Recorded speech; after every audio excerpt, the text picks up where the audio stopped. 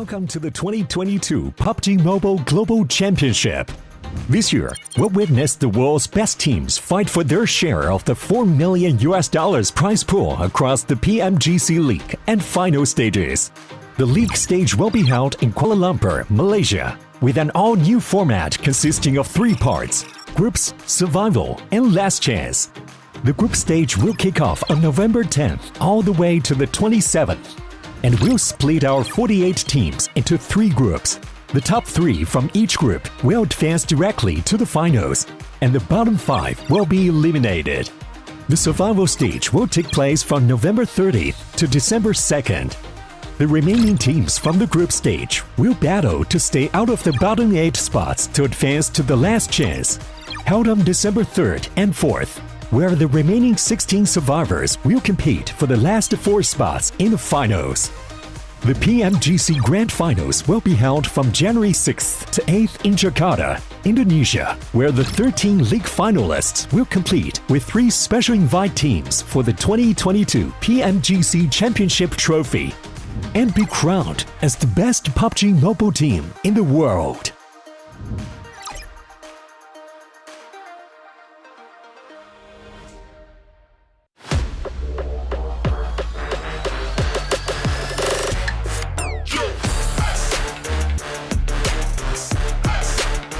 ディバインファイトの構えです。小屋をしっかり制圧。あとは隣の集落です。4対2、ドアが開いた。そこもディバインが入っていく。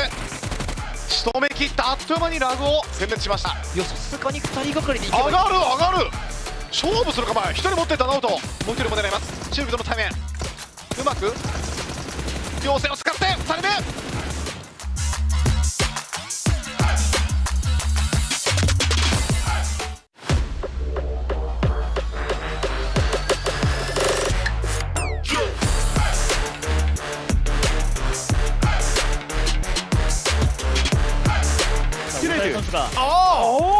자, 포레스트가 그래서 그리고가 이거 전력 유지하네요. 같이 봐주면서 수비. 오, 스포르타 같이 수비를 해야 되는데. 스포르타. 자, 이 어려운 상황을 둘이서 해내나요? 그렇습니다. 대결 다명지야. 파비안 일단은 자, 그런데 위쪽에서 티즈입니다. 불붙여.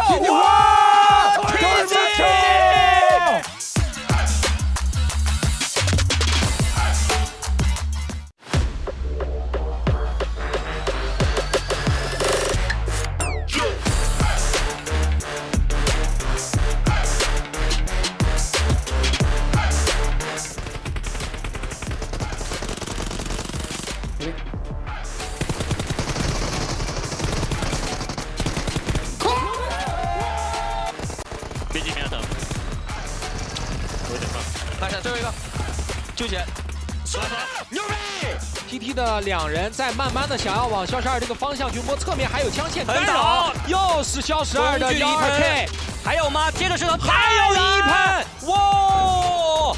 中国最好的刀，不知道是不是张小泉，但是辟谣最好的喷可能就是肖12。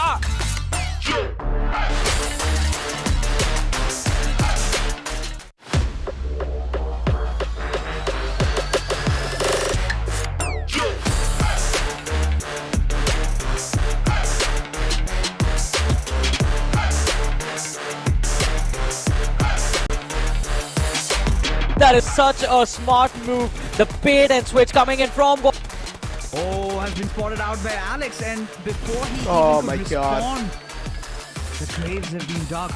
Fred looming in from Quantum Rays, he finally decides to push in. Finisher being spotted out as Delta just pushes in from another direction, gets a knock. Having the odds stacked against him, Jane and his boys kept at it. He wouldn't be surprised if they set the stage ablaze in the upcoming South Asia Championship. Indeed are, but even DRSK themselves get a casualty on their name. Rolls too, a little too ahead of himself, and he will also fall down. And somehow they're clawing their way.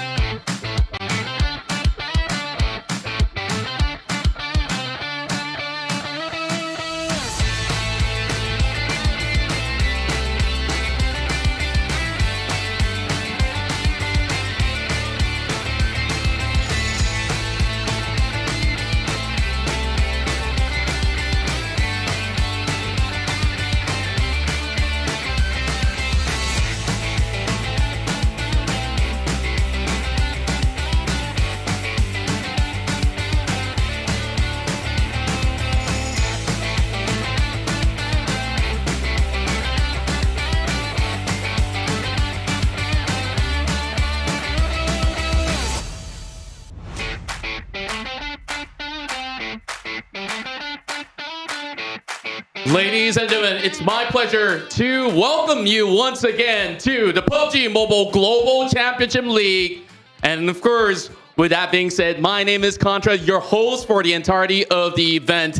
And we only have 6 more matches to play here in Day 4, where the best 3 teams will be able to qualify themselves to Jakarta, Indonesia for the grand finals. Meanwhile, the teams placed from 4th place till 11th will move on to a survival stage. And unfortunately, we may have to say goodbye to some of the best teams out here playing in these group stages. And while the teams are getting themselves ready, we're here to be joining along some of the teams here to get a glimpse of what's really going on behind the scenes. And let's start off today here by welcoming Box Gaming. All right, and of course, welcome to Day 4 of the PMGC League. And so far, you guys have been able to put on quite a performance throughout the past couple of days. So with the first 3 days of play, you guys have been able to place on 12th position with 99 points. What have you guys been able to identify what the team has been struggling with? Chào mừng đội của mình đã tham gia PUBG lần này và trong những ngày qua mình đã thấy đội mình đã đạt 99 điểm và đã được lọt vào trong top 12. Cho em vui lòng cho biết cảm nghĩ của em như thế nào trong những cái thử thách trong cái cuộc thi này. Đối với một cuộc thi tầm cỡ quốc tế thì tất cả các đối thủ ở đây đều mạnh và điều khiến bọn em thấy khó khăn nhất là setting vòng bo nó đã thay đổi nên là bọn em khá là khó để mà thích nghi được với setting vòng bo. Okay. This is the international competition, so every team it will have their all strong, very skillful. So for myself, I feel the most challenging is the setting of the game. They have a lot of challenging. We need to try to overcome it. And of course, with only 6 more games to play, there's so little spots left for the tournament. You guys have also been the most active team when it comes down to substituting players, and there's a lot of changes in between those matches. May I know some of the reasons behind that? And have you guys been able to find a comfortable lineup in order to qualify for today? Như em đã biết thì mình còn có 6 trận nữa là mình đã kết thúc. Thì mà có nhiều cái thay đổi từ setup cho đến các thứ rồi. Thì em nghĩ là mình đã thay đổi rồi các thứ để đạt tiêu chuẩn để mà mình vượt qua cái kỳ thi này không? Em cảm thấy là mình đã còn cố gắng củng cố lại để mình có thể chiến đấu tiếp vào cái vòng trong. Nói chung thì bọn em sẽ cố gắng nốt 6 game hôm nay để mà cố gắng lọt vào vòng survival. Bọn em sẽ nỗ lực hết mình vào ngày hôm nay. Yeah, we understand that, so we are trying our best to get into the next round to get the rewards. Yeah. That's great to hear. And of course, how does it feel like being one out of the 2 teams from Vietnam to be playing in this PUBG Mobile Global Championship? Do you feel the extra pressure coming in from your fans, or have they been super supportive to Box Gaming? Em cảm thấy như thế nào khi mà mình được phục vụ, được hỗ trợ rất là nhiều khi mà tham gia PUBG đợt này, được hỗ trợ nhiều không? Em thấy đợt này thì team của em được hỗ trợ rất nhiều từ mọi việc, ví dụ như kiểu vào game hay là điện thoại thì được hỗ trợ rất là tốt. Nói chung là tất cả đều perfect. Yeah, I feel very perfectly get all the supporter from the management, the PUBG team and everything. So we get all the more support from here. Yeah, I'm really glad to hear that. And of course, since it's been 3 total days that have been played out, what have you guys been doing in between those breaks and of course rest times to prepare for the next day, since there's usually so little time to prepare for the next day? Thường thì tụi em sẽ chuẩn bị như thế nào trong cái thời gian mà được nghỉ ngơi, đúng không? Giữa các kỳ thi rồi các em được có giờ giải lao, các em chuẩn bị như thế nào, rồi em cảm thấy như thế nào? Thường thì giữa những giờ giải lao thì bọn em có tập trung lại với nhau và họp lại để bàn và giữ vững tinh thần để mà tiếp tục thi đấu trận sau và sửa tất cả những cái mà bọn em cần phải sửa. Every break time we gather together, we share the experience, what happened to us, we make the record in what we need to do the best for the next, so we feel comfortable and enough time for us. I'm really happy to hear that you guys have been able to really come together to really sort things out when it's only so little spots left. And now, with one final question, I really want to ask, what do you really have to say to all the fans all around the world, and especially those in Vietnam cheering for Box Gaming? Mình rất là hạnh phúc bởi vì chúng ta đã có mặt ở đây và chúng ta đã có rất nhiều là cố gắng. Nếu như mà cho em nói một lời với tất cả các fan hâm mộ của em trên toàn thế giới thì cũng như những người yêu thích PUBG thì em sẽ nói gì với cộng đồng của mình? Em xin gửi lời cảm ơn, em xin đại diện team gửi lời cảm ơn chân thành nhất đến tất cả mọi người ủng hộ đội tuyển và ủng hộ PUBG Mobile toàn cầu vì đã xem và được có những giờ phút vui vẻ bên PUBG Mobile. Yep. I would like to represent for Vietnam team to say thanks to the PUBG management organization and want to send my regards to all of the team all over the world global. We wish PUBG Global be more successful and we keep our regards for everyone who support us all the time. All right, thank you so much, SOAS, for joining us for this interview, and all the best since there's 6 more games to go. We hope to see you qualify to Jakarta, Indonesia. Cảm ơn em rất nhiều đã tham gia và chúc em đạt may mắn, đội team của mình đạt may mắn trong cuộc 6 của trận còn lại. All right. And of course, that's it for the interview as we will proceed to our final day of matches to be played out by Group Red here in day 4 of the PUBG Mobile Global Championship League. Let the games begin and we'll see who will be the one.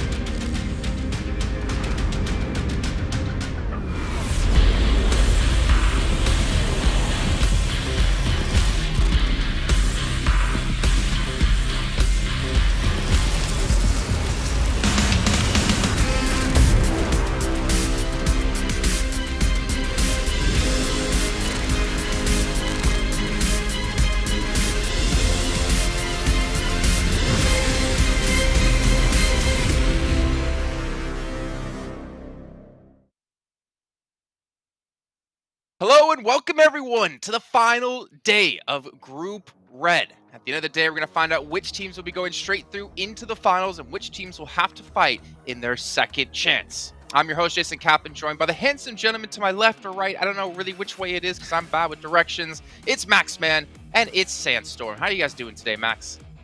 I'm doing fantastic. I mean, Jason, we had some great first 3 days here for Group Red, and really, I would say anyone still has a chance to make it, or in the survival stage, or potentially for the few teams at the top, make it into the grand finals, and it's down to the wire. It's now or never. It's getting real close, Sandstorm, but as Max said, there are teams who can potentially breach into survival stage or into the grand finals, but it all comes down to this, right? 6 matches left to go, R8, that's the question I'm going to ask you. Are they going to do it? I mean, they're in 62 points. It's going to be a very long road, but if they're going to do it, they need to start off with Game 1. I'm talking chicken dinner, 15 eliminations, the whole 9 yards, the whole shebang. You need to get absolutely everything in Game 1 in order to give yourselves that extra boost that you need. You have to start off strong if you want to end it in the survival stage. Yeah, and this is the perfect time for any team out there to finally have a good day for themselves, or maybe to, again, show some consistency like we've seen towards the top. And speaking of consistency, we're always consistent here on the show. We want you guys to follow us over on social media, all the PUBG Mobile esports channels, also our own channels as well, as you saw earlier on, because I can't stop coughing now. I'm just getting broken up, guys, knowing that this is the last day of Group Red, and I want to see you guys tomorrow. But I do get to sleep in, which is kind of nice. But also, a big shout out here to Sony with the Xperia 1.4 and Xperia Stream made in collaboration with professional esports players. You can play PUBG Mobile in 90 Hz with the Xperia Stream's total cooling system and multiple ports for intensive gameplay and streaming. And I know right now Max is sitting there on his PC trying to order one of those bad boys so he can play. And maybe he can play here at the Pullman Kuala Lumpur Bangsar Hotel, where our world is your playground.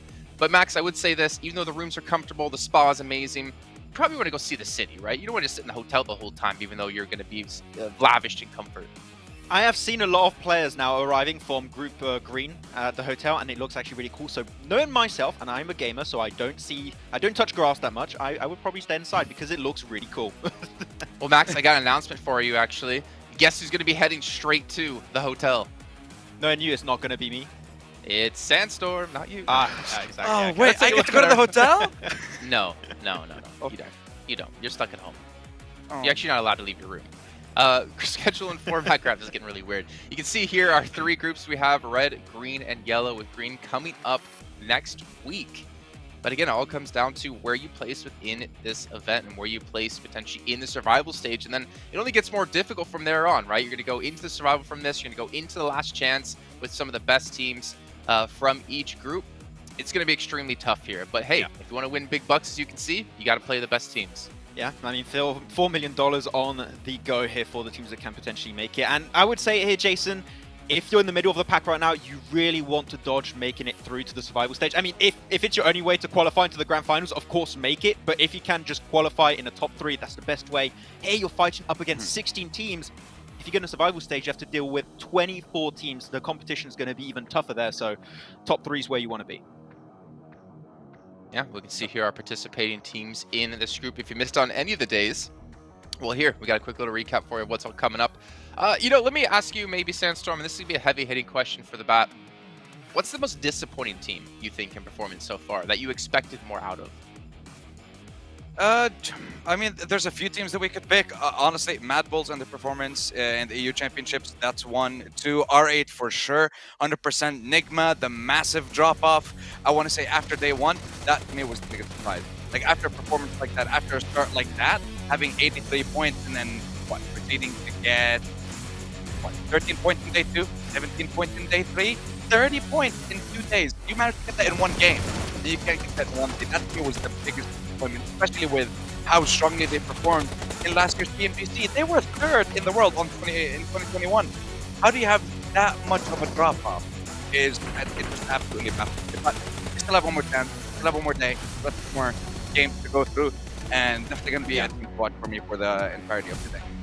As I said it earlier a little bit earlier in the pre-show, there are still many opportunities for these teams to make it up in that survival stage, potentially a few teams to make it in that top 3 position, but we saw a big step up from LGD, back-to-back chicken dinner yesterday, as you can see in these highlights currently, and also a back-to-back chicken dinner from Buriram. Really 2 teams that we didn't know how they would potentially perform in this PMGC, but they came out with an absolute bang yesterday. But the thing is, their position is not yet secure, Jason, so we need to see them almost replicate that today if they want to make sure they can solidify their spot in the top 3. Well, I think the best way for LGD to replicate performance is to have MaxBet not put them as a team to watch. I mean, that worked out exceptionally well. I know you got a couple of hate messages from some fans for certain teams of saying, stop picking our team! But it wouldn't be PMGC without it, to be honest, Max. Exactly. I mean, that's why RRQ had enough. That's why they're not coming back anymore. They're like, we don't want to deal with Maxman on the desk. We won't deal with that one. But I'm not allowed to pick IH. On the desk. We can take a look at our overall rankings. And again, extremely important here. As you can see, color-coded, top 3 straight to the grand finals. LGD would be in right now. However, there are 2 teams knocking on that door with S2G and DRS Gaming. However, I'd say teams in 6th, 7th, potentially 8th place aren't really out of the realm of possibility, but they cannot afford to have basically a single bad match today, and they have to have some big wins.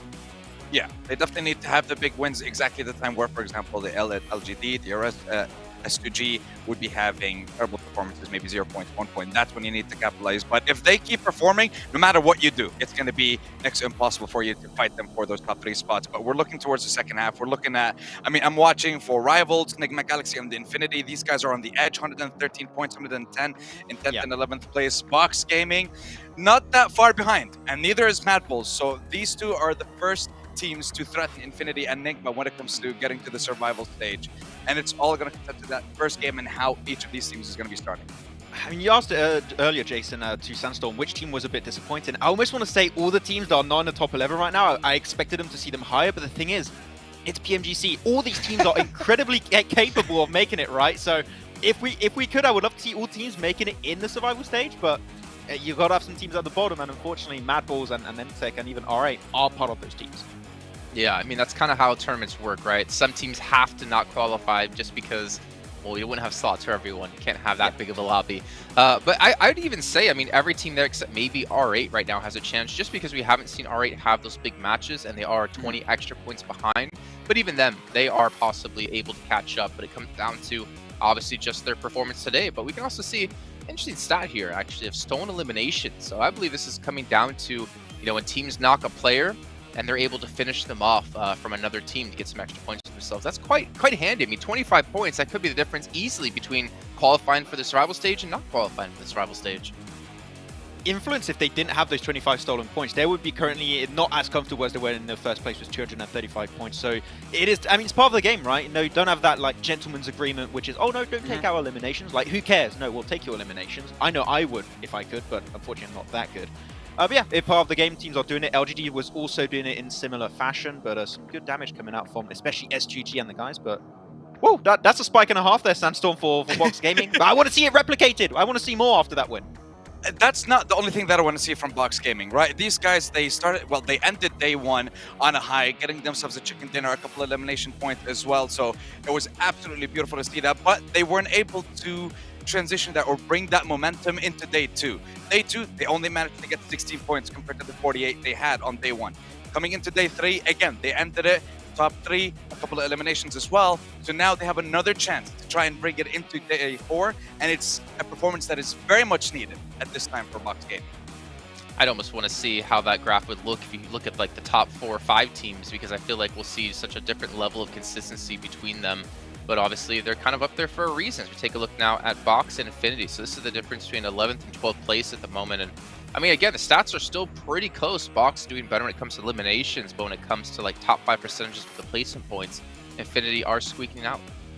Yeah, we're seeing Infinity actually, and also Box. A lot of teams at the bottom not using remotely as close amount of utility as teams at the top. Sometimes you're seeing your Influence, your Buradam, LGD, S2G using what, 40, 50 smokes in a singular game almost. You're like, wow, okay, that's a pretty insane amount. So utility is pretty important, and I would like to see some other teams maybe try and be on par with those numbers.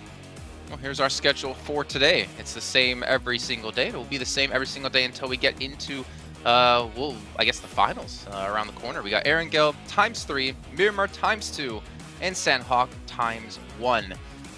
I don't know what to say, gentlemen. I mean, I feel like today is going to be hard to improve on yesterday when it came to some of the finishes we've had and some of the zones we've had. If you remember yesterday, we had that Erangel start where it was kind of an okay starting zone, but then it heavily shifted down towards military, and we got to see teams like DRS actually not even capitalize off of that points, unfortunately. The fact they weren't able to get any eliminations as people came through.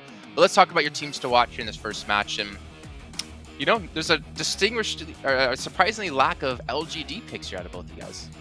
No, I'm not going down that path, Jason. I am. Sorry, LGD, I'm not picking them anymore.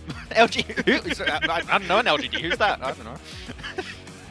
Well, talk me through them, Max. You got S2G, Nigma Galaxy, Mad Bulls. I can kind of guess why you're going with Nigma and Mad Bulls, but I want to hear you. Or actually, I can pretty much expect why you're picking any of these teams, to be honest.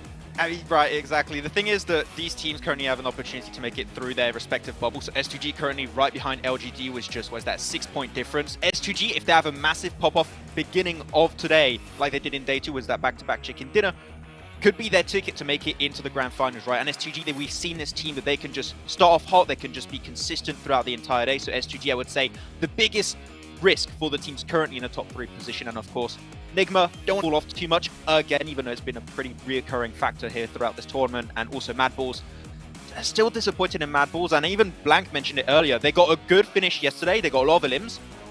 Not even elims, sorry, knocks, but they got nothing confirmed. And I want to see Mad Balls just feel a lot more confident and dominant in those lobbies, but it's just not been the case so far. Okay, what about you, Sandstorm?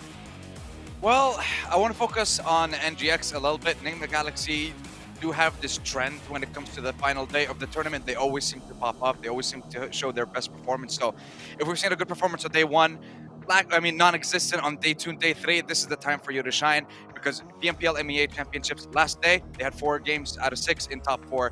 PMPL Arabia, 5 out of 6 games, also top 4. So we've seen that consistency show up in the final day, and I want to see it again here. Fox Gaming, I already mentioned. You guys have the momentum now. Bring it into day 4. Bring us some chicken dinners. Get yourself to the survival stage. Well, we're going to find out here because the first match of the day is ready to go. So I hope John On and Blink are as ready as we are to kick off the day.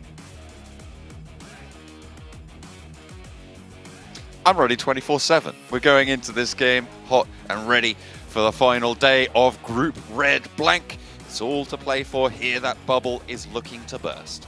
Absolutely. I mean, this is going to be a little bit of an interesting day. There are so many drop-offs all around the leaderboard. I think it's a little bit more difficult to get into towards that 5th place position now, but there is competition for that 3rd place. See who exactly goes through to the grand finals off the back of that qualification spot. You can tell I'm ready and raring to go for this day because I put my glasses on so I can actually see what's going on now. Which is extremely important. Before I was just guessing. Yeah. But anyway, straight over towards our angle, from Sosnovka up towards shooting range. Dead set through the middle of the map at the moment. So maybe DRS gets out nice and early over towards Novornoye straight away. Pachinki open on this side too. I'd be curious to see actually, John, if Mad Bulls drop over towards school and apartments or head down towards Primos with this type of circle. But LGD should be fairly comfortable to head out over towards Rozhok, towards Georgia Paul in crates. Obviously, John, the big thing we're looking at today is that chase between S2G and LGD at the moment. I think LGD currently 6 points ahead in 3rd place, but S2G would love that qualification spot. Not only there, but the prize pool differential is massive, John.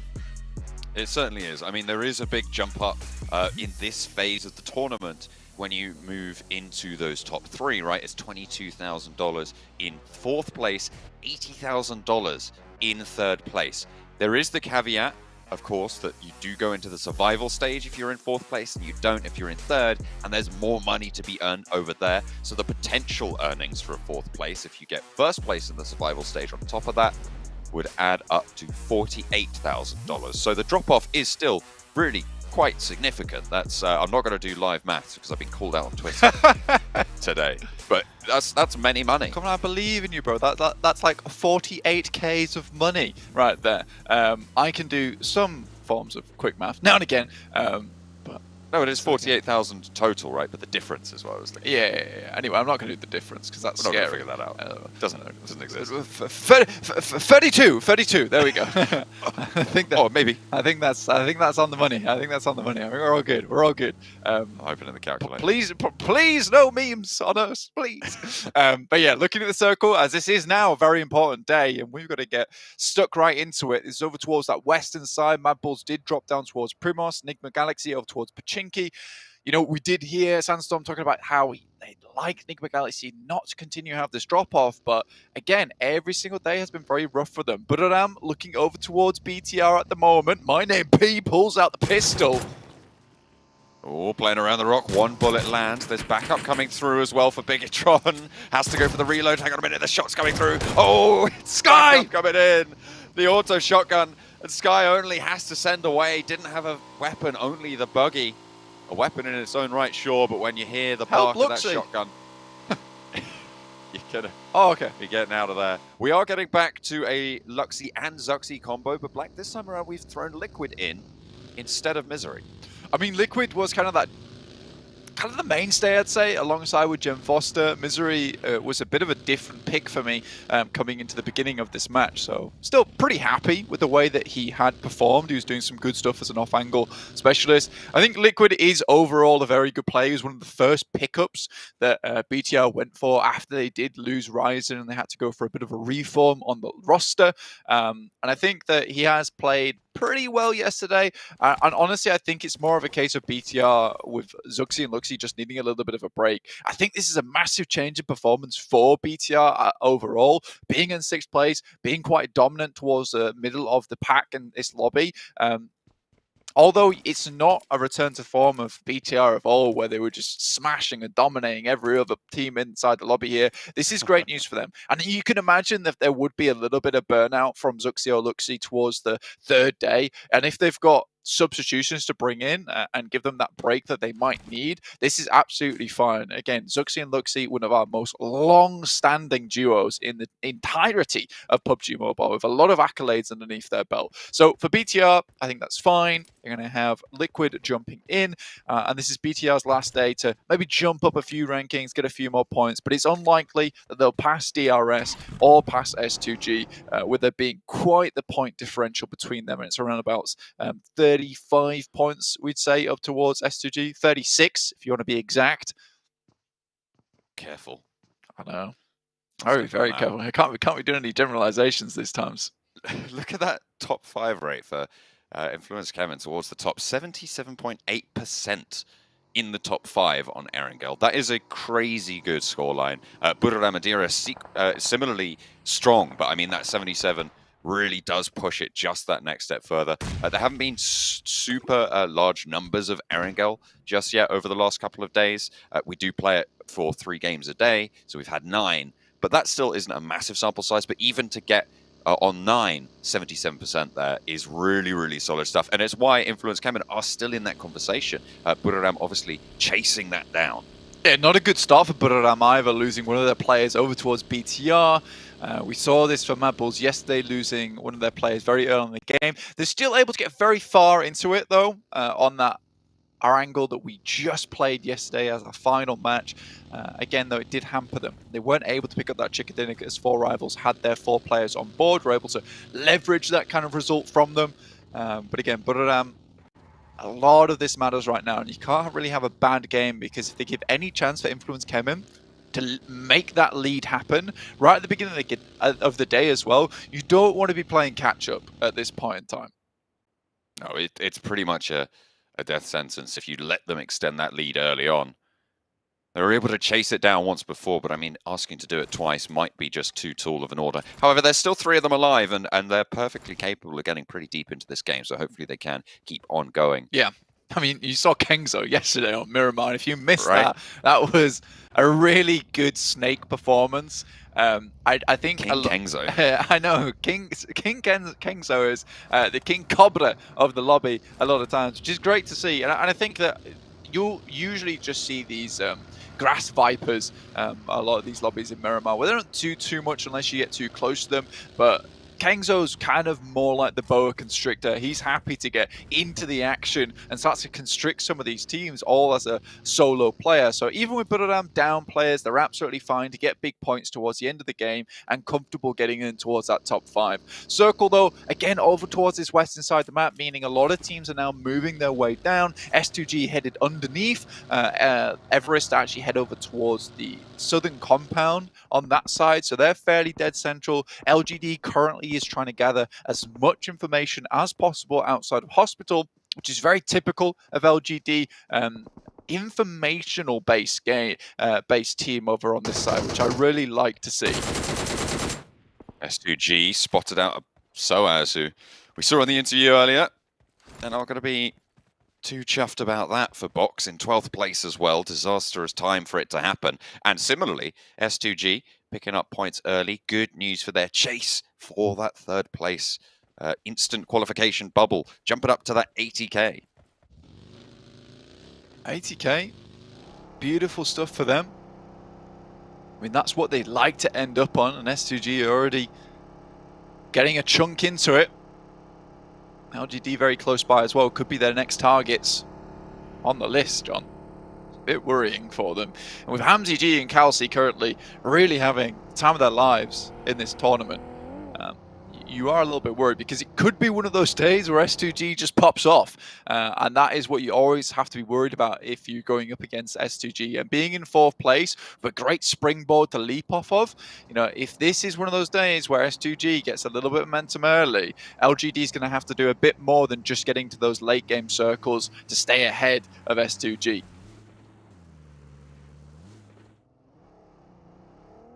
As the circle shifts on that south, teams will move in. Southeast side, you can see there's basically nobody playing there.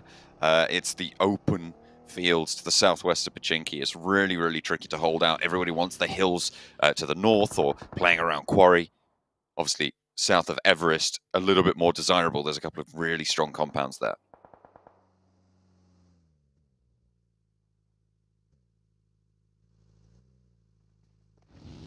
Box Gaming make their way into a very central position. Lost a player from S2G early on though, so they will be down a man. In the meantime, S2G is looking to get further in themselves. LGD off in the distance though. Suki and MVM looking to crest over this ridge side. Think better of it, in fact. They see players coming over the top. YZZ providing a lot of information back across to them. With the DP, both these players have on hand. Very accurate weapon, especially when you're proned. Both players going for the crouch, though, to try and eliminate as much recoil as possible from that weapon.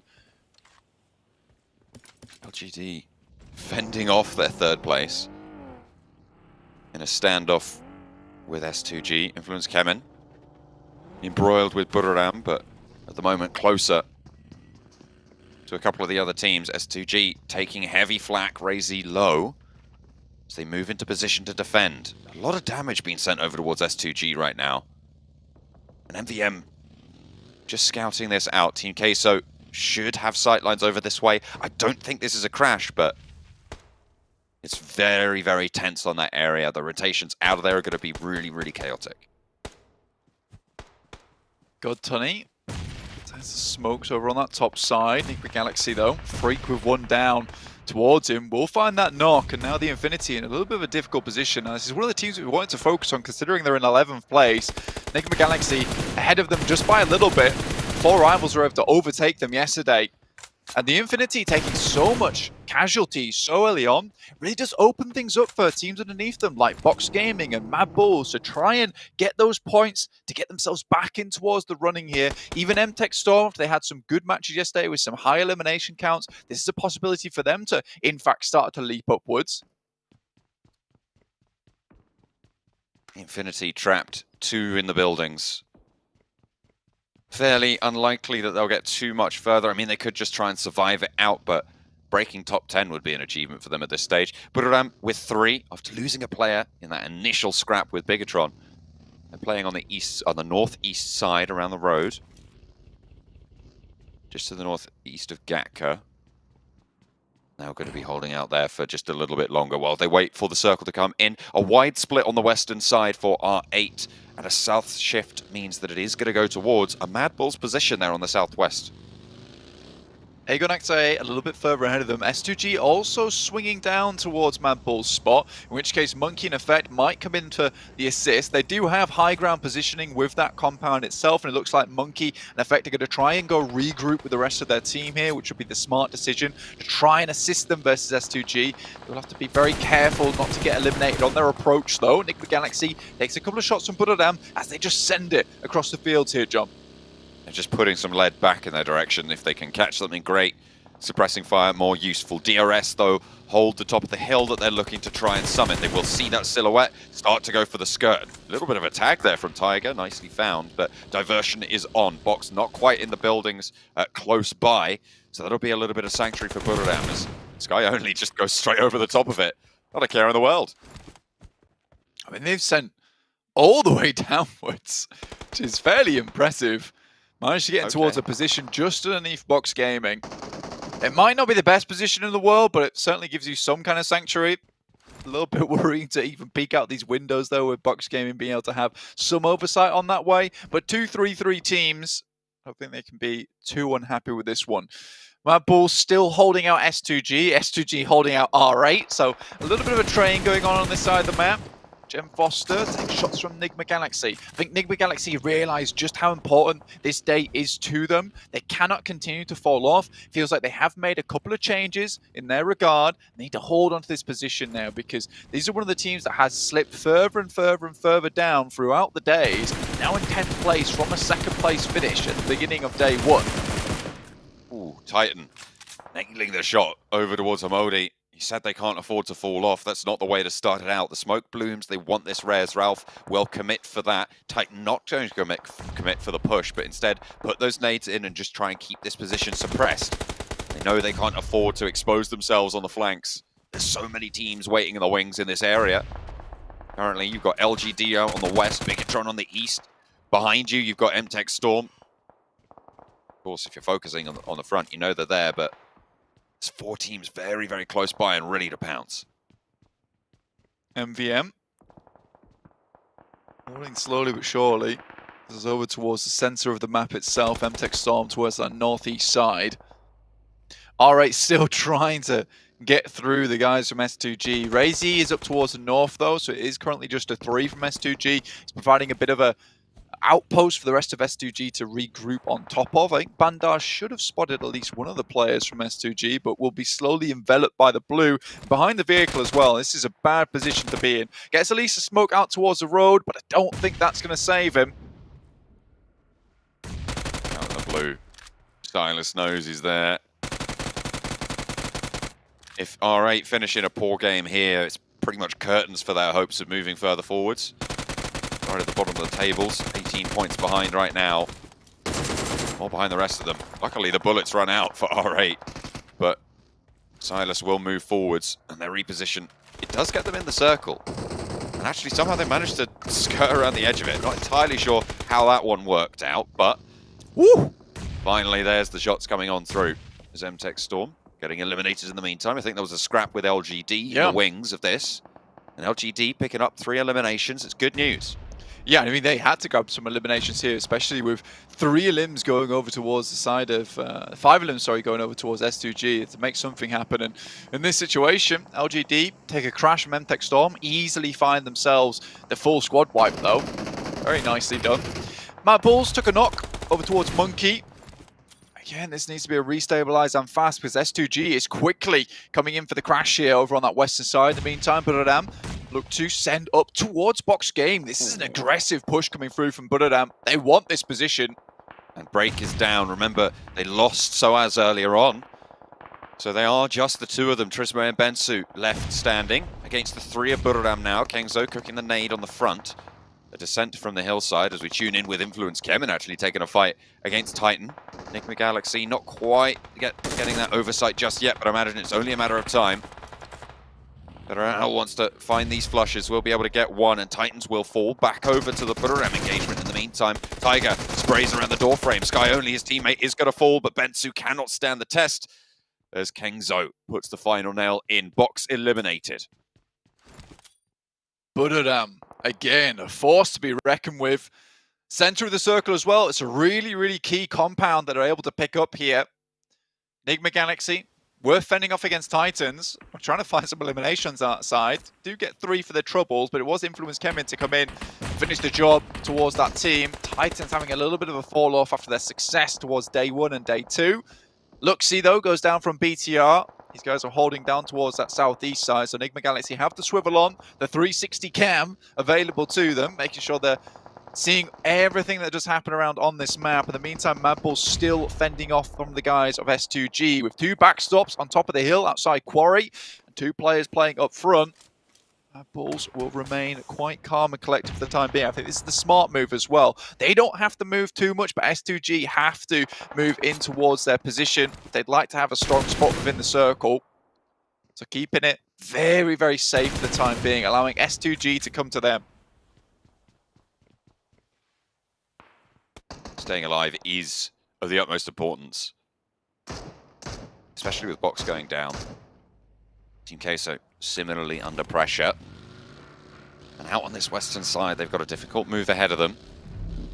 The blue zone's right there. They're going to try and swing through. The question is, where do they try and approach towards? Do they try and get to that ridge line? But the Mad Bulls have broadside.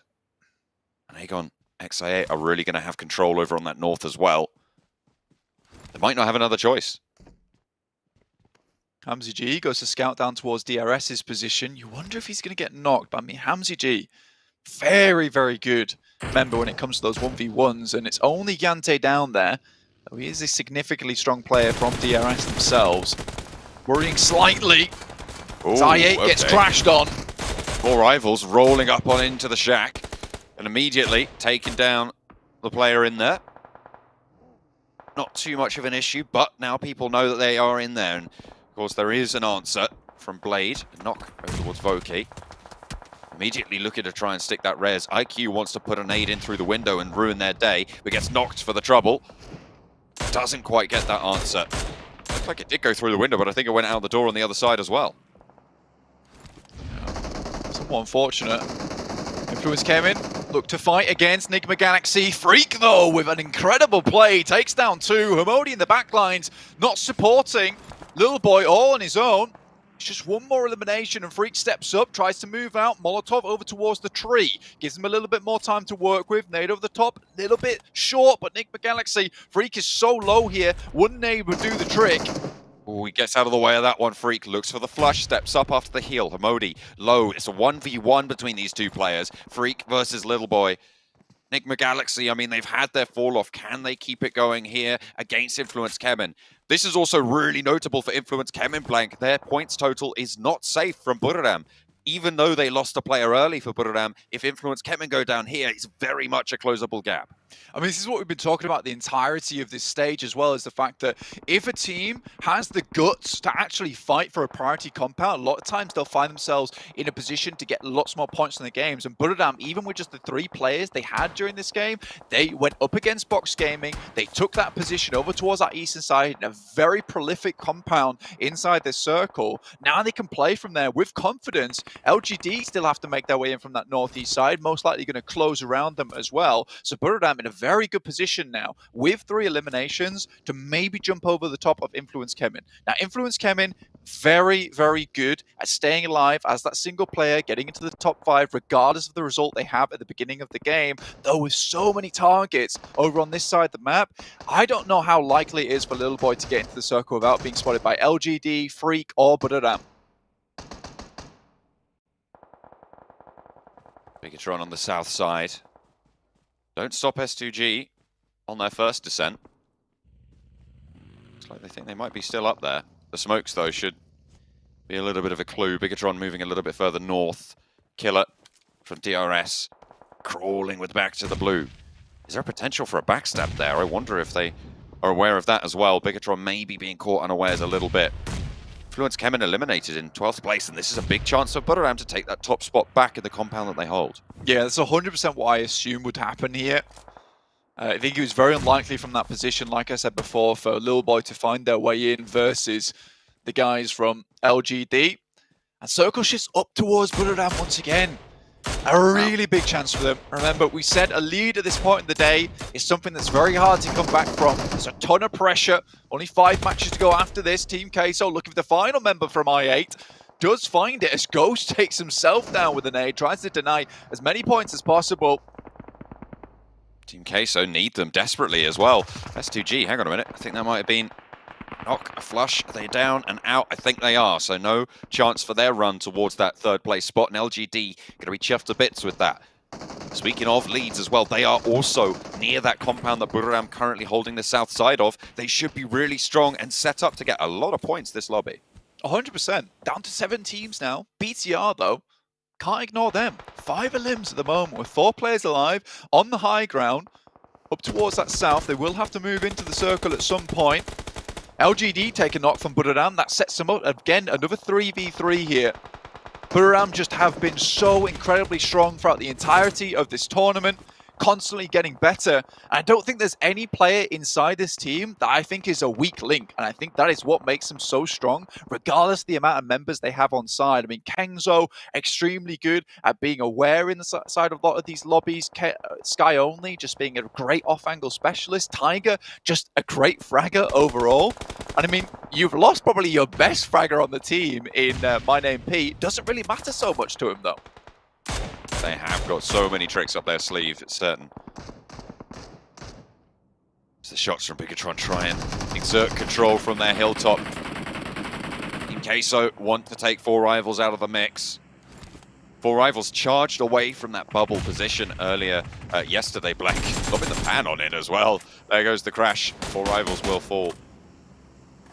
Will not be able to repeat that performance in the last game they had yesterday. And that's going to open up the door to put them back in danger. Madball's still in a strong position though, John, and down to 16s with a lot of the big hitters around them being removed, like Box Gaming. The Infinity probably the only other worry towards the guys with Madballs in 11th place at that bubble. But again, a strong position, 4 players alive, Team Queso down to just 3 at the moment with 1 not coming their way. Madballs might even be able to take some good shots over towards them. BTR is the really big contender for them though, on that high ground. Skills is already going down. This is bad news. They're in a bit of a pinch at the moment, John. They can't really afford to get back up to skills either. They can't designate the effort to go for that push as Team Queso come in and effect fall to the side swipe as well. It is just not going to work out. They are really crunched in at this stage, and they're not finding these picks as an answer. One player from Bigatron gets knocked, but that's easily resable on the south side. And Team Queso are just putting so much pressure in that Mad Bulls don't have the time to reposition and get the favorable fight with Bigatron. Yeah, this is a pinch and a half. Team Queso up to 8 eliminations as well. Very easily should be able to jump over the top of Mad Bulls during this game. Monkey going down. Now just Zerich alive. Final player. 6 teams remaining. Won't get a huge amount of points in this game, even with just 2 eliminations they have on side. Zerich has to live for longer. Set up this fight between the 2 teams, but Zuxi is able to find that final player from Mad Bulls, and they will go down. Even with the 4 players unable to put up a big result here, setting themselves between 2 teams. Not the best of positions for themselves, but BTR have come in with a great game this time around on that high ground. Buradam will have to go to the outer edges of their compound to continue playing, but LGD, they move up. They see an opportunity here, John. They're moving straight on into the back of Team Queso on the north side. 3 players rock on up. Suki sends high, drops the smoke to play the cover around. Will be looking to try and peek out there. Might spot Scream at the back if he peeks out wide, but Tiger is there for the strike. CC as well, under pressure, takes another bullet. Suki's down in the meantime as well. Team Queso trading nades. Suki low, very, very low, in fact, getting flushed out. And the nades are just pouring over towards LGD. That entire push is dismantled. Team Queso hold it out with the side swipe from Tiger. And the last player for LGD left outside the zone. A nade comes backwards. Kengzo almost burns himself down. But 10 eliminations for Team Queso. They'll easily jump up a little bit more in this game, maybe in towards a position to punch through outside of the elimination bracket. But BTR, what a game this has been from them. 4 players still alive. Zuxi doing some serious work. Buradam want to leave, but now as BTR gets further forward, takes the opportunity to try and eliminate, get rid of Team Queso. They'll control the entirety of that western side. Still, there's work to be done as of yet, John. Zuxi playing forwards. They want to stop Team Queso from getting any further. Bigatron have to be careful. That rolling land that dips away from Bigatron on their right flank is giving them cover from the other teams right now. But as soon as they have to leave, that will all change, and they'll need to be much more careful. Zuxi playing up top of the backstop. Team Queso hesitant. I mean, you would be. Moving into this late stage, this is their chance to really have a massive, massive game, put a massive dent in the differences at the bottom of the tables and potentially get a little bit further in this tournament. Yeah, going down in 5th place would be a real shame for them, especially with YZZ still up. Again, with the 4 players, they have a very good chance here. Circle doesn't really center up for anyone in particular. Moves off towards that eastern side. I think BTR at this point in time would love to, again, take that high ground towards their advantage. Reyes finds LGD, puts them in a better position again. To 4th place, at least in this game for Team Queso. The Infinity also in a struggle bus position. We'll have to move out, jumping out these windows. It's not going to be easy with Buradam holding them down as well. I think Buradam's absolutely done enough here in this game to find themselves the lead they were looking for over Influence Kevin at the start of the day. You can really never count this team out. They are just so dominant in every single one of these circles. Infinity going to have to hop out and go for a little bit of a jog. In the Buradam ends. Who's he actually hopping into a vehicle right next to Tiger? Is this a sneaky play? I feel like it might be. Waiting for them to run out and maybe try and reposition with it. Hop out, get an LM, get a knock, if you can. Looks he's got such an important position in this engagement, but Liquid's been laid down this entire time. Finds at least 1 knock here, but Gem Foster incredibly low as well. But Luxie does come in clutch, finds at least 1 on towards them. And that's the entirety of the team taken down. An extremely good spot from Luxie. He knew he had to make that count with a Mini 14. And he's got the M249 for the late game as well. Ooh, Tiger's corner compromise, has to push out for the fight and will trade through it well. The teammates handling business on the other side, and both of the Infinity will fall. Mela and Nuzi will leave 2 teams alive, Buradam and Bigatron. Again, the lead was not massive coming through from a couple of teams above BTR. I didn't know if it would be possible for them to get into a much higher placing. But with this game at the start of the day, BTR might set themselves up for a position to even challenge third place if they continue on their trajectory. Jem Foster looks down towards Buradam, takes some good shots and holds them back up inside the building, which is right on the edge of the blue here, John. Was quite a jump up on those tables. Can Bigatron put a dent in that? Start their journey. 3 players are there, 11 eliminations, you're right, and they really do control the exit from Buradam. It's really good news. Jem Foster repositioning to try and exit them from the lobby. Buradam, 1 player left, it's just Tiger. Sprays over towards Jem Foster. The pillar keeping him safe, back into the smoke, but really, where do you go at this stage? There's no way out. There is no clean position. Luxy just putting down lead time after time. Swaps it out, gets the reload, and the sprays are good. Tiger fades back into the blue zone, thinks better of it. And Bigatron, you can tell they're chuffed to bits with that, and they should be. What a way to exert control from the south side. Disgustingly good game here coming through from BTR. This is what we always wanted to see. It's a nice return to form, and what a way to do it in this new format here over in the PMGC. Beautiful stuff. I mean, Luxy with the 8X, we call him the long-range specialist, and he whacks on the largest scope he could find, makes it work. Unreal stuff. Zuxi as well, also putting up the big numbers, 799 damage done with 6 eliminations found as that front runner. You've got the dichotomy between the two twins. You got the one guy in the back with the 8X and the guy in the front with the red dot. It is beautiful to see. But again, a lot of things happened during that game. With the 30 points that BTR should have been able to find that match. You know, they were, 36 points behind S2G at the beginning of this one. This is a real chance for them to actually secure a grand final qualification spot if they can get some more big games today. And LGD and S2G continue to falter. The Infinity also finding a, I believe that's a 3rd place, will see them a little bit safer towards that bubble position. Again, it's just all very rough down towards the bottom side of the lobby as everyone is scrabbling for points, including Team Queso. They got a whole load of points as well there. I mean, they went down, I think it was 4th, but they did get quite a few going through. Igbe Galaxy finished 2nd place after day 1 blank, now at risk as well at the bottom of the tables, but Bigatron have proved that they are on track for that return to form. It's great to see them get the chicken dinner.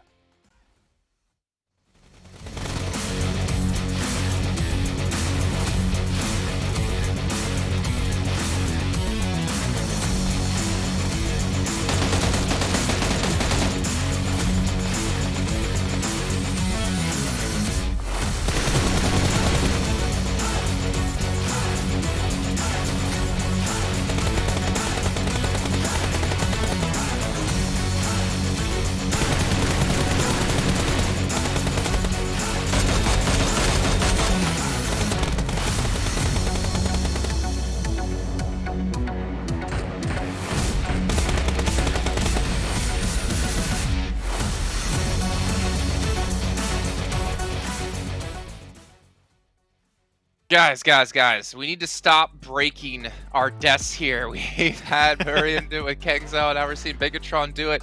But to be honest, I think it was kind of needed considering the placing that Bigatron was in. Now, Max, you mentioned we were watching the game and while it finished up here, this doesn't necessarily get Bigatron into top 3, but it gets them into the running for top 3 now because of the distance they were behind any of the teams contested 3rd place position.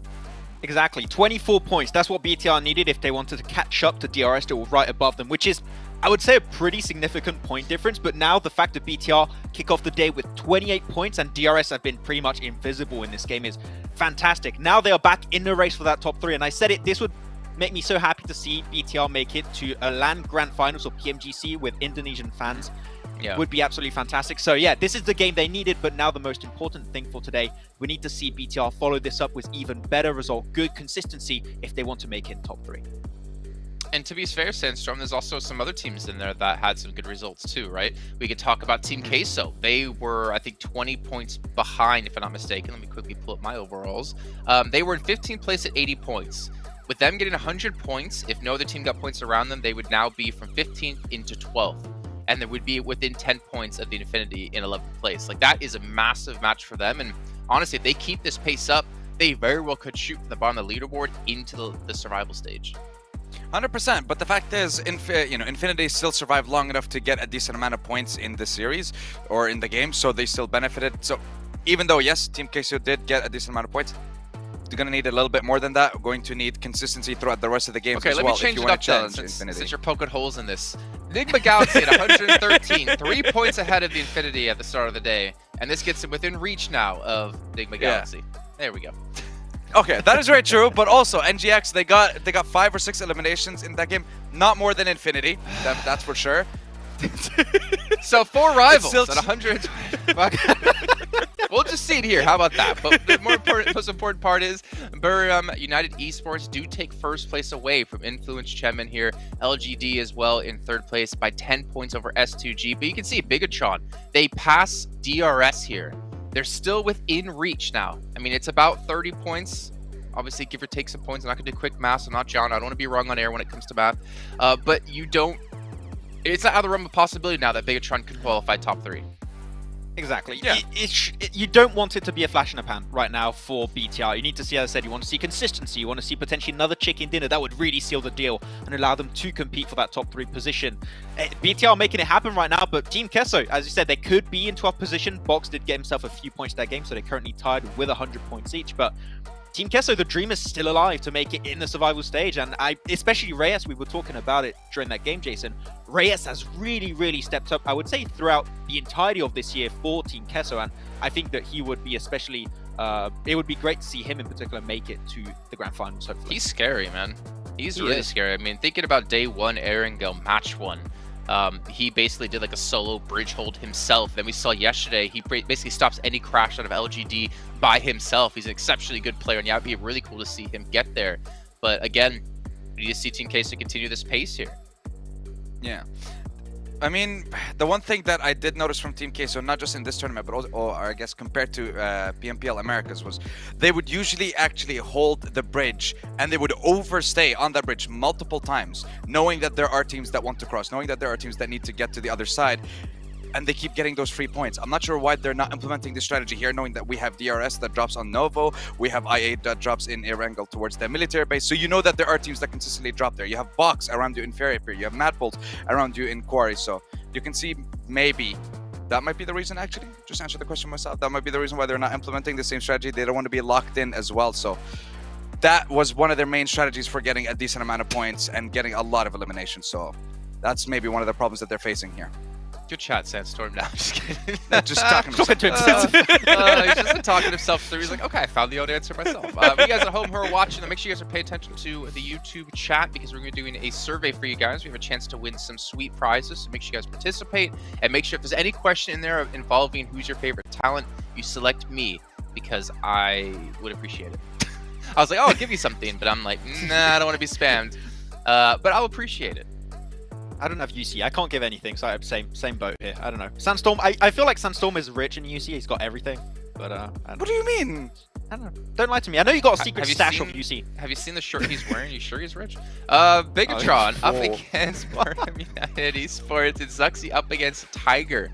And we saw actually an interview with Tiger yesterday. He's been extremely deadly when it comes to his grenades. And we do see he's gone for the 22 throws himself, and also some decent damage. Do you see this game? At one point, they were taking a fight versus Infinity, and there were 3 players versus 2 players of Infinity. And I love how I think it was Sky Only and also another player of Buriram, and they just said, yeah, Tiger, you just 1v2, go for it. And they were already focusing on BTR at that time. They just let him take a 1v2. That's how much trust there is on their side of the team. But yeah, I was a little bit sad though for BTR. It seemed like Luxy and Zuxi has been not doing as great as you would like to see, but a little bit of a step up from BTR here. They were looking dominant, willing to take that fight versus Team Kesso. It's always good to see. Speaking of dominant, look at LGD when it comes to Miramar. The ranking points 11 ahead of their second closest rival of S2G. Eliminations as well as they're leading the board. Definitely a strong map here from the team from China. However, I think these stats would be a little bit higher if Max wasn't predicting them or having them as a team to watch in day 1. They didn't have the first 2 days. Just ignore the first 2 days, okay? Look, it was mainly the first day. It was the fact that the one game that day that you decided not to pick LGD is the game that they decide to destroy everyone, get control of the mountain on Miramar, and get themselves their first chicken dinner. And that's kind of what lit the spark for the team and got them to get the ball rolling over the course of the, I guess, day 2, day 3. We managed to see the back-to-back chicken dinner as well for them. So, lesson learned, Maxman. Do not pick LGD. I'm not. I said I wasn't. I'm just making sure, okay? Trust me for a second, Sandstorm. Okay, it's fine. No. Max, I've worked with you now for like 2 years. I still don't. I don't trust you. I don't trust myself, to be honest. You know what people don't see off air, right, when we're watching the games is like Maxman's over there with like a cauldron making some sort of solution that he can drink to improve his curse potential. He has like one of those voodoo dolls of teams, you know, he puts the team logo on the face and starts poking it with needles to try to get them to not perform. You know, he tries to play it off like he's, you know, oh, I feel so bad, this team, I'm cursing them, but in reality, he is doing it on purpose. I can't wait for my Instagram DMs to just explode after this. This is great. Fantastic. Hey, at least you get messages, okay?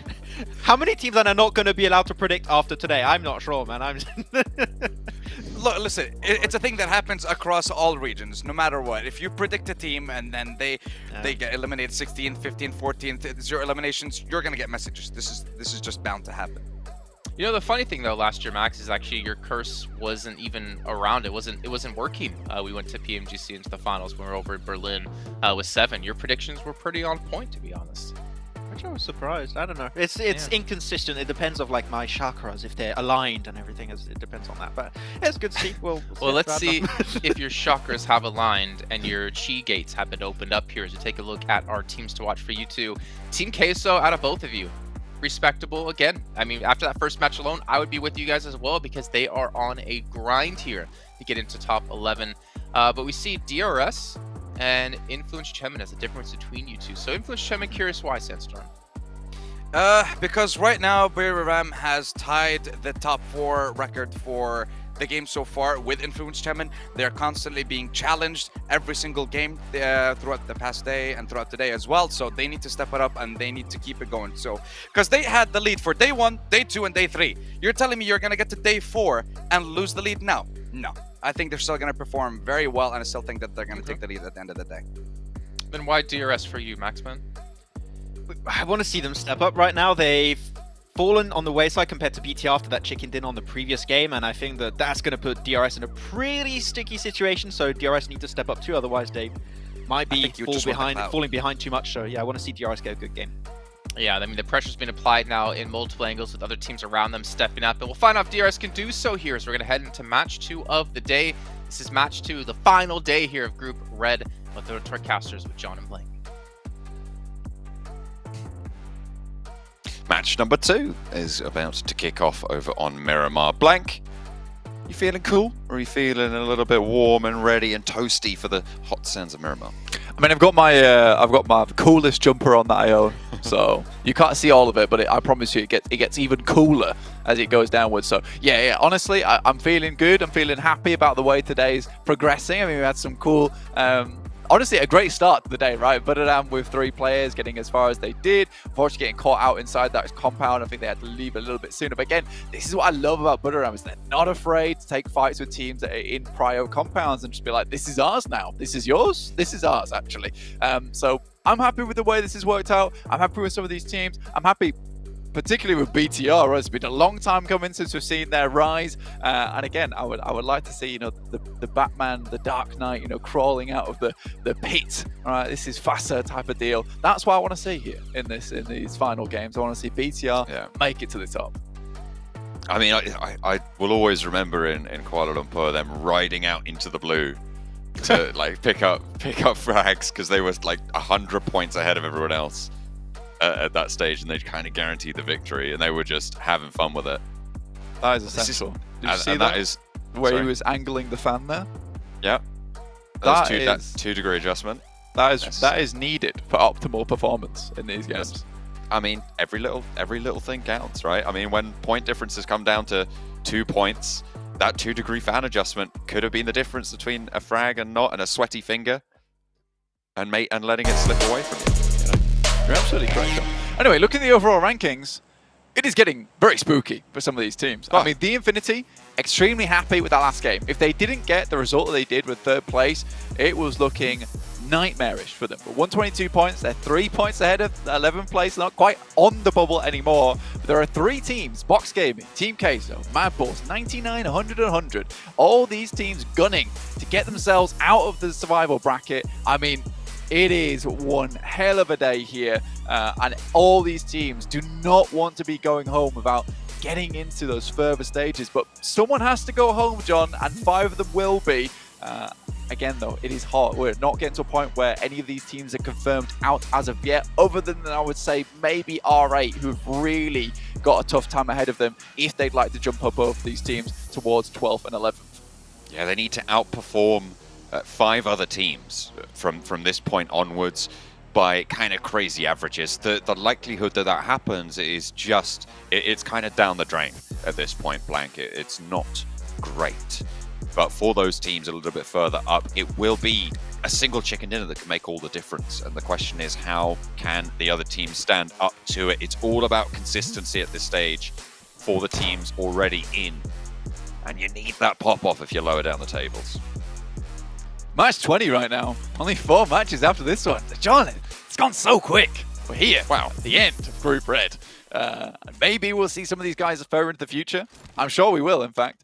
But we will have to wait a little while longer once Group Red concludes. You know what, John? I'm going to miss these guys. I'm going to miss these guys for a little bit. But obviously, Group Green coming up next, one of the scariest lobbies. So make sure you stick around for week 2, because that should be some good fun over on that side.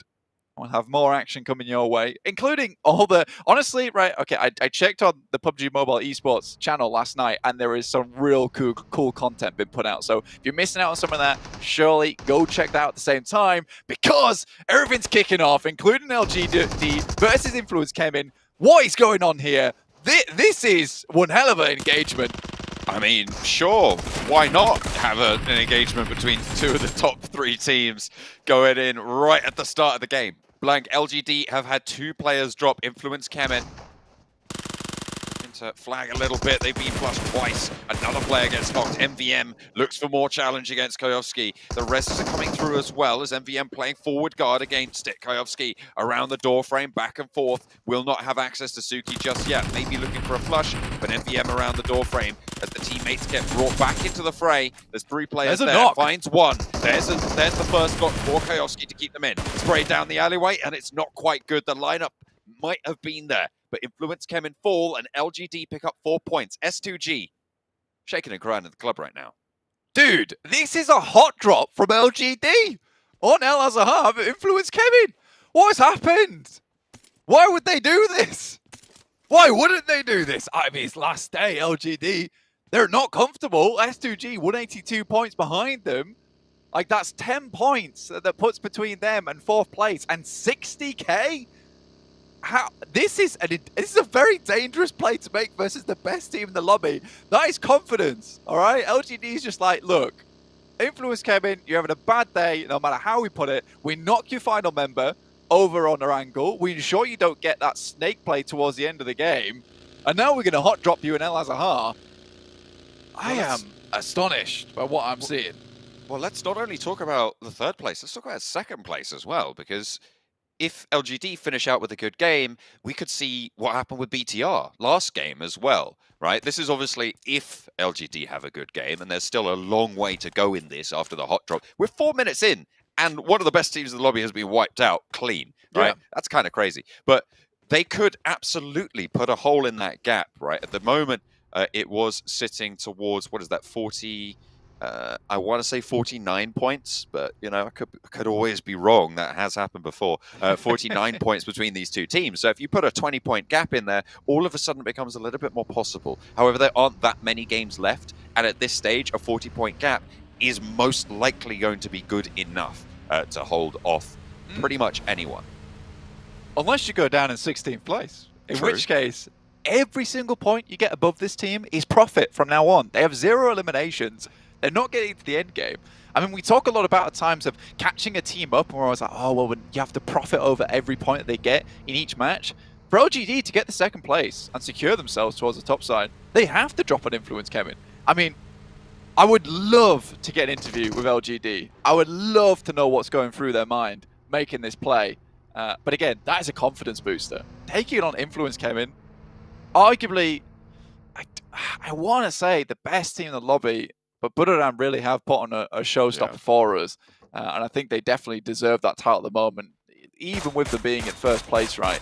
It is incredible to watch. And LGD currently have the best results over on Miramar. I mean, they bring their Sunnies, they bring their SPF, they've got their Parasols. They're feeling comfy on this map at the moment, and they're just showing exactly how relaxed they are right now. Very, very cool. I mean, Potion Seller Maxman has been brewing up those pots for LGD. Only the strongest potions, apparently, for Miramar to go into battle. Top 5 rate, LGD. Going to be bumping influence Kevin's rates down quite a bit with this game as well. Of course, Miramar, the number of Miramars played is fairly low. I think we get, what, 2 a day, right? So far, we will have seen 6 over the last 3 days. This will be the 7th map, which means that 3 of the 6 games, Influence Kevin have finished top 5. This will not be another one. A quick replay on this one, and why not?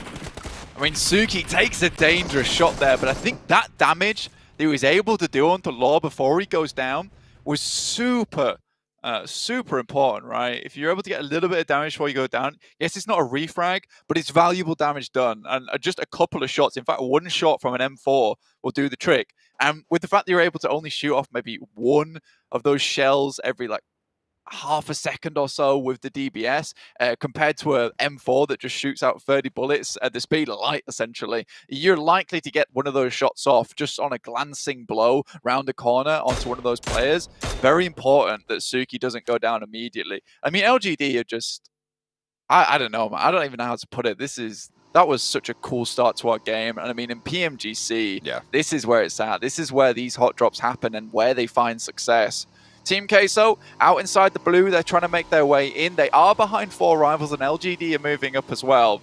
You can see the focus coming through from Ayala right now. Look at this guy. He is just locked into the game. He is in a different world right now. He is literally on the sands of Miramar inside his mind. I mean, they know how important these games are to them. You're playing on a bike on the undulations of Miramar. You do need to be focused. It's not the easiest place to navigate on the 2 wheels.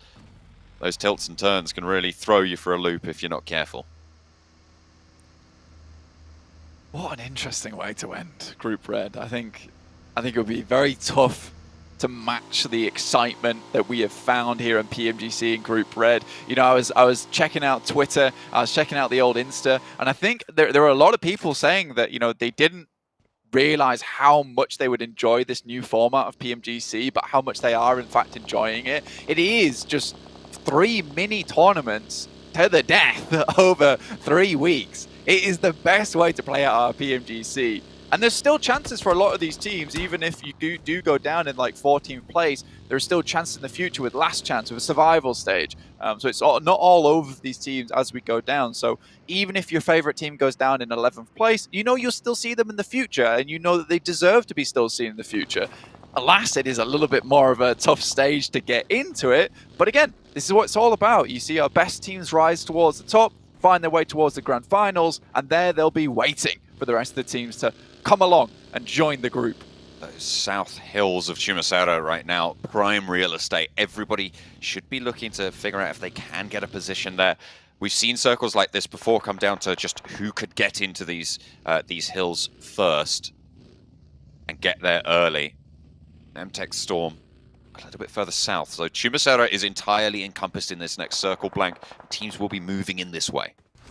I love that the DRS fam as well. I mean, we love you guys for supporting your team the way that you do on these audience predictions. But I love that even some of the DRS fam are currently actually voting for LGD right now on Miramar. They're like, look, they're pretty good on Miramar. We did just see that. We can't deny that. We did just see that, right? That's what they're using their eyes and then telling their brains what to do. It's fantastic to see. Again, we love that there's so much support coming through for some of these teams, and you know the Nepali fans are always some of the most vocal and some of the most exciting fans to engage with as well. So we appreciate you guys as well supporting DRS. Unfortunately, dropping down behind BTR at the moment. Do I think that they could hit some good games today? Potentially. I don't think they're ever out of the running, though. They're always a consistent for every single one of the engagements. I think if you look at their top 5 percentage, it's going to be pretty large for our overalls on all maps. They're an exciting team to watch. I don't think they've quite figured out their team engagements as of yet, or not exactly putting themselves in that position to go for those team engagements too many times. I think once they get that confidence on board, we'll see a real different DRS. And I think they've got a lot of time between now and getting towards that survival stage. Should they drop into the survival stage, of course, there's still a chance for them to jump up into third place if they really play their cards right. Again, what a wonderful way to start out our PMGC with Group Red. So many exciting storylines to talk about here. There's a lot of dynamics going on in this lobby. In the meantime, whilst we've been nattering away, Nigma Galaxy in the Southwest Hills have got a very wide spread. Titan have managed to sequester themselves over near Minas Debaye. And Buradam as well have swung around all the way to the south side. DRS a little bit slow to push in, maybe a little bit further east of Buradam. And LGD still very much out in the zone near Los Leones at this stage, and they'll have to push further through.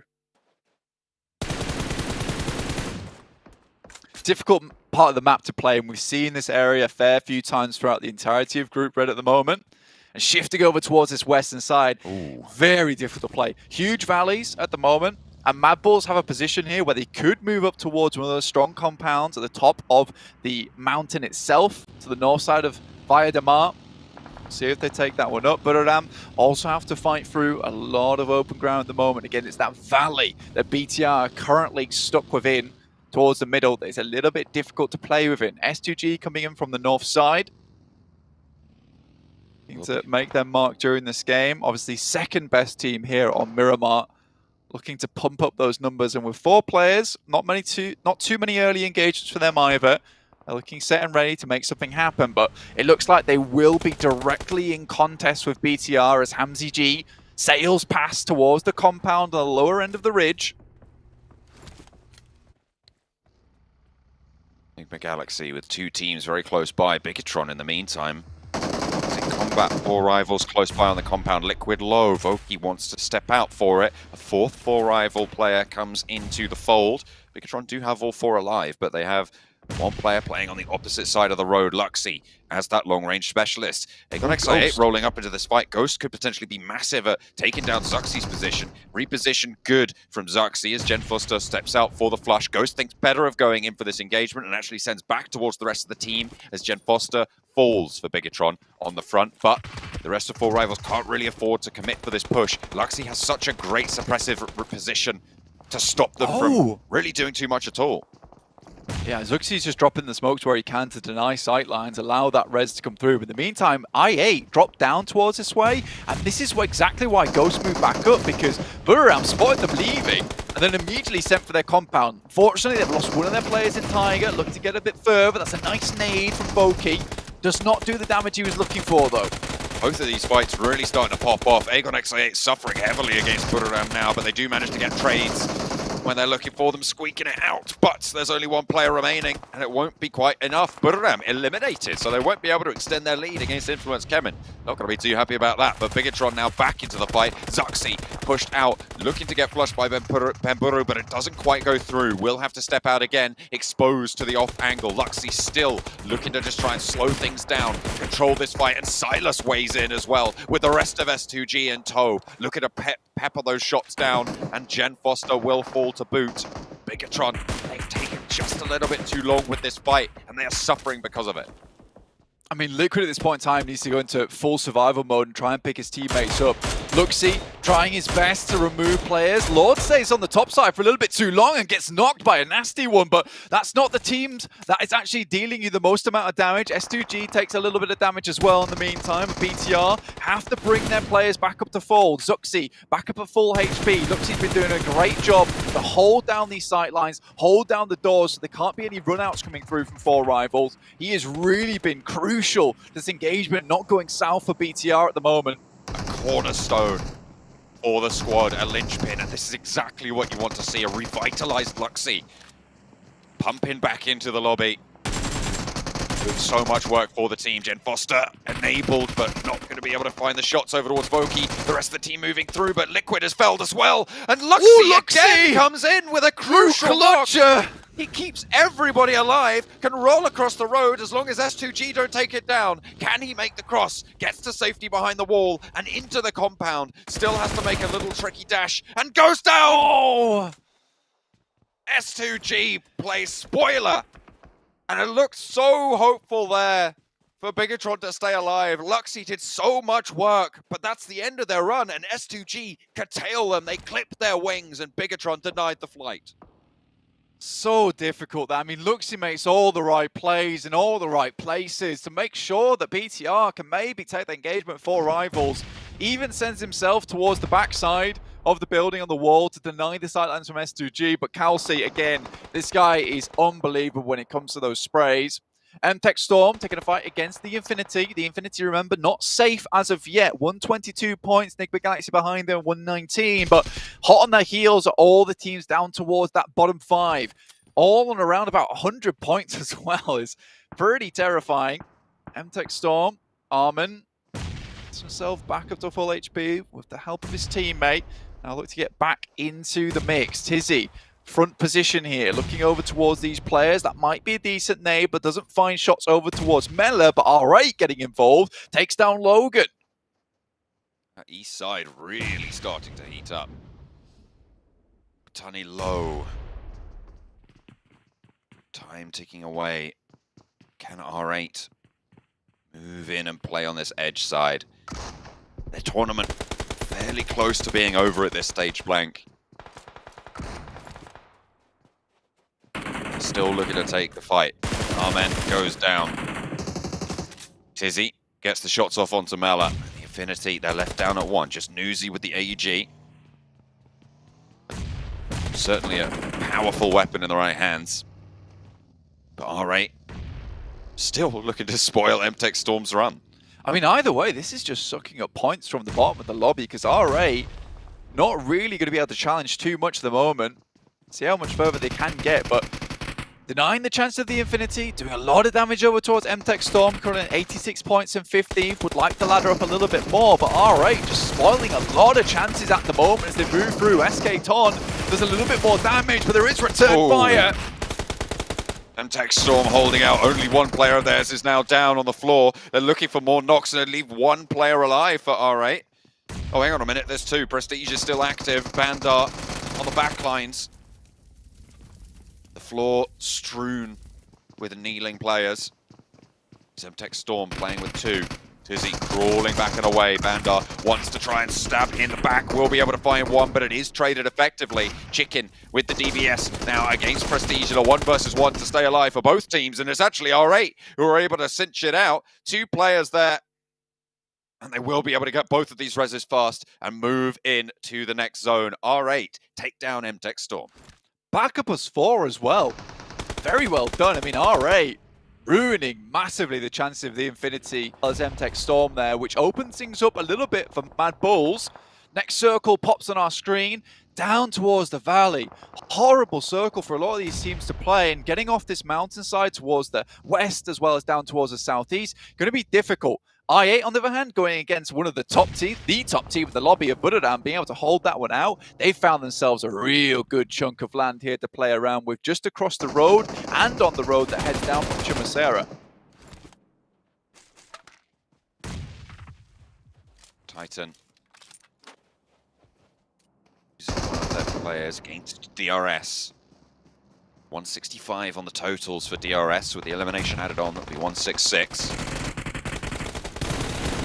Want to try and rack up as many as they can to close that gap between that 3rd place spot. Team Queso, who have been on a mad one on the run, face off against Enigma Galaxy and are not having the best time of it at all. Scream does manage to get the heal off. Papi Potro sends back, but a knock onto Scream leaves Papi Potro all on his lonesome. Spotted out by Silas.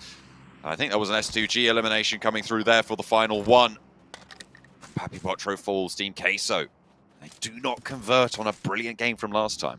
But Mad Bulls are making their way up. Skills's takes a ton of damage. Now looking to take down Enigma Galaxy, who are currently ahead of them in the rankings, 11th place on that bubble. 3 eliminations will sit them tied with the Infinity in 10th place. They've got 0 eliminations as well. Now Mad Bulls would love to find little bit more on this game. They're looking down towards S2G, across towards Nigma Galaxy, who are now leaving. They can take down this team. It opens up the doors, opens up the gates for maybe Mad Bulls to send on through. The horns have been pretty blunt throughout the entirety of this tournament, and you're worried for them slightly. Team Queso also going down off the back of a very good match on her angle. It's so unfortunate for them. To Nigma Galaxy as well.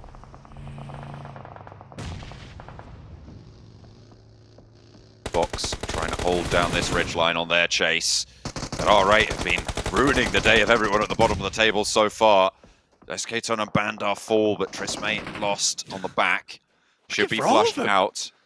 They're just going through all of them, you're right. Box are trapped on the outside. DRS are slowing them down from the south side. R8 peppering away from the north edge. And both of those reses are available. Prestige, sure, he's on the off angle there, but it's just Break and Soaz. For Box, can they find their way further through? So amusing to watch R8 take down M-Tech Storm, take the Infinity down to one player, now even taking shots towards Box Gaming. If they're going down, all the bottom 5 teams are going down with them, it seems. The next circle comes through, and it's in the middle, right in the middle, a big old donut circle there. R8 trying to hold on that north side. Effect in the blue. Nightmarish spot right now for Mad Bulls. They have to make their way down the hill. I mean, at this point in time, it's just a case of dropping in those vehicles and finding a spot on the roadside. But LGD will see their approach. Nigma Galaxy and S2G also have some points of overpass here on that top side. We'll be able to look down towards them.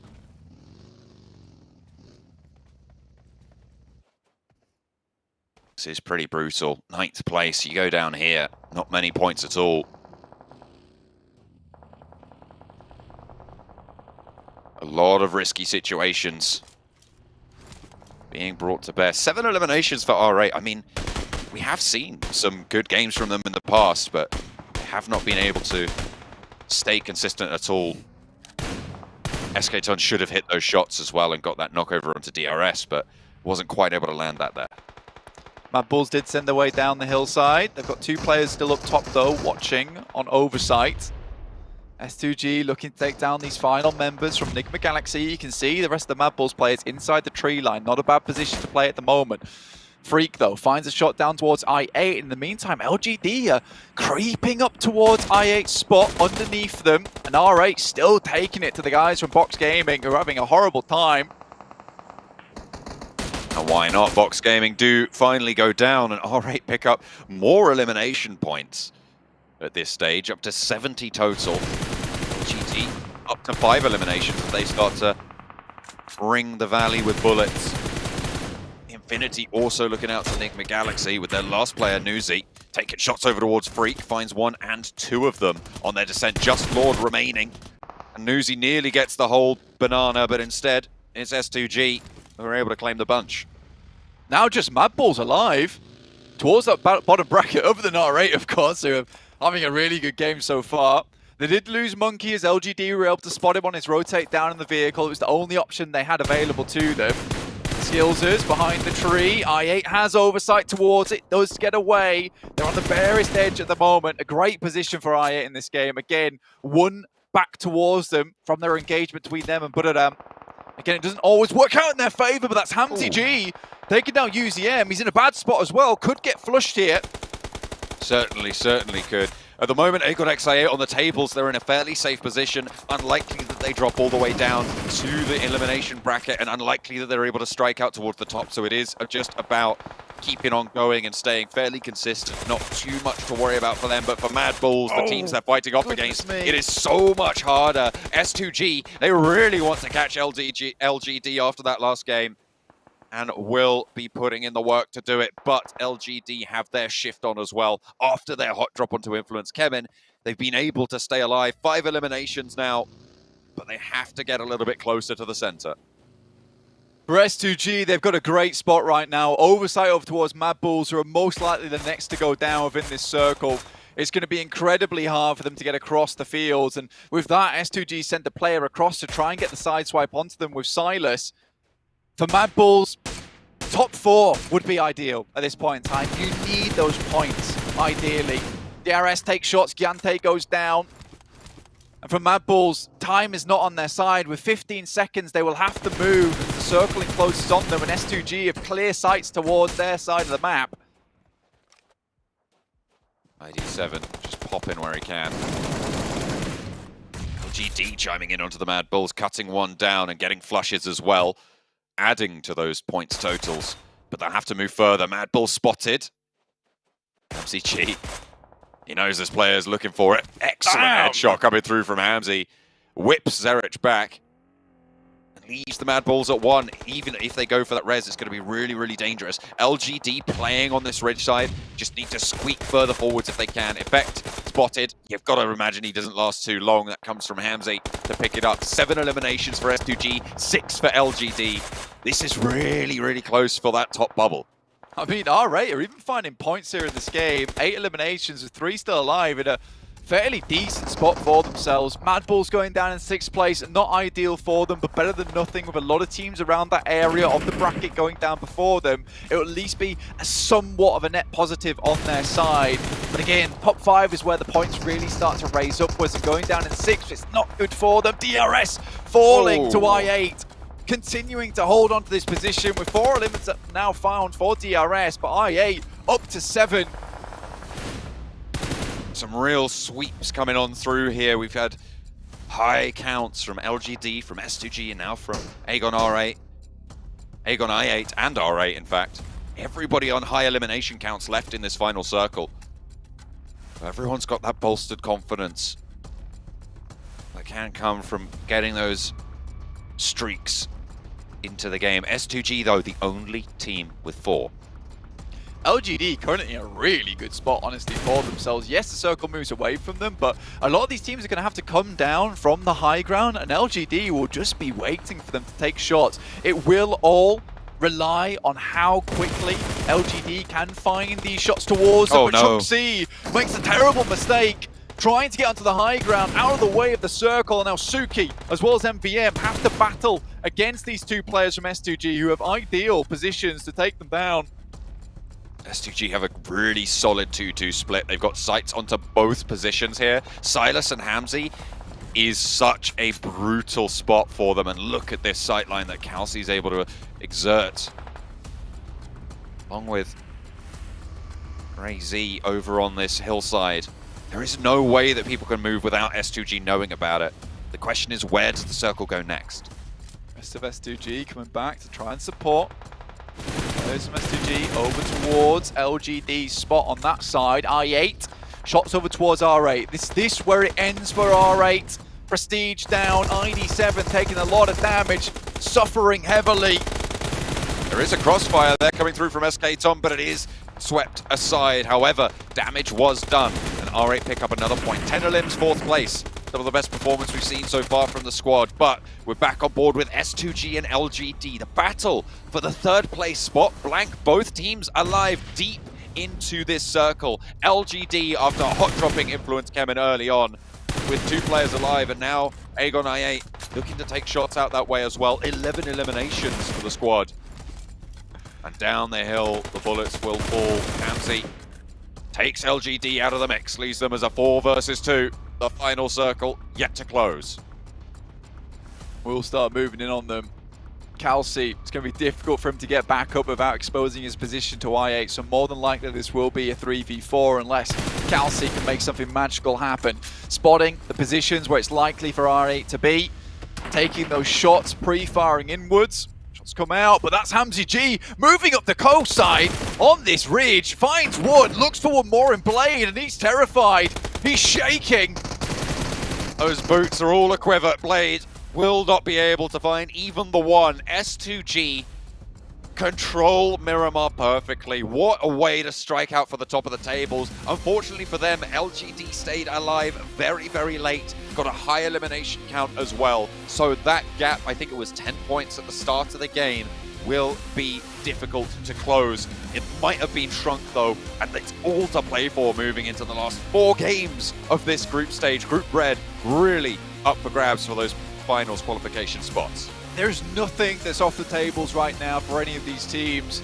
They can get the points to do it, they'll make it happen. RA even struggling, writhing as much as they can at the bottom of the leaderboard, looking to pump their points upwards. With 10 elims on that game, it was a decent one. Now puts them in a position alongside a lot of the front runners in the bottom of that pack, looking to ladder up over the guys above them.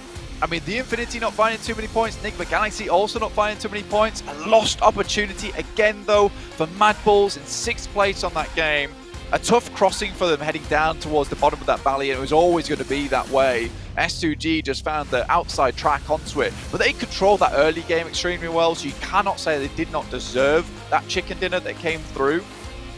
LGD, though, consistently towards the top of the tables, regardless of where they are in Miramar. And this team just makes smart rotations again and again. And I think a lot of the audience at home are starting to realize this as well, is that, you know, LGD don't really put a foot wrong, even when it's a case of like they're not in the best spot to move through. I think they went down towards that southeast side, still managed to get back up to a good position jump.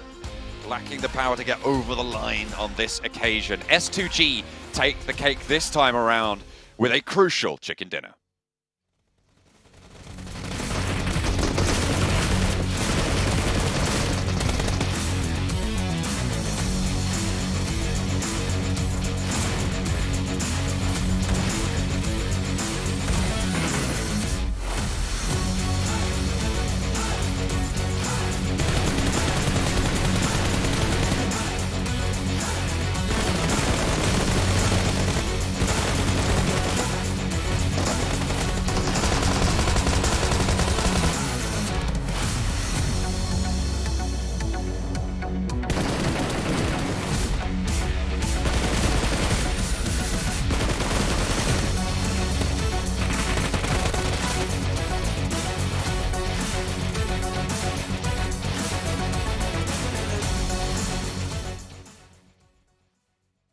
Big win here for S2G as well. They were trying to keep in the running. They might have actually passed into top 3, but we'll find that out in a little bit of time.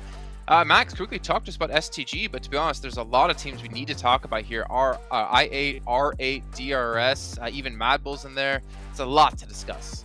This game is going to have a pretty big repercussion on what's going to be happening in the overall rankings. But one word to describe what S2G have been doing this game, DMRs.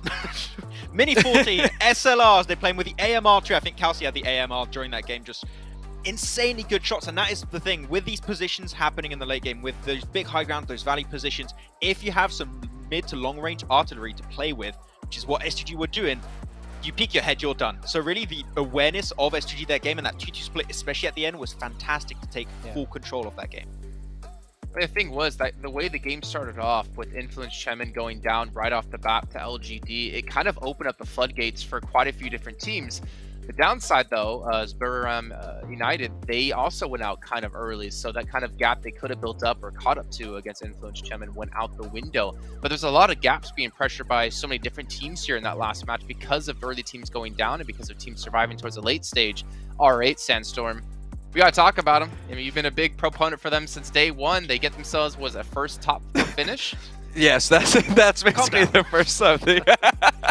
Listen, they got themselves their first top 4. I mean, to be honest, it might be a little bit too late. But hey, top 4, 10 eliminations towards the end, very, very helpful. But like you said, Jason, overall leaderboard, Buriram, Influence Chemin, nothing changes there. But now there's 1 point.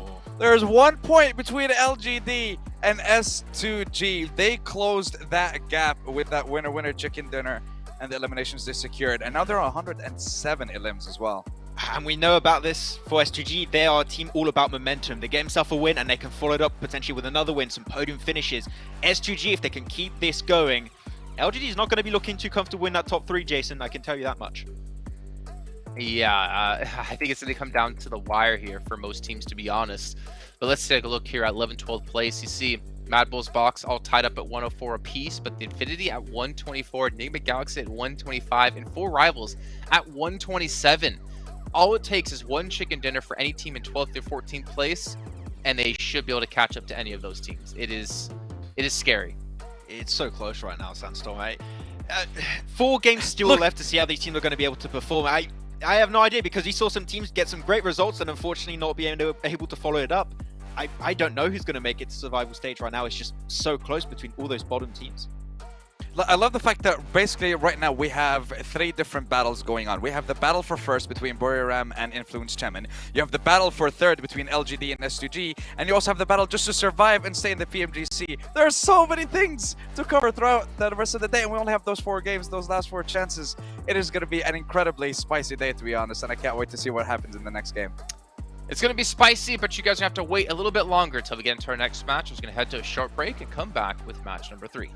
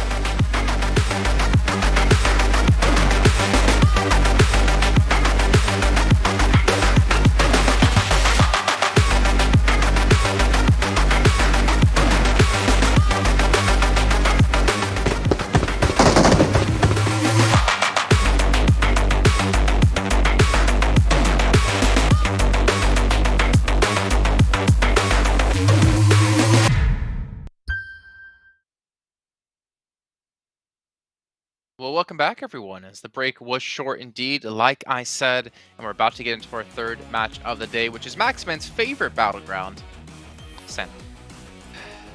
To be fair, Maxman, before you give me a big... I am enjoying the way Sandhawk is going right now with the changes to the blue zone and seeing teams not be able to just heal off and have one team waiting for the game to end.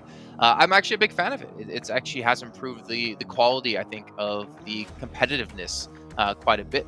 You guys at home, make sure you guys are following us over on social media. It's not only just ourselves, which is always appreciated, but also PUBG Mobile Esports. You can see all the channels there below. Make sure you're following on every single platform. And as Blink was saying before, you guys make sure to check out the YouTube channel as well. Releasing some good content here related around PMGC.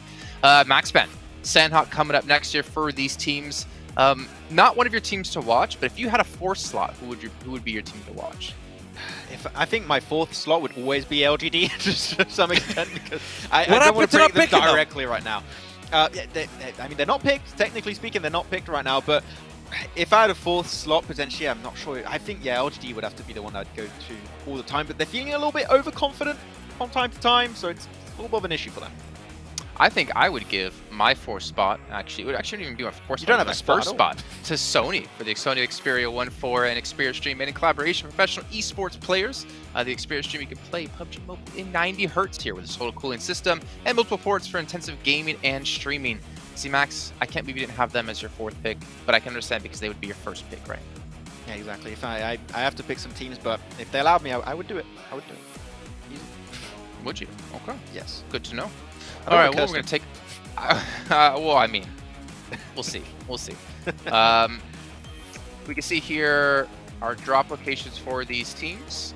And yeah, we got to see finally like a northwestern circle yesterday, or northwestern island, which was kind of nice. But obviously the high ground played a big portion of it too. I'm actually curious, Sandstorm, if you would see a zone focused somewhere around this this map, where would you want to see it actually? I would love to have like every single one of the islands available, but to be honest, I want to see a trifecta, and I don't think we haven't seen that yet. But you know what I also want to see? I want to see R8 not hot dropping in Paradise Resort. They're gonna do it. Last day. It's the last time. It's the last day. You can't do it. Just say it. I mean, don't do it. You can. You should. You can, but you really should. You really should. Horrible. Especially after SG get himself a win. Like you don't want to deal with an SG just looking hot right now on today's matches, so you don't want to deal with it. The thing is, there's so many cool drops that are still available on Sanhok, and I don't think it's necessary. I mean, SG, look at them, one of the top 3 best performers on the map. Do you really want to mingle with them right now? Unfortunately, yes. I would say you don't want to, but yes, you would. Yeah, I mean, I think if R8 want to break through, the top 11, they got to make some big plays, and one big play is to challenge one of the big teams. Makes sense? Not really. I mean, it's what LGD did with Influence Chemin. Hot dropping them there, just getting the 4 limbs early on. So I mean, That one makes a little bit more sense because they're all fighting at the top, right? Fighting S2G, that's currently in 4th position, 3rd position, and R8 towards the bottom position. No, if you want a hot dropper team, it has to be, you know, your Infinity, your Nigma, Box, Gene Kesso, Madballs, one of those teams. Right. But to stop taking the fight in Paradise Resort. The thing is, I say that, I still think they're going to go for the drop, knowing them. They're never going to give it up, but I can still dream. I hope they won't drop that. I mean, the fact is for R8, right, they need to get through into the late game if they want to have a chance. They did it in the last match. They need to continue to do so if they want to even be able to potentially close this gap that they need to break through top 11. But if they made a run for it today, it would be phenomenal. Let's take a look here at your teams to watch. Okay, so MTech yet again here for you, Maxman. Box, 4 rivals. All right, kind of understandable. I mean, Sandstorm's going, I guess, more to higher echelons of the leaderboards with Influence Chairman wanting them to win first place, obviously. No bias at all, right, Sandstorm? No, look, listen, I predicted them. They're doing so well, so now I want them to just get that first place. So the prediction is just, it's 100% accurate. I did call and say that they're going to demolish all the competition. They're going to get first place and they're going to destroy Group Red. They have done it over the course of 3 days. Please don't trip on the final day. I mean, they did lose first place a couple times. Yeah, but they still got it. I mean, now they don't have it, but what matters is not how you start, but how you finish in these tournaments. That is true. That is true. Let's talk about your picks really quickly, Max. 4 rivals, Box, MTech as well. Like, these teams are trying to get through into, well, basically our top 11, or trying to hold on to position top 11. Is that why you went for them?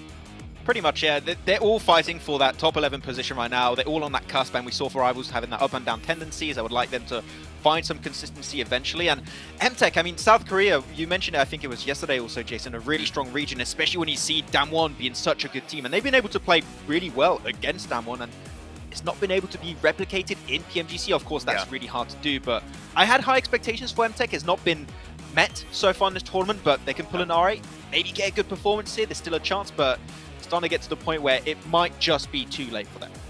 Yeah, it's getting tough because I feel like if you're one of these teams, right, trying to get into the bubble, who are on the bubble, you just know you can't go out early. So you're trying to play extra safe. Maybe it impacts the way you're playing.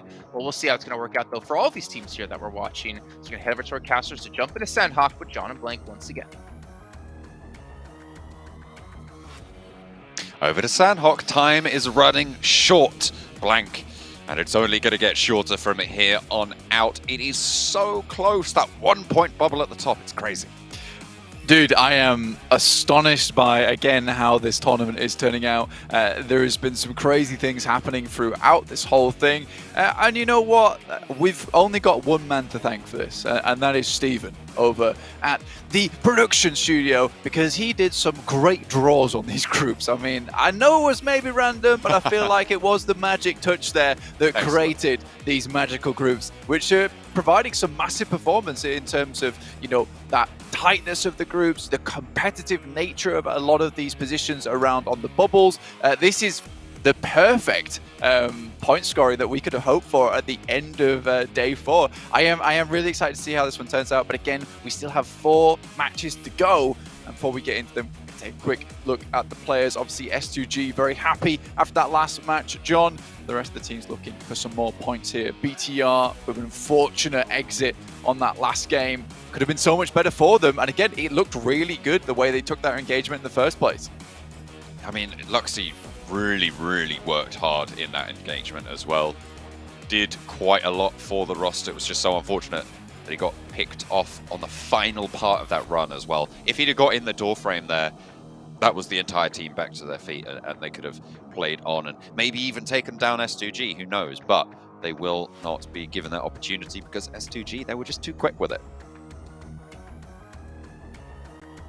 S2G, like I said, John, just too quick with it. I mean, they were in position at the right time, at the right place, and I think for LGD, it's just a missed beat because they were too far out of the zone in the first place coming down from El Azahar.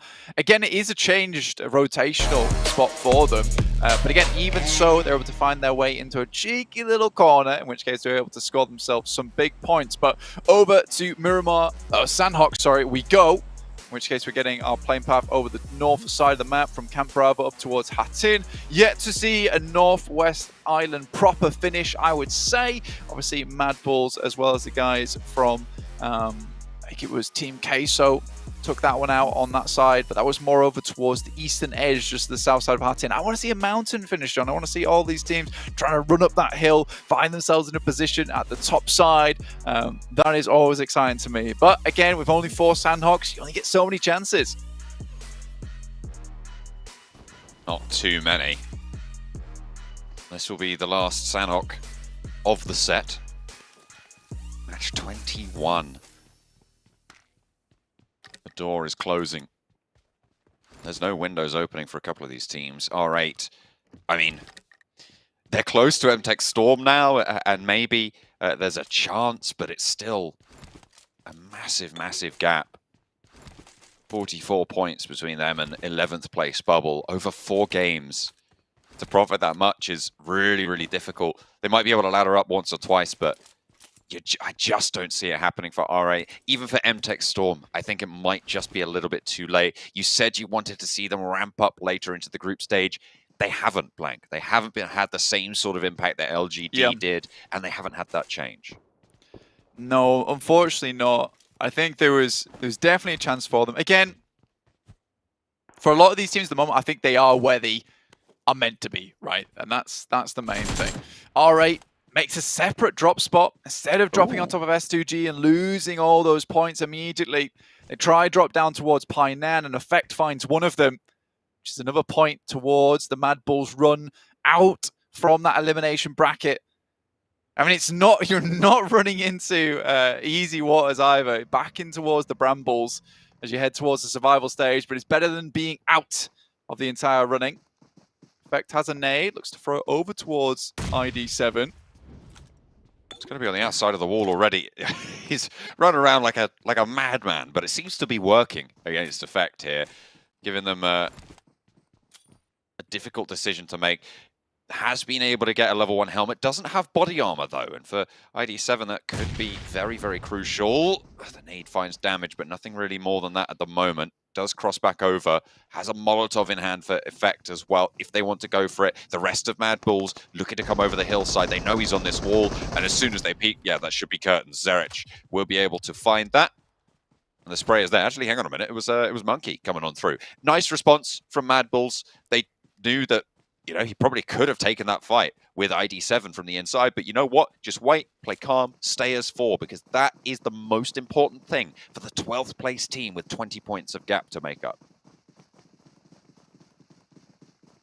I mean, for Mad Bulls, I mean, that's happy to getting 2 of those eliminations, though. Gives their totals a bit more of a bump. Like you said, John, it is difficult for them to pass over the Infinity. They would need a chicken dinner to profit, right? That would be the main thing. But Tiger moves in, takes down 1 from DRS. Not a good start for them. This is down towards the southeast side, and it's only Tiger by himself. Has a med kit, probably the perfect medical supply for him to get him back into the fight, back in towards the engagement. The information will have been passed back that he's at least low, right? But with that medkit, it gets him back moving and on target. I feel like medkits are the sort of thing that I always find I've got 2 of right towards the end of games if I make it to those final circles. I don't really use them early, and I feel like that's probably where they're the most useful, is, as you say, in that scenario where you're on those drops, you just instantly get back to full HP. A first aid is so much more powerful later because, of course, it's less time to get that off. And those stims can keep you going whilst you're watching out with those sightlines because you're completely out of action whilst you're healing. So good to invest them early. Won't be needing to save it for later. And keeps them very much alive for Buradam to try and hold on to the top spot. Right then, John. Having a look at Sandhawk at the moment. For a lot of these teams, S2G was able to find themselves a good position up towards the north side of Painan. Titans have a good chance here. Enigma Galaxy looking for a higher placing position in this map as well. They've gone down quite frequently in a low spot. But for Mad Bulls, there was a position over towards their western side that they refused to take up for a very, very long time, which ended up being the game-winning spot. And I think that for them, moving out nice and early towards the center makes sense. I think hanging around in Painan for too long, looting for too long, It's what came back to bite them. Again, S2G very, very close to them at the moment. Silas rolling through. Mad Bulls can find at least one of these picks onto the members from S2G. Will make their life a lot easier in the late game with them being a much less fearsome squad at 3. Again, this is a massive game required for Mad Bulls. 104 behind the 124 of the Infinity. They need a big match here. This is the 3rd match of the day. We're heading towards the close right now. You know, if they don't get a big one here, it might be too little too late. Again, Box in a similar position, looking for a lot of points, but their recent performances over the past couple of days just haven't felt like they've been getting back into the game. The pressure perhaps getting to them a little bit too much. Team Queso on the front crawl. Going for a little swim, avoiding that bridge, and it is very congested right now. Probably right to avoid the area. They're worried about those cliff faces as well, skimming just below the surface. Only coming out for a little bit of air when they need to. S2G, looks like they've been spotted off by Mad Bulls on the southwest of Painan. Compound that crosses the road, currently only Silas there, hiding under the legs. Just information gathered. It looks like Mad Bulls have taken that western position. Finally, an early rotate is made as soon as they see the circle come their way. Far too many times, Mad Bulls have been given an opportunity, refused to take it. And in a lot of other matches, they've been outside of the circle for a long, long time, have to move in. But this is one of those games that they've been given a few times, but haven't been able to capitalize on that positioning. It's maybe the game to make it happen. Titans as well, though, have had some good matches over on Sandhawk before. Slipped down the rankings quite a bit, though, from their first day performance, where it was all smiles all day long for that team. A little less so now. Again, though, I think it's very difficult to wipe the smile off of Axe's face. That guy is a happy man. Probably one of the few PUBG Mobile players that I know that if I saw him, he'd drop me a smile, even though he probably didn't know who the hell I was. That's right, give you a little contra wave as well. Yeah. Saying hi. Just keeping it cheeky. You like it, you like it. And at the moment there is basically 2 teams that I would say are just very, very safe and not really looking for too much more, other than maybe to ladder up once or twice, and that is Aegon I8 and Titan, right? These 2 teams currently not in danger of dropping down, really, and not in a position to try and leapfrog up, so they should be chilling right now. Not fully. They should still be trying to gather up these eliminations, try to keep their skills sharp, try to find those edges and align them into the blade that they can be for later stages, because they will need them when they're in the survival. Box Gaming. Equal points to Mad Bulls, have rolled up towards Painan. Mad Bulls reassess the scenario, move back towards Painan to try and stop any of these crossings coming through. Currently are surrounding the guys from Box. In the meantime, we're watching S2G versus Enigma Galaxy. There's that first knock coming through from Monkey, from Mad Bulls. An important pick-off for them. If they can take down the rest of Box, they'll have a much better time. And Trismay going down too. This is a great beginning for the Mad Bulls on that side of Painan, holding this one out effectively, giving them much more space to play. I8 is off in the distance, though, on that northern side, as are 4 rivals, so more teams to push through, but already a good start for Mad Bulls in this game. Enigma Galaxy, though, taking a fair amount of shots on their side. Yeah, they've lost 1, but they have traded off. S2G have a player down at the moment. On board with Mad Bulls and Box. 2 players remain from Box Gaming. Soaz and Break on the inside. And the Mad Bulls, they've been investing quite a lot in staying alive as 4. You can see they're playing off one another, but Zerich goes down and Break fades very effectively there. Low HP, well, not low HP, did take a little bit, but we'll be able to stim that one back up. Soaz is there as well, still looking fairly healthy.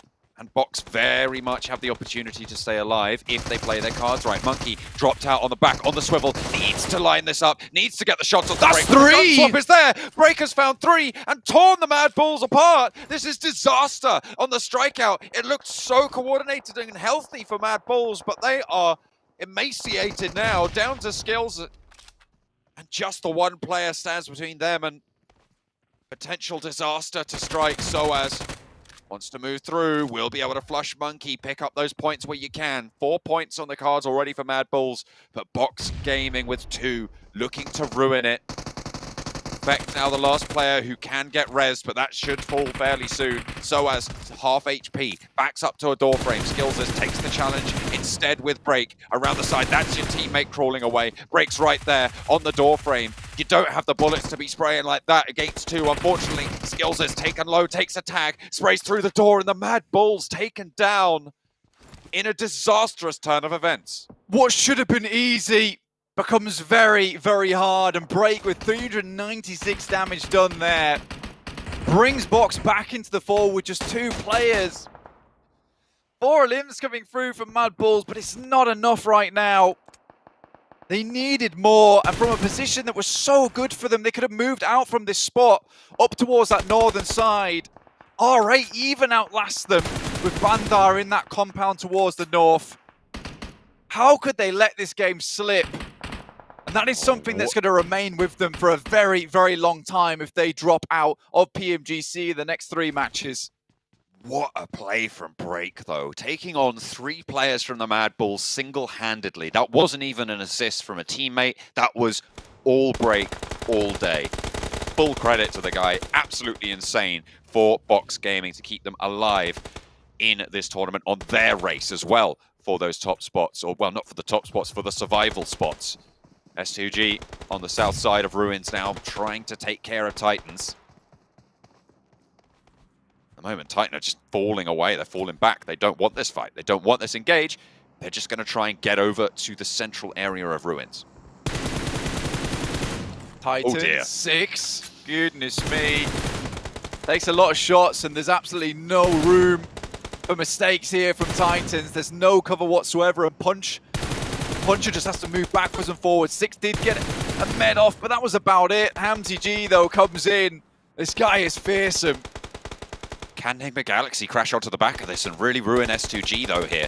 Look at the position they managed to take. All of those arrows just starting to poke in on about the bottom right side of that mini-map. You can see Enigma Galaxy moving across this hill, wanting to solidify their spot in the survival bracket.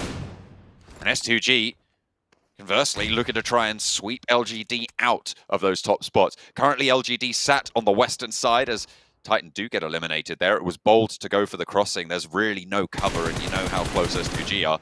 They will fall for it. Oh, Silas, though, gets rattled. Hamodi's on the ball. Enigma Galaxy looks for another one.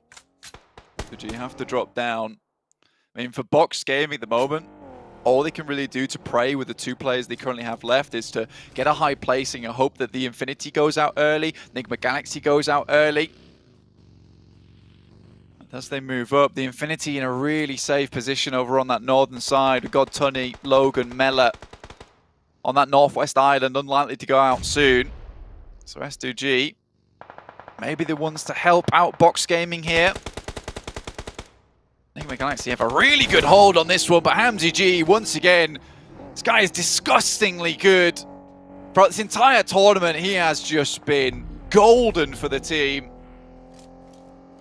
Such an amazing asset for them.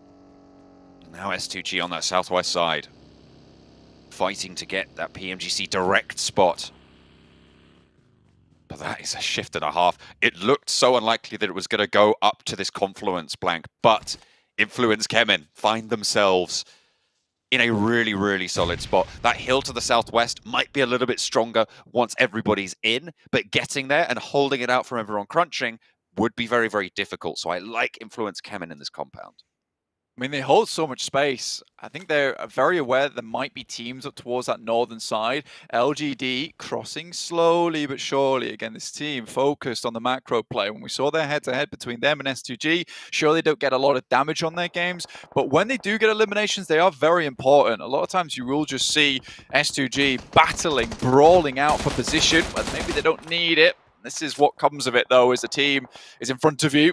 Finds the shots. Now Hamzy G has to look for something. Has an aid in hand, sends it over towards Reyes' position. Will back it off, but it's perfectly on target. Like you said, John, an asset and a half. In the meantime, Enigma Galaxy have gone down. With 126 points found on the game with the nation that they had.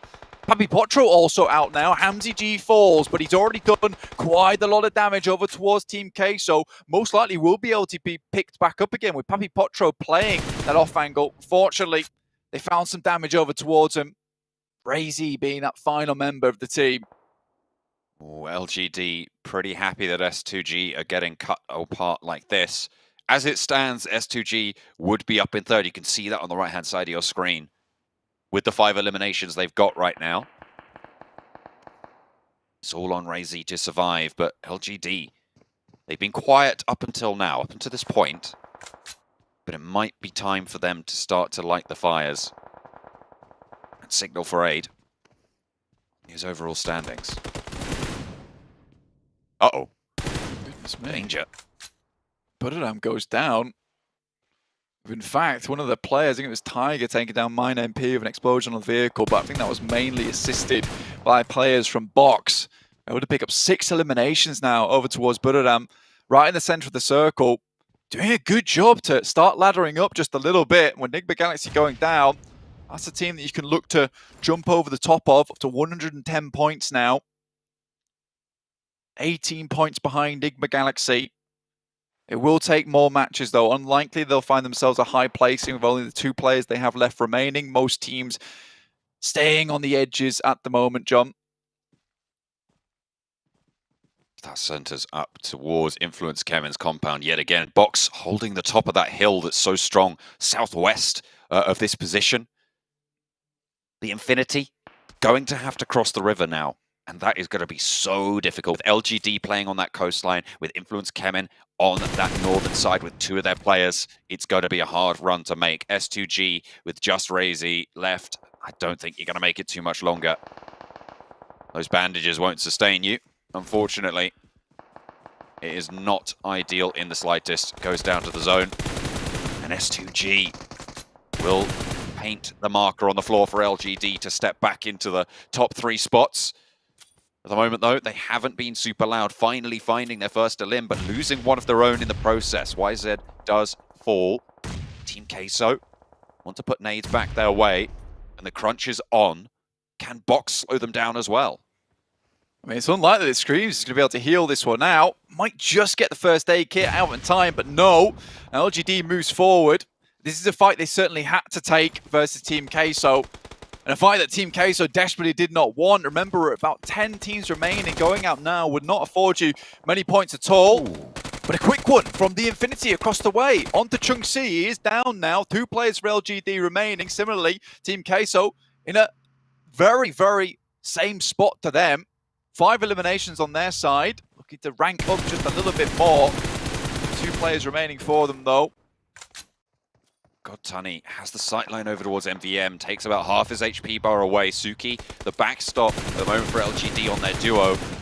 Team Queso open up into the fields, and Box actually pick up a whole host of those eliminations. Team Queso fall, and the Infinity are helping against LGD. Somehow the Infinity managed to make this crossing when everybody else was looking their way a little bit earlier. They played perfectly on the timing. LGD cut apart.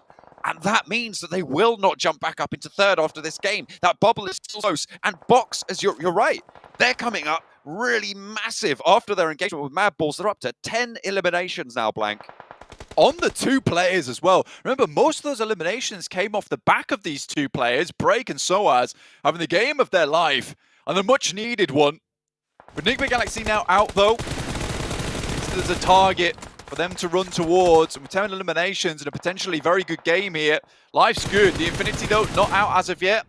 Should be able to ladder up just a little bit, but 0 eliminations. They've not had much time in this game. Another shot down towards I8. Not able to pick up that elimination, though, so we'll add to their tally, but it looks like Box might be able to pull themselves out of a very difficult situation at the bottom of the bracket for so long. We were talking to them at the beginning of the day, and they said they were looking to improve. This is certainly how you do it. Influence Kemen, they've been biding their time. 4 eliminations now. Wanting to take that title back from Buradam. Trade it back over on the Sandhawk. That's 6 eliminations for Soaz. Break will be on the other 4, I'm sure. He's been doing some sick work during this game. I think for Influence Kemen, they realise that they've been given a chance here, and taking too many fights is not ideal for them. If they can remain in this highly, highly good spot, over towards the northern side of the circle, take shots towards Armament, over towards 4 Rivals. They could quite easily secure themselves the victory here, and they need it to ladder up over the top side of Budoram, who've had some very unfortunate games so far. Mela for the Infinity will fall, and that sets a lower threshold, I believe. I mean, that is one of the bubble teams. Box staying alive, even deeper in. Soaz has now drawn the ire of Influence Kevin, though. That is a dangerous place to be. The circle moves away, and this is so tough. Bandar? He's still alive? Hang on a minute. All right. They've managed to get up into 4th place. Blank, okay. They don't have any eliminations, but they move, break out of the way. Only Soaz now left standing for Box. There's no way he can get the res at this stage, with the blue zone already on top. How is Bandar staying alive? I have no idea. 4 Rivals, though, trying to cross the river, get through. Hui and Appy both down. Kaburu and Voki, the duo that remain. Voki might be able to spot Bandar here, if they're lucky. Federal moving in, and you've got to think this is Influence Kemen win. But who's going to be able to squeak out towards that 2nd place? Get a whole load more placement points, because right now, Bandar's worked miracles for RA.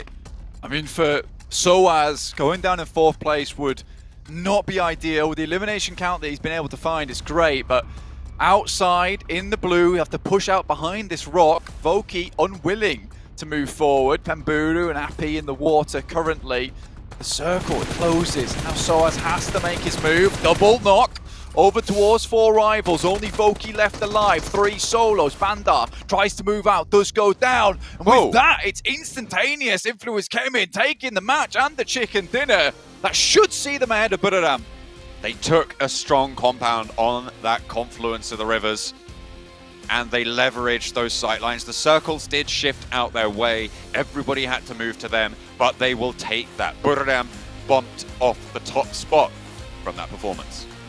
Box Gaming, though, what an unreal result. Again, everything happened so fast there, so we don't even know if he was able to take that 2nd place, but I think that he may just have grabbed 2nd place for himself as he went down in the blue zone. But again, it was so fast-paced. We'll have to wait until we head towards the desk to realize exactly what points he'll to pick up. But 12 points on 11 eliminations, a 23-point game there on 104. I think he might just be even or ahead and into the survival stage with that one, off the back of basically just break.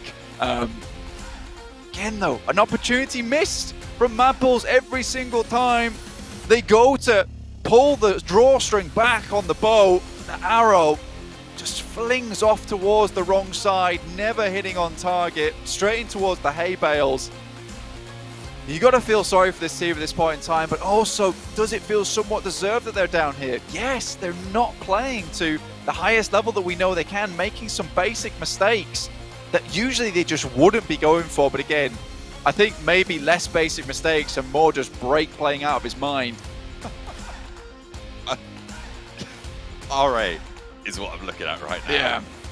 Bandar, from 1 minute and 20 seconds into the game, laddered all the way up into 4th place, but Influence Kevin put a stop to all that nonsense and took the chicken dinner.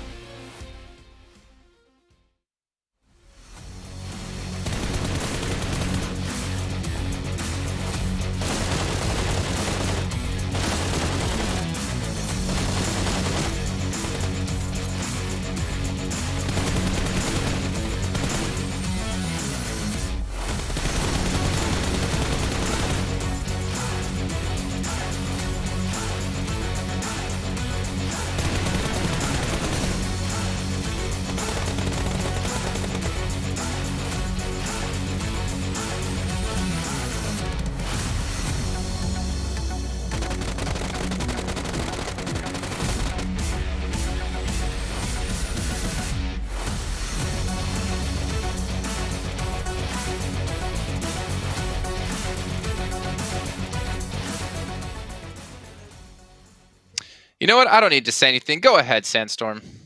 I called it! I literally called it! You asked me, what zone do I want to see? It was Trifecta. Which team got the dub? It was Influence Chemin. They steal the lead again. from Buriram Esports with them being eliminated. That's all I want. Look, listen, it was just absolutely insane. They controlled the zone, or they controlled the trifecta area from about phase 3, and from there the zone just kept on shifting towards them. They just kept waiting for the right time and managed to get an insane amount of eliminations as well. That makes me a very happy Jack. Okay. Box, You know what? okay. You did No, call it. Max, no. Yeah. No talking, Max, because Box Gaming 19 points. We had Mad Bulls only get 4. Those two teams were tied going into this one. We had 4 rivals get themselves 18. R8 gets themselves another 11, though I don't know if that's to put them ever within range. And Infinity getting 6, Queso getting 6. There's a lot of other stories outside of Influence Chairman obviously taking the victory and taking that first place. But it's getting really close towards like the bottom of the table, towards that bubble here for quite a few teams. Yeah, that race for the survival stage is extremely close. A lot of teams have been able to put that final itched effort here in this final day to actually potentially make it in top 11. It's great to see, but looking at Box, they needed a great performance. Break was on point this game, Jason. Like, he popped off so hard in those fights. Yeah, and that's what they need. I mean, the thing is, this is the perfect time for to have someone usually pop off. It was Tisme, right? It was normally the one. Trisme, yeah. Trisme for Box, and it's nice to see someone else be able to do that. It's been a long time since we talked about Break, actually. I remember talking about him in the past, but his name's just been kind of not nowhere near our mouths right now. It's been really weird to see Break like not perform as good as was in the past, but you know what, I'm happy with seeing Trisme doing really good. We said it yesterday in particular for Boxster, we needed to see some step up around Trisme, and that's what Break was able to do there. Sure, Trisme unfortunately did go down pretty early this game, but yeah, we've seen other players have a major increase in their overall damage and also eliminations picked up in these matches, and they needed that today if they wanted to make it into the survival stage. So Box, they're doing what they had to do, but is it going to be enough now? With games like that, it seems like that could be the case. Interesting note though with R8 get themselves another top 4 finish back-to-back, but they had a player go down very early in the match and no utility use at all. Let's go ahead and head to a quick little recap here in a second just to kind of see how our teams did progress around Sandhawk. Tough times though here for a lot of teams, but we're going to take a look here now at how things did break down for these teams and how they rotate around. And Max, man, you know you've been wanting to do this the whole time, so I'll let you take this one away. Let's go. Okay, so I'm just looking back on their drop locations. Okay, so Box, really good position from them. North side of Corey, got a lot of scouting potential you can do, so not really too much of an issue there. But really, I don't want to jump on that one too much. That massive split drop from R8 here, Sandstorm. Do you know there's only going to be one player of Team Kesso playing inside the trifecta? R8, they have a massive split. It's a great split, but unfortunately, they're just going in the unknown because typically they drop Paradise Resort. They lose players very early on. Imagine if they just regrouped on trifecta early on and had that game plan from the get-go. This could have maybe, I would even say, been an R8 win, but unfortunately didn't work out. Influence had full priority. Yeah, definitely agreed. Just the fact that they changed this on the last Sandhawk, the last time that we're going to be here for Group Red, it's not something that they're familiar with. And just seeing like where Bunder ended up, and then the fact that he just had to move, what, less than 100 meters to get into 6th, 7th, 8th zone at the end of the game. Pretty good for them, but still, no elimination points. Not something that would actually give them a massive boost towards the very end, and I believe we're going to have a look and see exactly how much that helped them in the overall ranking. Let's see here, Influence Chem in first place at the moment, 129 eliminations. I mean, they almost have more points in elims than our 8th place team has in points total. That's just insane, and again, a testament to how mechanically skilled these players are. They just been getting podium finish after podium finish, top 5 after top 5. Is once again the word that we like to use quite a bit to describe some of these top teams is consistency for Influence Chairman, and they've been looking absolutely fantastic. And as you said it, Sandstorm, we got 3 fights happening. We've got that fight for the survival stage, got that fight for the top 3 position, and that fight for first place versus Influence Chairman and Buriram. So great fight, but I don't think Buriram's going to go down without a fight. I think they're trying to get themselves that first spot. It's still going to be neck and neck. And you saw S2G, LGD, they're still on a 2-point difference, so nothing really major changing there. But now, with Box Gaming, 5 points behind Enigma Galaxy, 7 points behind the Infinity. Now there's someone to challenge these two teams going into the last 3 games of the day. Mad Bulls, Team Queso, 108, 107. Something needs to happen in this Erangel game coming up soon if they want to be able to relieve that pressure going into the last 2 games. Now they need to do something even bigger to compete with Nigma, to compete with Infinity, and I'm not even sure what's happening with Nigma at this point. I don't think they maybe know what's happening. I know we're trying to do an interview with them earlier today, but they kind of declined it, which is kind of understanding considering the position they're in. They're trying to stay focused, trying to stay in the mix here, but it's tough times for them. And tough times, I've been thinking at a lot of different places, actually, because I'm looking at S2G and LGD, and S2G actually took 3rd place over LGD now by a few points. That's tough. That gets a little bit scary now for LGD, and they cannot afford, neither of these two teams can afford to have any early fights happen to them where they potentially could be looking at not qualifying into the event or into the regionals, I guess, or sorry, the finals right away. They obviously have the last chance to go with. So does that mean that you start picking them, Maxman? Maybe? No, it's still not going to happen though. Well, you know what, Max? If you get your predictions correctly here with the top 3 teams, we'll send you on over to the Kuala Lumpur Bangsar Hotel, where our world is your playground. But you have to get all 3 right, and you have to get the exact order right as well. So who do you... No, I'm just kidding. This is going to be too tough. And I don't want to going to say, can I pick it? Nah, that ain't going to work out, I think. I do want to bring up an extra point, though. I've been looking at the overall rankings right now. One team we have barely talked about in these last 2 days has been Titan. And seeing that the teams towards that 11th position have been getting some actually pretty good results. Titan has been slowly but surely slipping down the rankings, so Titan's got to be careful. They are in a dangerous position currently. I agree. After the strong performance in day 1, they managed to keep a consistency that's just good enough to keep them in the middle of the pack.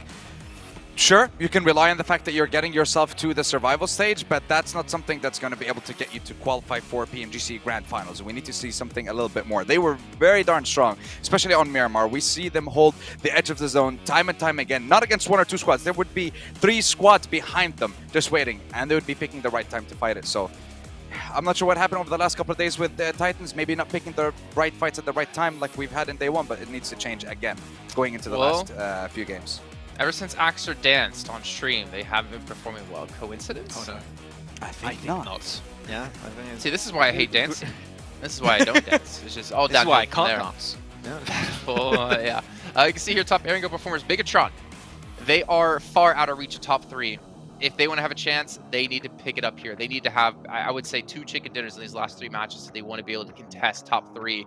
DRS as well, struggling a bit here, but again, they've had some really good results when it comes to Erringo. Luckily for them, there is still 2 left to go, but it's do or die time. I mean, at least for them, it's not that big of a deal in the sense of, yes, maybe you don't qualify for PMGC Finals right now, but you still have the survival stage. If you're on that bubble for 11th, it's black and white for you. It's either you get into the survival stage and you continue your journey in PMGC, or you're out completely. At least for the other teams, they have that backup chance.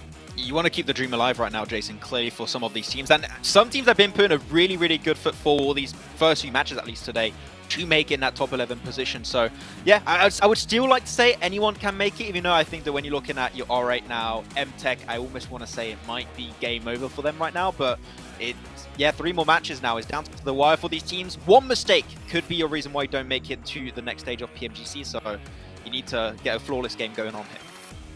Taking a look at our teams to watch here, of course, Sandstorm going with his tried and tested pick that he's been doing basically every single match. R8, oh no, it's actually Influence Shemin, so basically the same thing for him since he's picking those the most. You can see Box as well in there. Infinity, Maxman, and I8. Tell me. Infinity, I mean, I feel like maybe I've been cursing him a little bit because I've been picking him consistently throughout these past 4 days now, and I still have that glimmer of hope that Infinity just going to have that big pop-off play like we saw them play last year in PMGC, but it just seems like a very distant memory right now, and what we're seeing right now is not the Infinity I used to know. And yeah, I'm hoping we can see a comeback from Infinity, but it might be a little bit too late. I'm not sure right now, Jason. It's a bit sad to see, though. It might be because I'm not allowed to pick teams to watch. Yes, also. You need to give them the blessing, Jason. The DRS blessing has to move. You gotta pay for that. You know, that ain't free. And, you can hit up my PayPal. The information will go up on the bottom of the stream. No, obviously it's all up to the players. No one pays me anything. Don't worry. Not even for the show. I'm here for the exposure. But we're going into our 4th match, and I think pressures are starting to rise here. We've seen some hot drops happen. We've seen some change in drop locations happen, looking towards like LGD. Do you think we're gonna see any early fight potentially with LGD and S2G going into this? I think so. I mean, we've seen them hot drop against the top tier team in Influence Shemin on the Miramar map previously, so not something that would surprise me if they just straight up decide to start challenging S2G, hot dropping them and taking the fight to them. Another team that I also wouldn't be surprised in seeing them go for hot drops is maybe Box, because now they're within that threshold. They're within just a couple of points between not one, but two teams. So they have a decision to make. Which team do they focus on? Which team do they fight if that's something that they're going to do? And if they are, now's the time. 3 more games left. Now's your chance to take that chicken dinner. Yeah. Get yourself to the grand finals, or at least survival stage for now for Box Gaming. I would say the only teams that I would like to see maybe go for a hot drop would be, as I stated, your MTechs, your R8s, because those are teams that not only need a great result, they need teams around them to do poorly. So at least you got a straight up good idea of which teams you might want a hot drop. Though if you're at the top, at least you're making it or in the survival stage or in top 3. At least you're continuing your PMGC adventure compared to teams at the bottom that might just be completely done after these next 3 matches for the entirety of the event. So for them, it's a little bit more desperate right now. If they need big points, they might go for a hot drop as like a desperate play. Okay, well, we're going to find out if there's any hot drops happening here in the next 3 matches. We're going to send you back over to our casters for match number 4 of the day with John Allen and Blake. Right at the end of the group, and things are starting to change. They were talking a lot about those drop spots there, Blank. That is having a big impact in the lobby so far. R8 not having the best success with their change. LGD having much greater time with theirs over on Miramar. Hopefully we're going to see, well, maybe we'll see a couple more changes coming through in the next couple of games. Maybe, John. I think that we might see some hot drops, we might not. I mean, R8's already changed position. We've already seen LGD change things up. 211 points to 213 between them and S2G. And remember, that's a $60K jump upwards into 3rd place. I mean, life is getting a bit scary for some of these teams. Mad Bulls, 108 points, but Box Gaming with a wonderful result that last match, up to 123 points. I was looking at the match rankings. Obviously, they went down in 4th place somehow. I mean, Bandar actually lasted out longer than him, so did 4 rivals. I mean, he had to move, and I think it was just Influence Kevin being on the complete sweep there, able to spot as many teams as possible and finding Soaz as he made his break outwards. Very, very cool stuff, though. Happy days. And I'd like to see Box make it in because they really have made a push here. And Break, with that play, I think in the next 3 matches, that'll give them something to play for. A little bit of pressure on with him able to, you know, bump up their performance. And now they have to prove to him that they deserve it. I mean, Box, they're currently, I think, sat about 5 points behind the bubble. So they are very much playing for it against Enigma Galaxy, against the Infinity as well, who are not too much further ahead. They went down with fairly minimal points in that last game. They didn't manage to open any sort of a lead, which is really quite unfortunate considering where they were starting there. So 2 teams at risk. Box Gaming looking to take it from either of them. Mad Bulls, though, their point scoring time has really drawn to an end. And at this stage, I'm fairly confident in saying R8 is out of it. Yep. Even if they are able to get sneaky 3rd, 2nd places on the back of 1 player. But we're going into our 4th game of the day, Erangel. I mean, you look at some of these teams down towards the bottom, and Team Case or Mad Bulls both in very similar spots. Both these teams, I would say, need around about a 15-point average on the last 3 matches to see them very safe in towards that survival stage. Even so, you're still relying on Enigma Galaxy, the Infinity, to continue having the same performances we're seeing from before, which is a 1 to 2 point game apiece. And that's really the only thing that is keeping the fires burning for Team Queso and Mad Bulls. Box Game, on the other hand, happy days. Now it looks like they have a really good chance to continue putting coal into the fire and pumping up those points, getting up towards the top side into those survival stage brackets. And Calcifer wants to eat hearty on this one. It's really going to need a lot of fuel to get there. Hopefully burn it down out. South Plane past Lipovka down to Quarry. Not really too dramatic for anyone at this stage. It allows for pretty much every drop spot in the game. No one really going to be cut out of it too badly. The question is, are we going to see a hot drop? Are we going to see something that we haven't seen before? Infinity, they're going to be chilling over in Milton Power. Buram in Lipovka, splitting out to Mansion on the east coast. Yasnaya, hang on a minute, Influence Chem and Bigotron there as well. On the east side, they should be pretty chill there. Not going to conflict just yet. Yeah, a BTR, Influence Kemin, dropping in this same spot throughout the entirety of the tournament so far, sharing this one out. 4 rivals up towards Rozok. But this time around, at least Team Queso might be able to get themselves a decent match. Considering most of these circles have been over towards that western side, John, Team Queso have had a long way to run to get into some of these circles. This time around, they get a nice start to the game just to the western side of Farm. This is going to make their lives a little bit easier. And with the performance we've seen from them on our angles so far, you know, this could be a real chance for them, an opportunity. Again, though, for these bottom teams, I keep saying there is opportunities available to them, and they keep turning their noses up at them as well. So I do worry slightly, though I have a little bit more faith in Team Queso. I think a lot of times when they've been getting to the circles, they've been taking difficult fights, which is maybe not so much their fault and more because of the rotational paths they're heading into, and then two teams pinching them at the same time. I think that is just something you have to deal with. And for Team Queso, they've been caught on the wrong end of it far too many times. Mad Bulls go back to the tried and tested down towards Primorsk on a large split this time around, purely because they know there aren't going to be a lot of teams coming their way. Though a lot of their wins over in the championships and Western Europe came from this type of crossing from Primorsk over towards the eastern side of the map, that they will have to push through Box Gaming, who currently have really got their eyes out for Mad Bulls. And after that last game, I would be a little bit scared of them, maybe. Although that fight started off very, very well for Mad Bulls. First time in a long time we've seen a fight start off with a Mad Bulls knock first and not one going back their way. Southeast circle on the shift. So Mad Bulls will have to leave there. Titan playing on the south coast around that bridge exit on the east side. And Silas for S2G, the closest by on farm. Hamzy, you can see him just ping up there. Will be fairly close by as well for S2G on their split, but not really going for the engagement just yet. Look at that. Buradam 65, Influence Kemen 64. Very, very tight for the top spot on Erengel here. And at the moment, you can see on the overalls, 267 for Influence Kemen, 256 for Buradam. It's really still all down to the wire and all to play for. However, at this stage, I think it's pretty unlikely that either of these two teams doesn't direct qualify, which they've got to feel pretty good about. Yeah, they are 100% safe now, John. Influence Kemen and Buradam now both playing for pride and money, grabbing that 5k extra should they ladder up from second to first or drop from first to second. But their grand final qualification spots are secured now. I think this is one of the first times we've seen a lot of PMPLs actually throughout the year.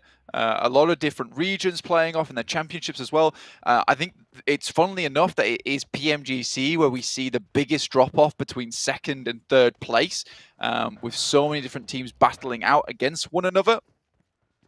And again, there's a big drop-off between 4th to 5th place. So I would say at this point in time, there is only 4 teams in contention for that 3rd place and Grand Finals qualification spots, and that's LGD and S2G really battling out for that one. 2 points apiece between them, really down to the wire all the way to the end of the day here, John. And at the bottom of the leaderboard, Box Gaming looking to secure their position towards the survival stage. And right now it is just the Infinity and Enigma Galaxy are consistently falling down just a little bit. And right now, honestly, they should be full panic mode, you know, all alert on the battleship, because they need to start getting some consistent points on these games. And with 3 matches remaining, if you get 10 points per match, it's going to be very hard for any team but beneath you to start profiting on top of that with so little games remaining.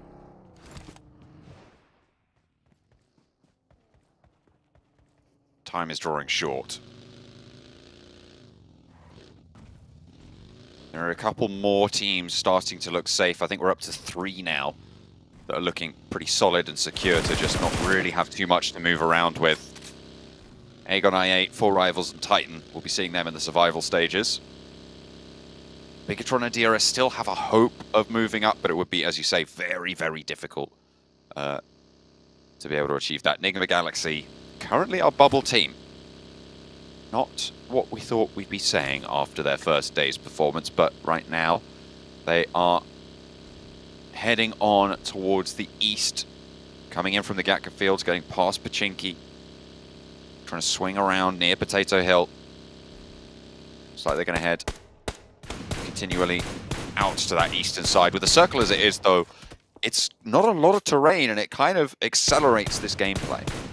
It does, yeah. We have quite a bit of the circle actually out towards the blue team Queso, taking heavy punishment over on that side of the map.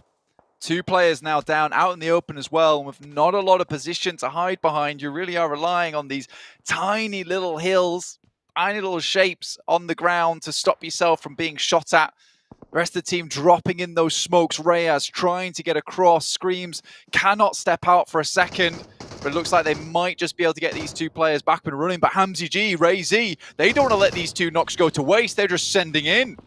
They're getting straight on into the thick of it, actually cutting off the backup here. They've moved Ayala away from this with Hamzy's position, and Hamzy can now take a forward spot whilst the rest of S2G suppresses Ayala from jumping out of these windows. Hamzy will be spotted by Papi Potro, certainly around the side. Hang on a minute, Kelsey's here. He goes for the rundown and is able to get it. Fades away through the smoke that Team Queso thought would keep them safe, but now there's no answer towards it, and he wants a little bit more as well. Papi Potro soon to fall, and Ayala's the last for Team Queso. S2G going to crash on in and not waste the time. Kelsey knocked, has a little bit of cover out in the open. Can the flush come through for Ayala, or is he going to turn his attention to the challenge from Silas? It looks like the stairs are more pressing right now. The spray down is good for another. Ayala looking to turn the tables, but it's just not enough. Hamzy is there, the warden for S2G, and locks it down. Team Queso eliminated. All 4 players still alive for S2G, and again, yep, that is bad news for Team Queso. 107 points on this match. They needed to get at least some going on this game to ensure they could get a little bit further up towards the rankings and maybe challenge out versus Box Gaming, who are very close to moving up towards into that top spot. And already Trisme finds a shot over towards S2G, but again, taking shots to quite a fearsome enemy within the lobby, and they'll return savagery with savagery. Just a little bit worried. S2G now in a position where it's open ground in front of them, and Box Gaming taking up position behind them with this backfill. Difficult times ahead now, John. Circle is still very, very cruel. Only about 50% of it is on this mainland. It's unlikely that it heads to the military island or towards the bridge at this stage. So we're really looking, despite it being phase 2, we're really looking at a phase 4 kind of situation for these teams, for the time being anyway. But that will mean that the next couple of phases might elongate and stretch out, be a little bit more of a lull once all of this has come to a head. The Infinity take shots over towards the guys from Buradam, who are looking to take shots back now. A difficult team to contest with, but going to go for it anyway. In the meantime, MTech Storm take a knock from the Mad Bulls, who have edged their way in from that western side, looking to play along the coast. Not quite definite towards either Sosnovka or the mainland. For the time being, most teams just trying to situate themselves somewhere along the coast. The Infinity also struggling versus Buradam, but it is Influence Kemen once again playing on that northern side, coming in, looking for a more central position towards the later half of the game. Another knock comes through from Zerich. One back from Nigma Galaxy, in fact. Chicken out in the open for MTech Storm, as the Mad Bulls are fighting on the west side. Looking to move up and confirm that flush. They'll get it with the rundown. Dizzy. No answer just yet. The Mad Bulls want to get this res as well. They should be able to do it. Should have just come through. Buradam and S2G actually having a little bit of a scrap. It's just on the south coast, just to the west of the exit to the bridge. South of farm. See, they're trading across in these farm buildings. Yeah, tried to pick up a position that S2G were holding beforehand. For back box were able to backfill. There's 4 players still alive there. Knock comes back from MTech Storm over towards the Mad Bulls. They've managed to kind of find a couple of off angles towards their position, but I think that Mad Bulls should be somewhat safe towards that coastal side. A lot of cover to play around with, but MTech Storm unwilling to give up their spot on this western side. With the next circle coming in, that kind of delay with the knock there will really make Mad Bulls suffer. And with this circle shift towards the bridge side, John, goodness me, it's going to be hard to find a good game for any of these teams. DRS, the Infinity, in good spots though.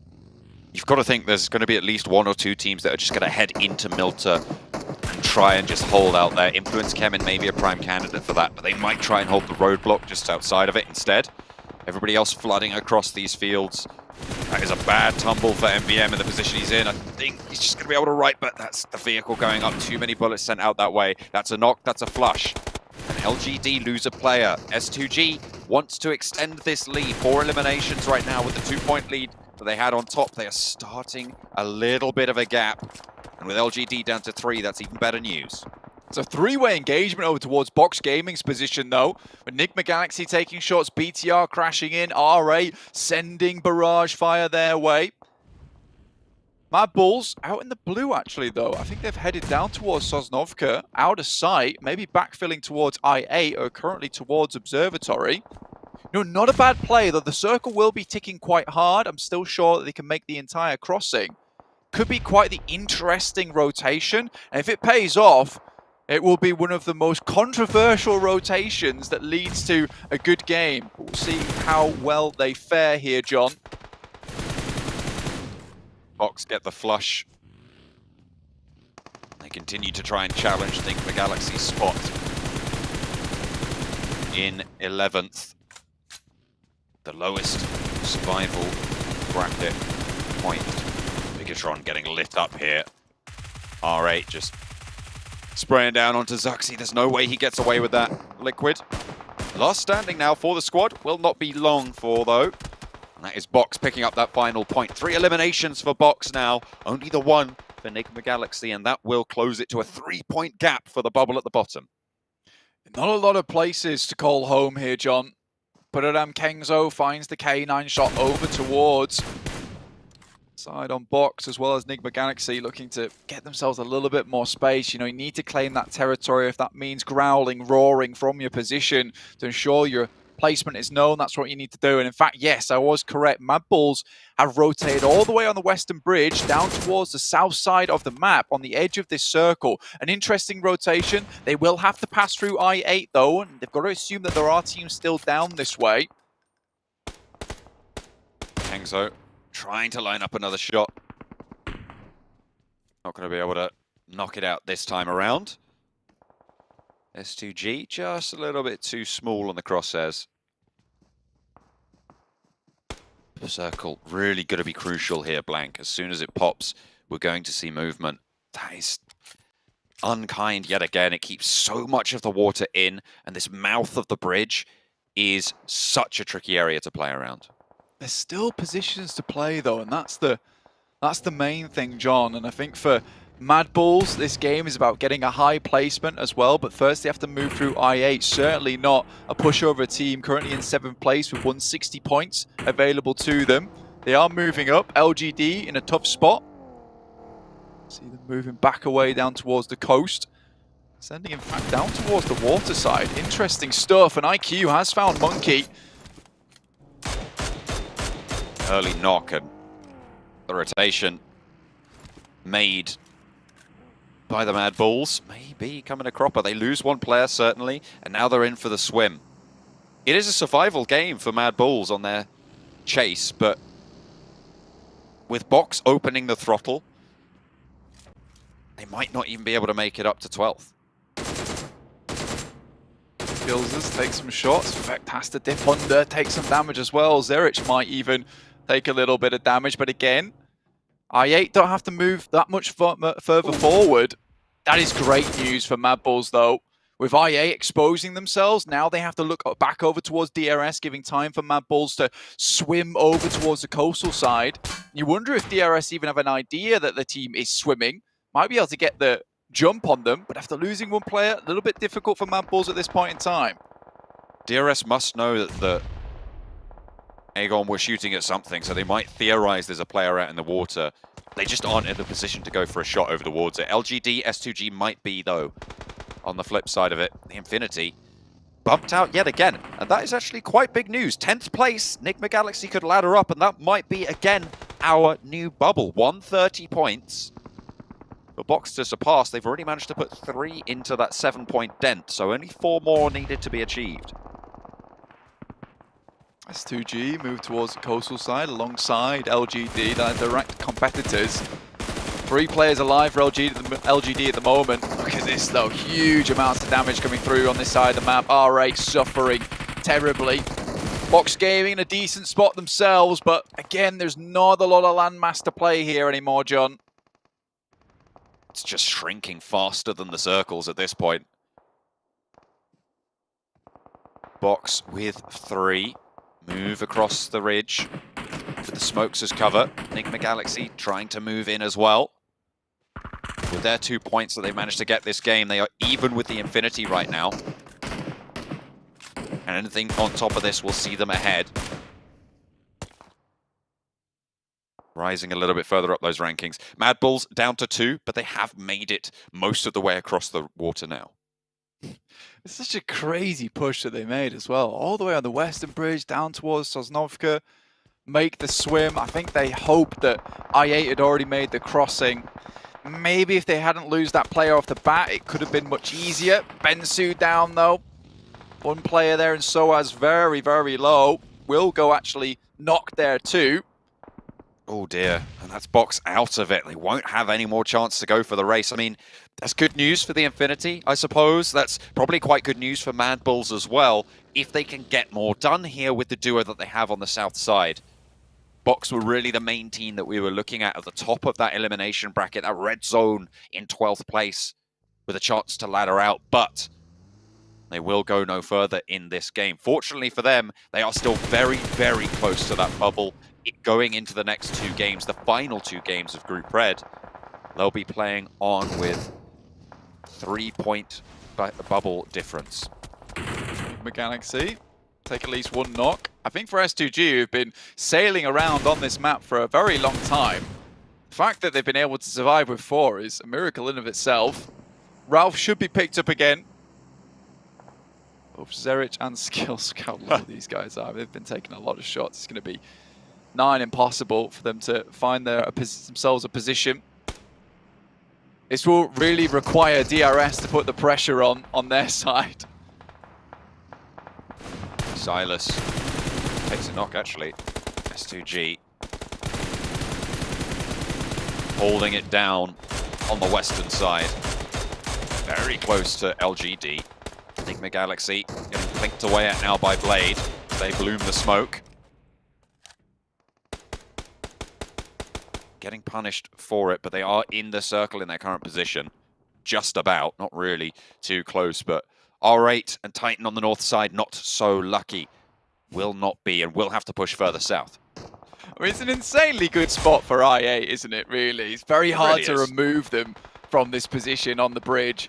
DRS would love to take shots towards them, but they've got players on the top side, they've got high ground advantage.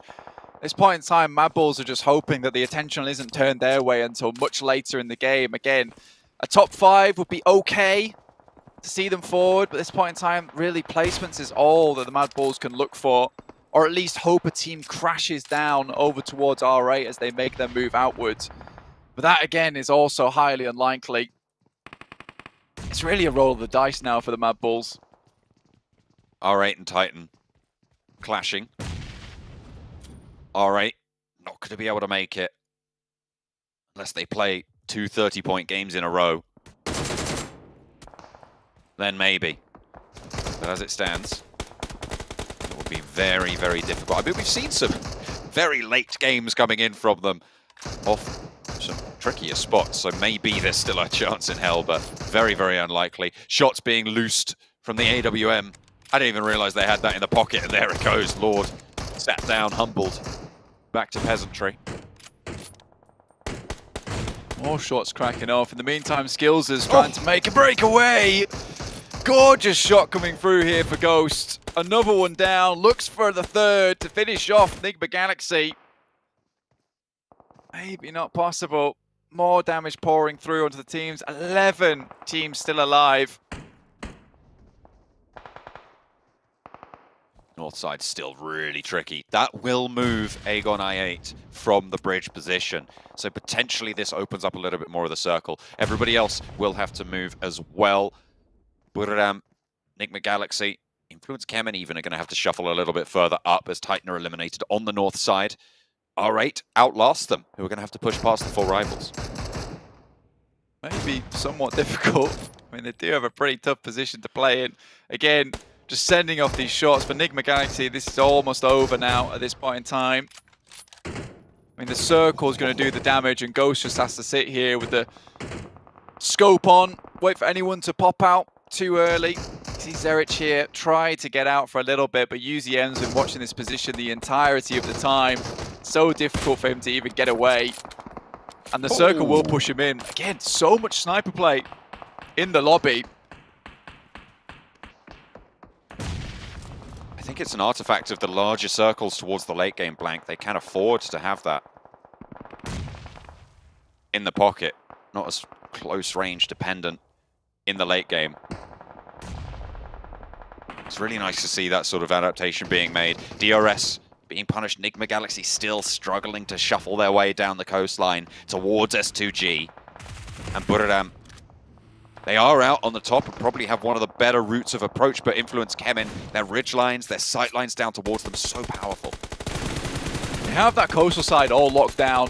Nigma Galaxy out, open things up a little bit. Again, for Mad Bulls, I don't think this is going to be a good game for them regardless, just because the amount of teams that have to go down, it's unlikely they're going to start fighting before the blue starts to push the final player from Mad Bulls in, so he's not going to find many points in terms of placements here.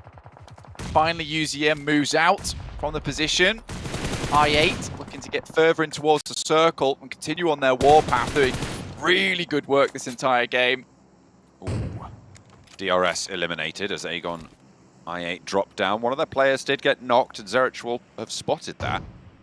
Do they still think there's a player there? Do they know? Are they aware? Seems like they might not be. They're very much not paying attention this direction. He can play now a bit further up, yeah, and actually maybe get into the circle. He could swing out towards the left side, but again, that would sit him in the blue. Influence Kemin taking shots down their way. He's really trying to keep himself out of action. This is serious Metal Gear Solid gameplay at the moment. Don't want to see that exclamation mark ping up. Would be brutal. Zerich playing sneaky right now. Bandart, last alive for R8, out in the blue zone, will be falling. That's R8 out. S2G close to Buradam. S2G holding on to their spot in third place right now, but LGD are right next door to them.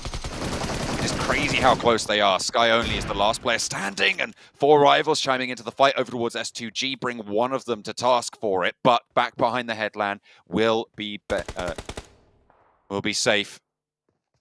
For the time being, LGD in the gas station.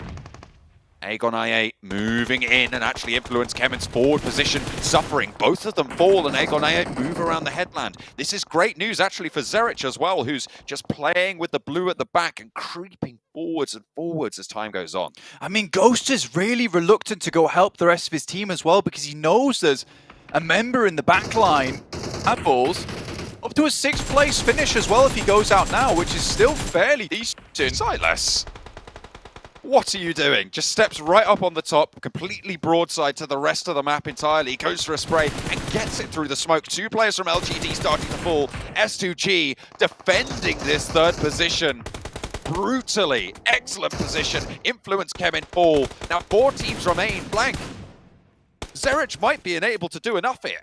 I mean, he will be getting himself a lot of points and can continue to actually get up. I mean, I can't even get my words out because I'm so surprised by the situation that we're currently in. 11 limbs, though, for I8, looking to set themselves a nice pace towards the end of the day. You know, there's even a really big chance here that Zerich could get a 3rd place if they continue to play this one out. Silas moves towards this side of the map, maybe looking to get the backfill over towards I8, but again, Zerich couldn't be happier with the situation he's currently in. There is a loot crate out in the water as well. Oh, I was thinking Zerich might be able to just swim out there and play with that as cover for him to be able to breathe. And maybe people wouldn't have figured it out, but does fall down. 4th place for Mad Bulls, though, and that does put a nice, healthy dent into that point lead that will sit between them and the Infinity, who should be on the bubble at this stage. 3 teams remain. S2G, they've taken down their main rivals, LGD. And if they can, every single point they get from here on out will be excellent as breathing room moving into the last 2 games. 4 rivals looking to see them safe in towards that survival stage. This will take them quite far ahead. Nice nade from Appy though. 9 eliminations for them, looking to send the other one to finish it off. I think i8's played a beautiful game here from the bridge side. Silas now moves up for the backstab. Both players extremely low. Blade could go down a moment's notice here, John. He's been so bold as Silas in this game. Just going hell for leather, not really having a care in the world, but finally Blade puts an end to proceedings. Ray Z rolls on down, DBS on the back of the buggy and bumps them, knocks them for 6. And S2G team up with 4 rivals to take down the remainder of the players from Aegon i8, and now Hamzy lines up the spray. You're not getting away from this dog of war. Appy, last standing for 4 rivals, making his way over to Pemburu. But S2G mounting up for the final push here. Hamzy rolling along the coastline, but it's not even going to be there.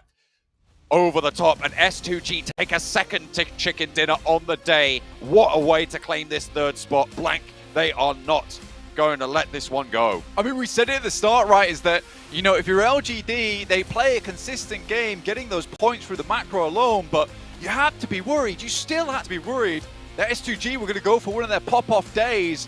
And today is the day. On the final one, get second chicken dinner on the board, pick up a ton of points. Now LGD will be suffering. It's going to be difficult for them to actually retain any kind of momentum here to try and catch up with the last 2 games. There is Miramar coming up where LGD tend to do very well, but it's S2G on that last Miramar to steal away the chicken dinner again. So beating them at their own game as well. S2G, team from Turkey that qualified to PMGC through PMGC points, had a downturn in performance in the European regionals, now looking good to be the team that takes the 3rd spot in that 3rd qualification. I mean, John, it's a big step up in terms of getting that Grand Finals qualification spot, sending you all the way to the end of the tournament immediately.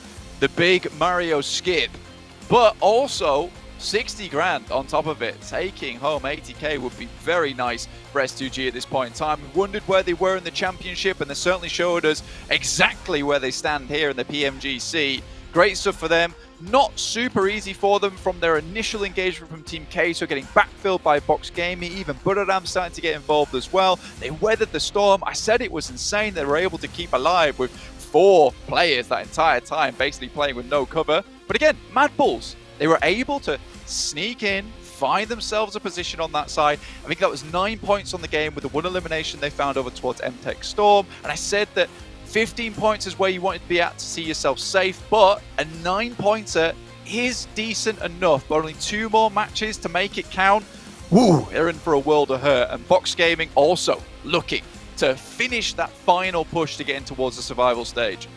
It is so close moving into the closing moments of these games. It is really, really still all to play for. The top spot still being contested. 3rd place bubble still up for grabs, and that bubble at the bottom to stay alive in the tournament is still there. S2G claim the 3rd for now. Will they keep it?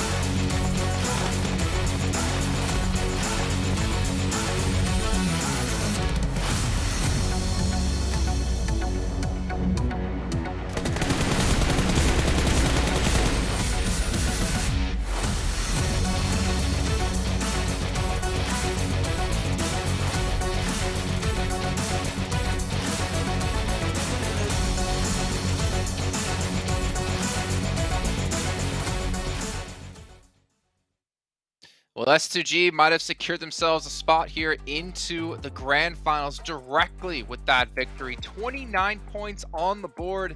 S2G, you saw what it meant to them as well after they finished things off when we went to their cameras. They were so excited and so happy, and why wouldn't you be? That is a massive amount of points to get, and LGD, they got 5.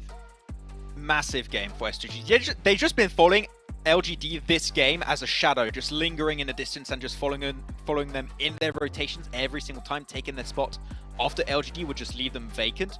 And the way they especially defended themselves versus Buriram and also the side of Nigma Galaxy was insane. Like, they were just clearing the West every opportunity they had, and it was not an easy game for them because you saw some great sniper shots coming out from Nigma Galaxy, but S2G after that push and Silas just on top of the wall, like, man, they just don't care, and I'm loving it. The S2G are looking great. I mean, honestly, there's I think a lot we need to break down that last match. I mean, the AWM out of Ghost as well was a sight to behold. We don't normally get to see that often. But again, like Mad Bulls were able to get a couple of points there. I8 getting quite a few points actually for themselves. It's really interesting to see how this is shaping up here with just 2 matches left to go. And of course, we want to see your predictions. Make sure you guys are getting that in chat as well. As I think every game it's been DRS, LGD, and that's pretty much been about it, if I'm not mistaken, when it comes to our predictions in first and second place. But what a game, though. Yeah. What a game, and I definitely want to see how that's going to impact the overall ranking when it comes to the bottom of the leaderboard and the survival stage. How big of a cushion did S2G build themselves throughout this game by, you know, just taking matters into their own hands and taking out LGD throughout that game as well. And not only that, but because I'm looking at it right now, and the way I'm reading it, there's still genuinely a possibility for the entire leaderboard to change with these last 2 games. If certain scenarios were to actually happen in the next 2 games, we could have a massive change. Like R8 technically, so can MTech, they can still make it if something magical happens. Same thing could be said for LGD, but there's just so much to get into. Yeah, well, let's take a look at our overall rankings so we get an idea where the teams do stand and how much of a mix-up could happen here in our last 2 matches. Over towards the top, we still have Influence Chemin. First place, 276. But look at the gap now between 3rd and 4th. I think that's what it's mostly about. 242 down to 216. That's a huge difference. And with 2 matches left to go, you're kind of running out of time to catch up. Exactly. That's the point I wanted to bring up. It's like that gap between S2G in 3rd and 4th position LG is a scary thing. And we stated this many times. S2G is a team that they're good at building up their momentum. They're looking hot today. 2 chicken dinners already, potentially a 3rd if they keep going this way. LGD, unfortunately, we see those up and down tendencies. It's not the best situation for them to be in if they want to make it straight to the grand finals. And I don't think S2G is going to have a horrible last 2 games. I think they're going to just keep on going here, Sandstorm. Yeah, the scenarios that we would be looking at if something was to change is for STG, and then you would have Infinity and Nigma Galaxy all having... Great thing about it is that it's still so many different changes that can happen here as we get into the final matches. You still really don't know what's going to happen here when it comes to that in particular. But I mean, either way, we had a lot of teams step up today. The problem is like, why didn't they do that earlier, right? Like I8, one of the teams that we could have seen potentially move through in top 3 if they were able to have these performances in the first day or 2. Also for Rivals, Max, I think you mentioned while we were watching, after their win yesterday, they finally have been able to pick up some steam and finally understand what to do. But we'll see what's going to happen in a little bit of time here as we're going to head to a short break.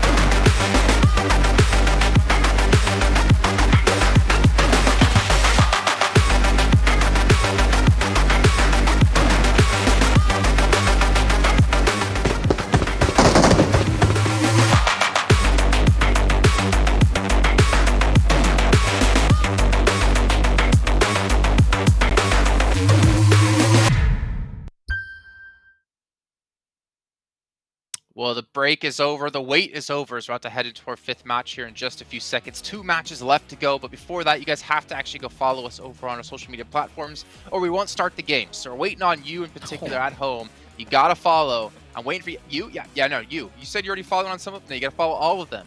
That's what I'm trying to tell you before we can start this match here. Also, I was talking to you, Max. Actually, are you following them all? Of course. I've always been following. I don't know. Why would you doubt me? I'm doubting Sandstorm right now. What you mean? Yeah, it is I follow true. all the PUBG Mobile esports pages on YouTube, on Facebook, on Instagram, the TikToks as well. Even the Twitter. Gotta get that. Even the Twitter. Even the Twitter. Good to know.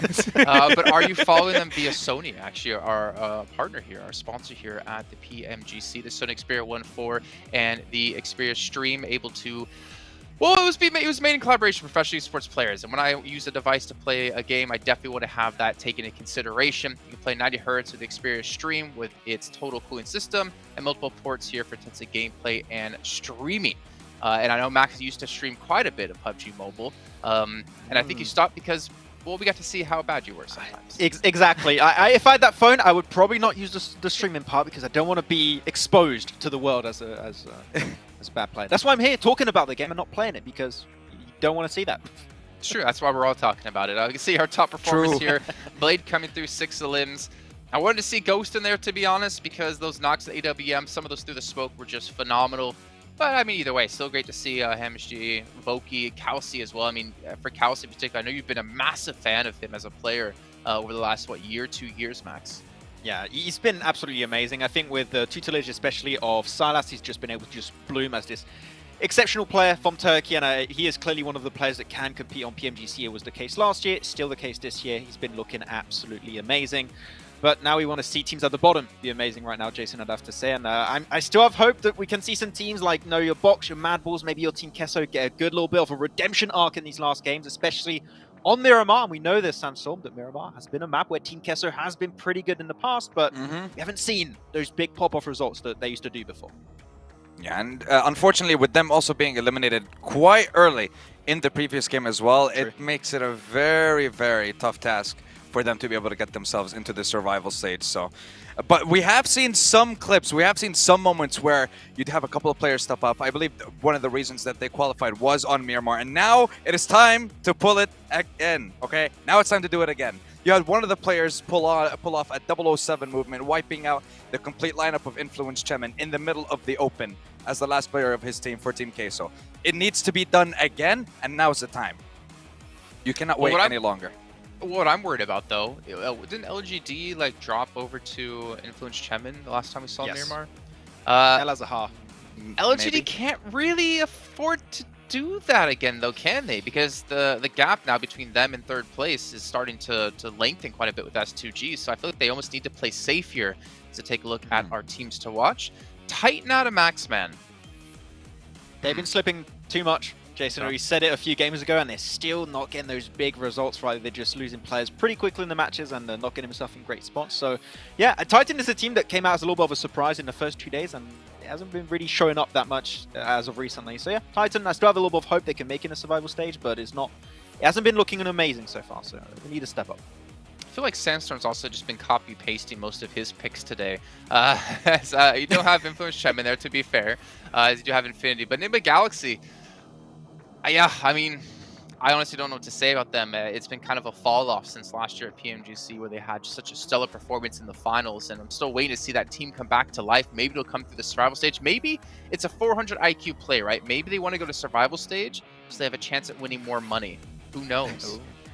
Who knows? You know who doesn't know, besides us, is also our casters. Actually, we're going to throw it over to them here. I don't know why that's the thing. With John Allen and Blank, just take it away so I can stop talking and get off camera.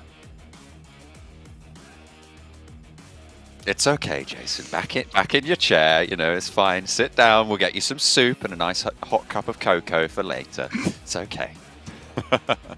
I'm just looking at my hair, and I realise I've taken off my headset and put it back on, and now my hair's all over the place. That's fine though, because Jason's segment was just as messy as my hair, and they pair together perfectly. So he no longer has to be on camera. I do, with this haystack on my head. Thank you very much, John. I really do appreciate you joining in with the action. But yeah, heading over to Miramar now. S2G taking up that first Miramar chicken dinner. LGD obviously would love to get to have had that chicken dinner for their own, but them being the best performers on that map and S2G taking it away from them, that's got to hurt, especially when you're trying to gun for that third place spot and that grand final qualification target as well. A rough time ahead for LGD. They might just be able to swing it the last 2 matches. Again, though, John, we were having a discussion about those last 4 teams down towards that bottom bracket. Yeah, it's really, really close at the bottom. There is basically the possibility that any 2 of those 4 teams could make it in, that being Nigma Galaxy, the Infinity, Box Gaming, and On the outside is Mad Bulls. 131 points for Enigma Galaxy. The Infinity 138. Box Gaming 128. That is a 3-point split between those three teams. With Mad Bulls on 117, they are 11 points behind Box Gaming and 13 points behind the Infinity on the bubble. But that is very much an achievable boundary if they're able to keep it together for the last two games, because we haven't really seen that spark that we expected from Mad Bulls so far. But it is possible that both Box Gaming and Mad Bulls could leap up and overtake both of the Infinity and Enigma Galaxy with the way that they've been playing over the last couple of games. Exactly. Over the last 4 matches, both Enigma Galaxy and Infinity, I think, have scored around 10 points total of each of them, around about. So, you know, you're looking at almost a 2.5 average on the game, which is really not ideal for either of them, and does open this up for Box Gaming and Mad Bulls. And I think if the pressure's on for anyone, it's not necessarily Mad Bulls or Box Gaming who are feeling like, you know, today could be the day, in which case they break those boundaries and head in, but instead for Enigma Galaxy and the Infinity, who are feeling like something's going wrong and they're unsure how to fix it at this point in time. And that is not a situation you want to be in on that last day.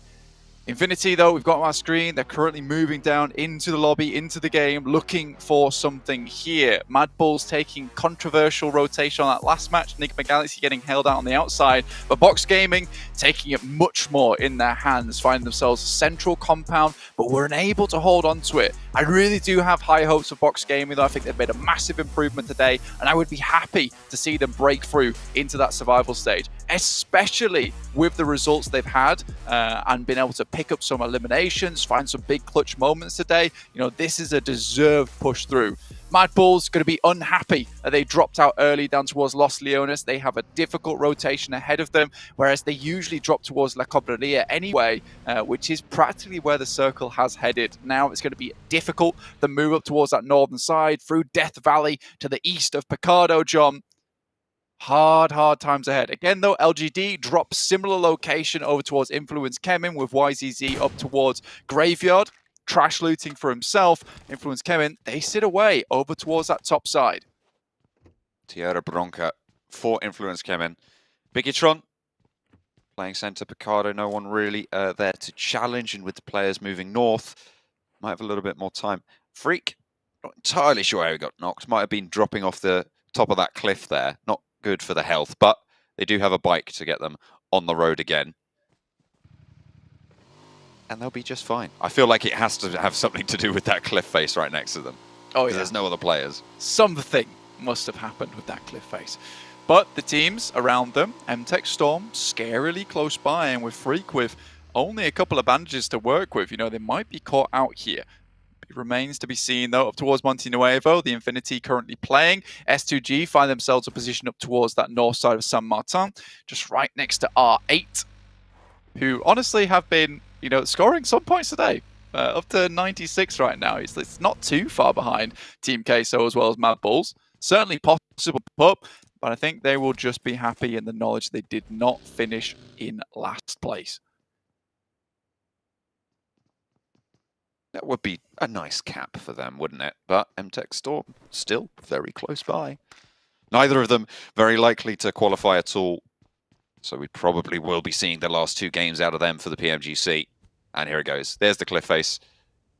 Does try and leap out there. But it's not going to go well. You stick your ankles on that cliff face, you do just leap out into the void. Luckily, nobody too close by to capitalize on that. Enigma Galaxy going to head up on that western edge. Maybe head up towards El Pozo or La Cobreria. Both spots are currently not taken, available for anyone who wishes to pick them up. Mad Bulls, on the other hand, looking for revenge down towards Los Leones versus I8. However, I8 have been playing some really good games recently, and I've been very impressed with their performance and the improvement they've been able to make. And I mean, we had an interview a while back where they were asked about the exit from crypto towards Unicorn to Love in Western Europe, how it's affected them.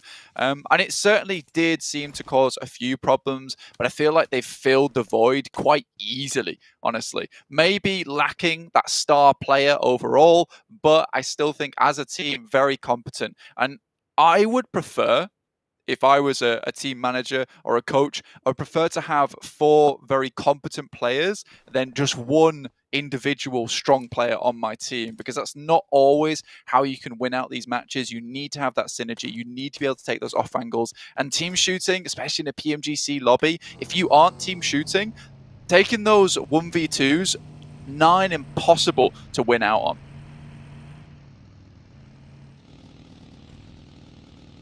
MTech Storm, the new residents at the bottom of the tables. On camera now, they did not have the spike that LGD did. Coming into this tournament, who have really started to turn up the heat. LGD in that last game, they just didn't have the firepower in their position to take control, and S2G swept them aside and opened up such an important lead at this stage with a really, really solid chicken dinner, a nice high elimination count as well. Yeah, honestly, for LGD, things felt like they were set in stone for them heading through in 3rd place. I mean, for S2G, they were behind them, but they were finding consistent points, and S2G were a little bit up and down, volatile in their points potential. But today, they've really taken it to the next level. Lord, though, being crashed upon by the MTech Storm guys. This is a bit rough for him. Nade goes down, will find at least 1, and gets the flush 2. Good start for them. They will get an elimination point. And a nade downstairs. Goodness me, he's putting up more than a fight here. Lord holds out for 2, drops off the side as well, repositions, doesn't have a lot of time to make this move, gets just clipped before he gets behind the corner, and that should be the end to the do-si-do. Should be Reserble there, our men in full cover from the rest of Enigma Galaxy, but they might want a little bit of revenge. Hamodi hops out and wants some oversight. Down towards the rest of MTech Storm. We'll look towards Tizzy. Might be able to explode the vehicle here. It's back into cover. Freak quite low. Takes a tire off the pickup for Tizzy. Chicken gets away as well. Does have the Winnie. Could prove to be troublesome, but just fades away back to the party bus. I don't think they're going to be able to squeeze any more out of that engagement. But Enigma Galaxy losing a player that early, not great, especially given the position they're in. Remember, they're one of those 4 teams of which any 2 could make it in on those overalls. Don't want to be set apart from those teams at the moment. R8 off in the distance, looking down. DRS. Fox Gaming, very close to one another at the moment. Chicken taking a tumble of his own. Total limbs on Miramar. S2G have now passed LGD with 42, but there's a clear 2 front runners here with LGD at 42 and S2G at 44.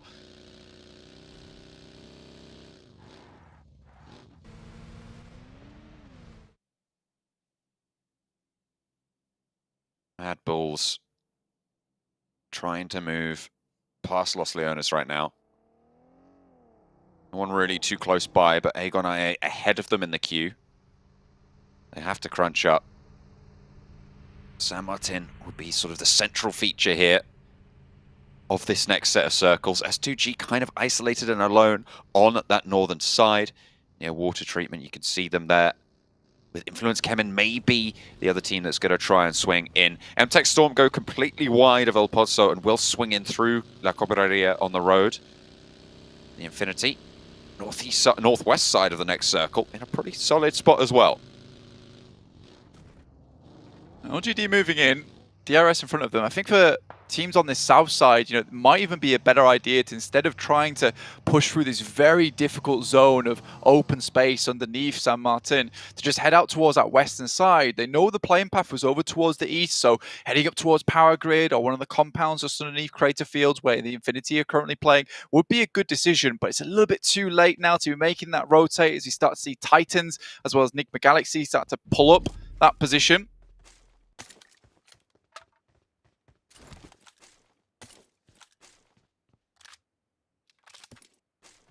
It's a difficult area to play around, the west side of Hacienda del Patron. About 4 teams have managed to find close quarters positions. Enigma Galaxy still looting up around in El Pozo. Bigatron, one of the teams that have managed to find one of the spots. Box close by to them. Box right now, of course, in that melee on the bottom bubble. Currently, the team at 128, 12th place, the highest ranked team that would not go through if we closed off the rankings right now. So they're looking to try and jump up. Only 3 points between them and 10th place. Soaz taking a lot of damage and getting knocked here. Not at all happy days right now for the guys from Box Gaming. Again, Nigma Galaxy and the Infinity on this western side should live out for quite some time. But again, Nigma Galaxy now in the blue with MTech Storm close by. BTR looking to finish the fight, but again, Break really good when it comes to those clutch moments. And the door being opened allows him to bank it off and back inside. So works out either way. BTR down to 3 now. They do find an answer over onto Soaz there for Box. So it is 3 versus 3 for Bigatron versus Box. Bigatron have done enough to stay in the survival, but Box have yet to put that work down. 1 point is there. That means they are 1 point behind the Infinity on that bubble, who have been pushed aside by Nigma Galaxy after a couple of games earlier. Box Gaming, a crucial spot for them now, Blank. It's all to play for. They're struggling to come up with the goods right now, playing it slow. It is dead central, and BTR knows this as well. Would love to fight for this position. If Box want to survive towards the survival stage, they 100% need to win this engagement versus BTR. See Liquid very low. Jem Foster sets himself aside for the time being. Circle moves down towards the southwest, so Nigma Galaxy still have a chance to get a good game off the top of this one. Mad Bulls will need to regroup in their 2-2 split at the moment, looking up towards Buradam. Monkey will head out first to try and find a position. Titans also careening across the road moment, which bisects this circle in half. Creating quite the interesting terrain throughout the rest of the game here. Mad Bulls are ahead of the game when it comes to being on that side of the road as well. I mean, Titans, they've crashed across, but Mad Bulls are one of the few teams actually already south of it and will be able to swing through and maybe take a priority position in the next circle above San Martin, where all of these teams are looking to try and find some real estate. I think for teams like Box Gaming and Mad Bulls, they're taking two separate approaches to this one. Mad Bulls just looking to put up consistent points on the game. Box looking for that big one to send them sailing towards the top. But that does require, for Mad Bull's strategy, to Nigma Galaxy and the Infinity to continue playing at a similar performance level that they've done for the rest of the day. Break caught out in the open with a side swipe there. Smoke blooms. They stay alive for now, but it's really, really down to the wire on Break's position there at the front. Does manage to pop a heal. Nade up high, doesn't go through a window. And again, naded out, but knocked down. Break somehow regroups up. Does get knocked. Will he get flushed? Will he get tagged away? Oh, that's from Aegon I8 coming on through and just ruining it for Box. 2 players now standing. I mean, the initial knock coming through from Effect there and I8 finishing it up. Rick don't get the elim, but that is probably the best team towards if you are Mad Bulls. Spray from DRS over towards LGD. S2G have lost a player in the midst of it as well. Another knock going over from Influence Kevin as well. And every team is starting to suffer. DRS on the east, LGD are there, and they're embroiled in that engagement. Bigatron trying to move into Box's position, but Jen Foster already low. Zuxi taken very, very low. Trisbane not able to win out the challenge, not able to win out the trade. Tries to get the flush on the player fleeing towards the top side, and there's a third party. There comes through the shots again, but Box Gaming are eliminated in the meantime, staying in 12th, 1 point behind the Infinity. Everybody suffering under the watchful eye of Mad Bulls and Aegon I8. Mad Bulls with the view in towards the windows that BTR were playing. I8 finishing the job for them. You can see the high ground that currently Mad Bulls are playing with. They have taken shots their way, though. Assuming they don't really want to take too much of these engagements, too many fights. Circle favors Buradam, Titans, I8. R8 as well, who are still continuing to put on a good show today for us. They're going to finish in the bottom bracket. They're going to finish with an absolute explosion, fireworks going off around them. They have pulled off some pretty solid miracles today, actually, to be fair. Unfortunately, it is just too late. For the time being, LGD on the east side, playing with all four of themselves alive, would need an excellent game here to keep themselves in contestation for the direct qualification spots to the finals in Jakarta. But for now, it's looking unlikely. 2 elims so far for them. S2G in a better spot of their own, covered off from a lot of sightlines. But Enigma Galaxy and the Infinity both have to push in from that western side. And again, it's out into open area. Team Queso currently holding out the 3 remaining players from Enigma Galaxy. This is great news for a team like Mad Bulls, who are situated on the high ground at the moment, looking to pick up some more points on this game. Titan will take down MTech's Storm. Again, they will remain at the bottom of the tables for the time being.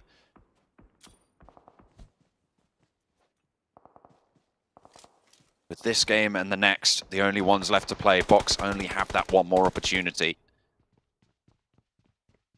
Because they will be denied it here.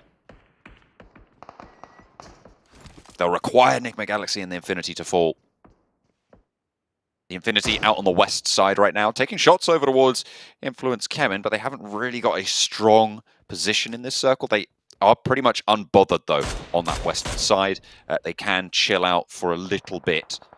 And maybe that's what you want to do. If you're on that bubble, you just want to be putting 8 points up on a game. Again, though, for the Infinity and Enigma Galaxy, their path forward is not easy. Enigma Galaxy make their way in, but Reyes should have spotted that cross from them. Calling back to the rest of their team from Team Queso. Again, another team that really wants to ladder up above them. Enigma Galaxy get further in. The Infinity sends Mela downwards. Now BTR under pressure from 4 rivals. They've survived one engagement with Box. Can they hold out against 4 rivals? Set up a crossfire. Jem Foster probably likely to be the first to go in, but Liquid already fallen. Zuxi spots the players flooding on in. The ground floor on the hold for Jem Foster, but he's fallen, and now it's all down to Zuxi. Needs to get the reload from the UMP, and will be able to stick it as well. Bigatron going low, and we'll be able to find 1, 2, 3. Zuxi's lining him up. Needs to push hard now. Dig deep for Bigatron to stay alive in this game. They've done enough to secure their survival spot, but that was an excellent lineup for Zuxi. Popping a heal. The reses are being allowed to come through, though, for the 4 rivals. You can't let them go with this. Hops out, goes for the spin, on the swivel, gets 1. Needs to be, have the wherewithal to turn it around, and will find the shots. Zuxi lines up with a 1 versus 4 against 4 rivals. What an unbelievable result from him. We didn't get to see the majority of that fight, but down the stairs, pulls out the UMP. It's never over when Zuxi's involved. This guy is giving, he's giving it on the camera. You gotta love this guy. I mean, he's got a lot of personality, and he's got a lot of bullets in the UMP to make this one happen. Yes, PTR will lose the majority of their members, but Zuxi will gain confidence that will lead through into the survival stage. Both the twins have showed us that they are back on form. Really nice to see. Ramping up into this tournament. Fantastic to spot them back in the fold of it. S2G in the meantime, looking to hold on to their 3rd place spot. They're lucky, maybe even challenge Buradan for that 2nd place. So that would be a tall order, to be sure, almost as tall as LGD's task. That is Enigma Galaxy going down, which is good news for Box. That is actually really, really good news for Box right now, because it means that that goalpost has not moved too far. Mad Bulls still dominating from this high ground position at the moment, John, finding a knock over Titans and LGD. They have clear information over this game. Circle moves up towards the north side, but at least keeps them in. You're right, Enigma Galaxy going down there with 1 elimination. Takes up by 1 point, not even hitting the 2.5 average on this game. The Infinity still looking to find their way into this circle. If they go down now, again, another game where they don't get a lot of points on board. They do have 2 elims on side, but that's about it.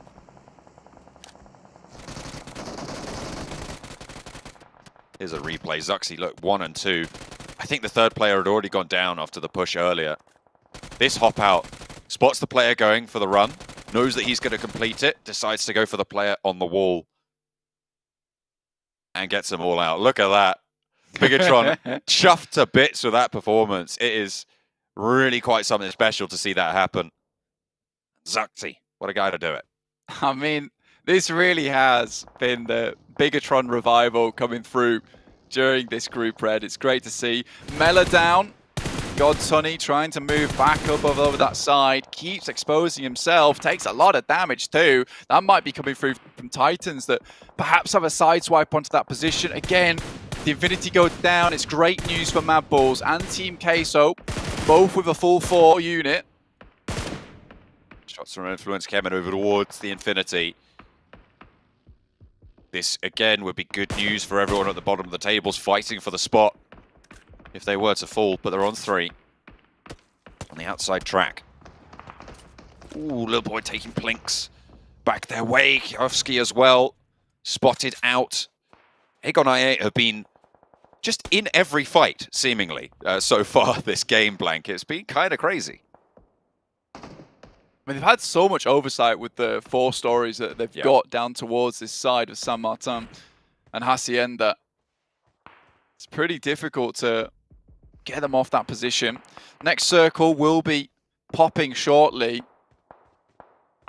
For a lot of these teams towards the center, they're not too uncomfortable. R8, Buradam, Titans, I8.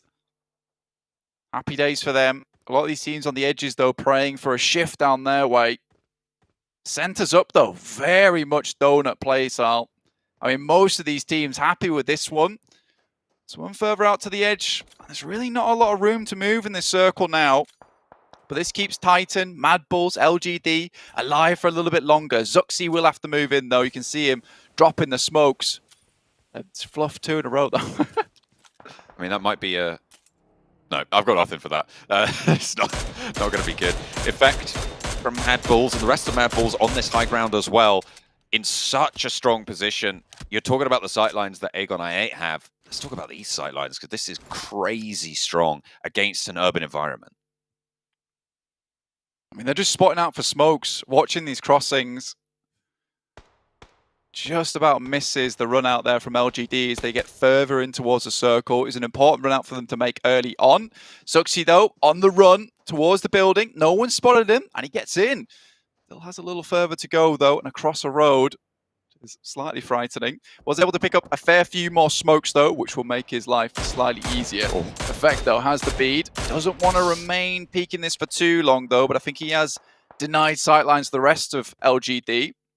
With that, the geometry of that rock, I mean, it is just an isolated position. The final little zoom in there. Wants the challenge, there's the taps swiftly on the trigger for effect. Doesn't quite get the full damage, though. Monkey scouting, though. Senses the potential of another team maybe looking to pick up their spot. With Team Queso, the team just behind them in the leaderboard. Out towards their western side. The Infinity finally try and make their run for it. Influence came in also, moving down the hillside. Little boy falls. That's to I8 once again, who is making a massive splash within this circle. Aegon I8 now up in 5th place. Overall, the Infinity regrouping and staying alive, really crucially for their spot on the tables, but for teams like Mad Bulls and Fox, even for Team Queso, that's not great. They do want them to fall as soon as possible. If they have anything to say about it. A nade from Federal, okay. Comes in and tags onto the Infinity. Gets a lot of damage in as well with a second follow-up. Federal wants to put one more through. Thinks better of it. No, recooking the nade. Punches it out wide. It's a little bit short for the liking. Meantime, Team Queso takes down Papi Potro from their side. Monkey doing a good job over there, and it was a good thing he was scouting in the first place, assuming that a team would be coming in from the south. Nice nade, though. Comes through. Will deny that from Federal.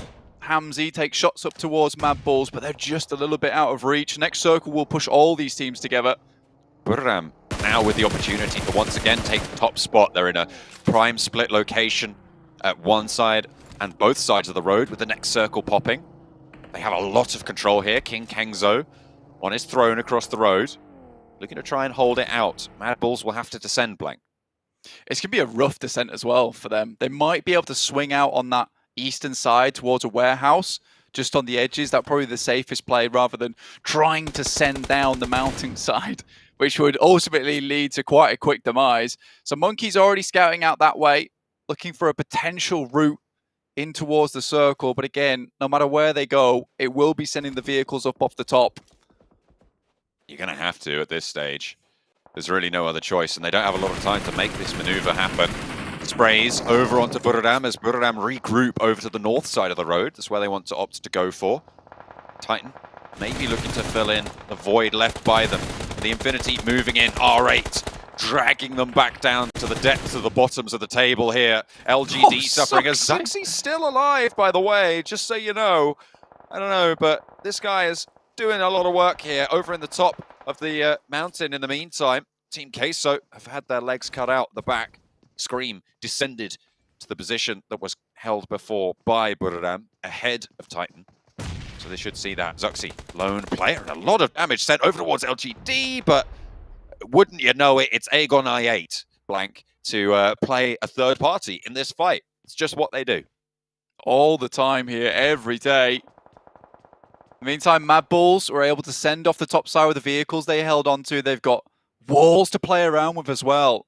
It's a little bit more of an exposed position, but this circle heads down towards the south side a little bit more. Mad Bulls could have the inside track here. Again, just set up as a line. Difficult to move across towards them as well, so finishing out on any of these flushes will be difficult, so Mad Bulls provide a little bit more time to play with here. The Infinity. Last player alive. Godtunny spotted, and that is them drawn short. That is, again, a lot of that bubble area completely stopped in their tracks, and this is a great opportunity to Mad Bulls to just give them a chance. The position that they have, all four of them alive, on the cleaner side of the road as well. And they still have this wall to work with this next circle, John. I think that's the biggest thing for them. Again, crossing forward will be difficult. Screens from Team Queso out in that building. Ghost does find skills. Again, though, like I said, the wall there will provide them some cover so they can actually get the res off again. I8 sends an ace through. A little bit too long. Oh, that's difficult there to get away from, but Blade doesn't quite land the shots this time around. Skills's should get rezzed up there, and it's crucial for Mad Bulls to hold on to this. Zerich finds a shot over towards Titans, who are looking their way on the road. Very important they hit those shots to keep them at bay. Hamzy G goes down outside the circle. Mad Bulls, you wonder how much they have available to them in terms of loot, in terms of medical supplies to get this game a little bit further. Again, look at that, the broken wall. Oh, it's so hard. It's so tough for them. What a gauntlet that they're going to have to run to prove their mettle, to deserve their spot in the survival bracket. Again, just knocks and knocks and knocks going through. Team Queso with their last player Scream up the battle against Titans 1. Not going to be able to find the next two. No Zuxy in him, unfortunately, for Team Queso. And they will go down. Their run drawn to a close. LGD holding out with 4 alive. S2G, though, still alive. And it's really not going to matter. They're not going to be able to put that dent that they were looking for. A big nade from Blade cuts them down and leaves LGD flagging.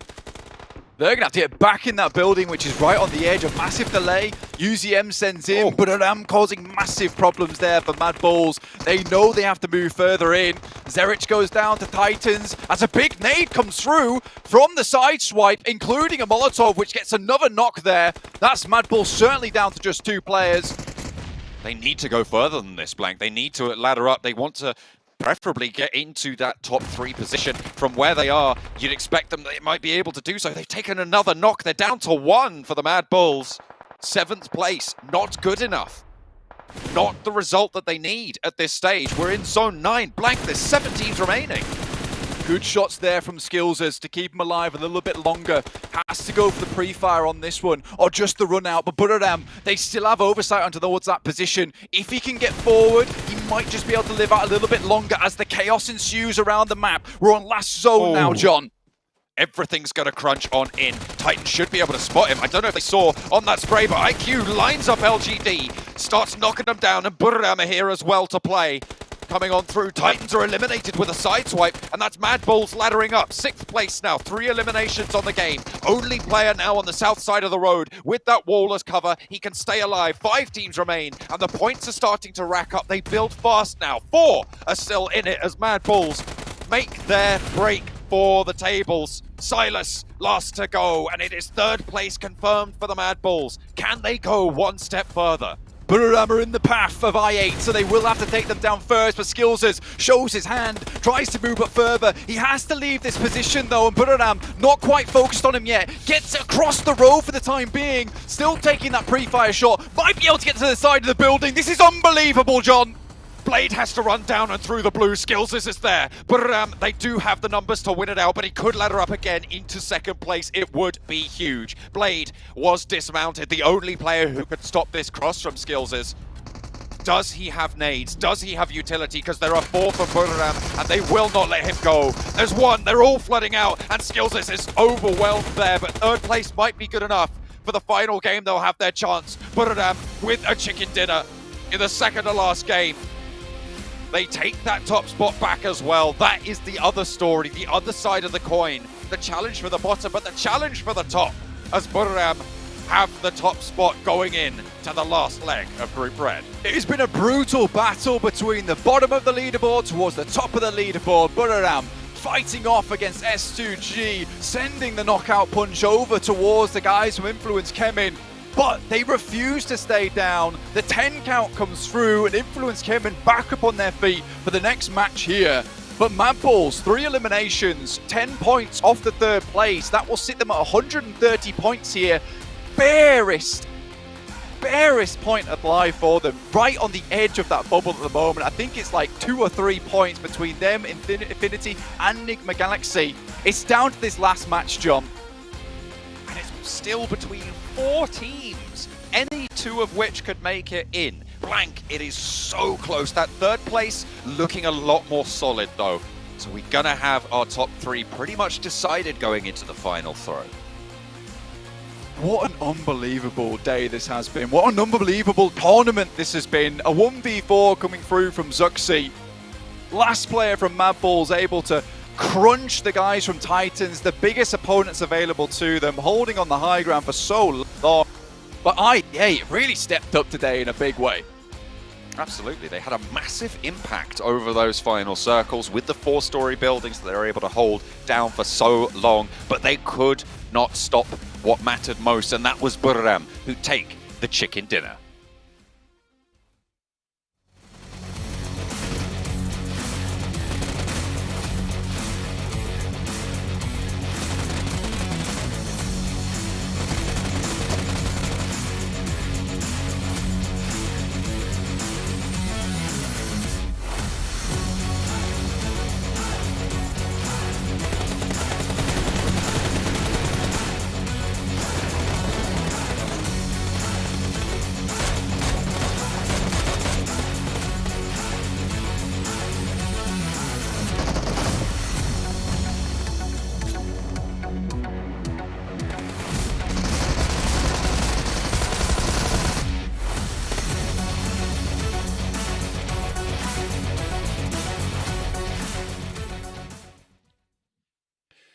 Well, Buradam Esports, what a fantastic match out of them here. As we just saw, it might have been able to be enough to take them to 1st place. It might have been enough to secure them some extra money for themselves. But either way, they close things out. And you see what, again, it means to them. How excited they got immediately after that victory. Could even keep them on the player cameras because they wanted to get out and go celebrate and cheer and obviously prepare for what's coming up next. I'm surprised that desk is still standing, to be honest, Jason. I don't know. It's still up after 4 days of play now. It's pretty mental. But Buradam have been looking fantastic. We've already said it. This has been the big surprise of this group so far in this PMGC. It's been looking amazing, and especially that 3-1 split, Sandstorm. The fact that in an urban finish they had 2 options. Or we go south, depending on the circle, or north. And the fact that just one player across the road to facilitate that rotation, to get the game-winning position at the end, was key for them to secure that chicken dinner. Just absolutely sensational. And the fact that now, once again, they have taken the lead from Influence Gem, and that just means that the battle for first is still not done. And like we saw, Mad Bulls as well, being able to make it all the way towards the top 3 at the end of that game, getting a lot of points for themselves. That just means that there's so much for us to go over. And I don't know. The predictions are kind of all over the place at the moment, Jason. Yeah, I mean, honestly, I want to get towards overalls as quick as we possibly can, but we need you guys' predictions here for the last match of Group Red. Make sure you guys go participate that in YouTube chat. And there are other teams besides DRS, just saying. Just saying. Not that I'm complaining. But it is extremely close, and honestly, this is the best way I love to watch PUBG Mobile, when we do have things be within just a few points of each other to change the, I guess, the legacy and potentially the history of how these teams will potentially be due down the line. And we can see S2G... Yes. They're secured in 3rd place at the moment by being ahead of LGD. However, Buriram United Esports, 8 points ahead of Influence Shemin. Who knows what's going to happen here in this last match? I honestly don't. Even the tiebreakers, if they happen, it's just 4 chicken dinners each right now between Buriram, Influence, and S2G. It's just so close between those 2 top teams right now. But I'm happy to see Sandstorm maybe not have the 1st place team predicted.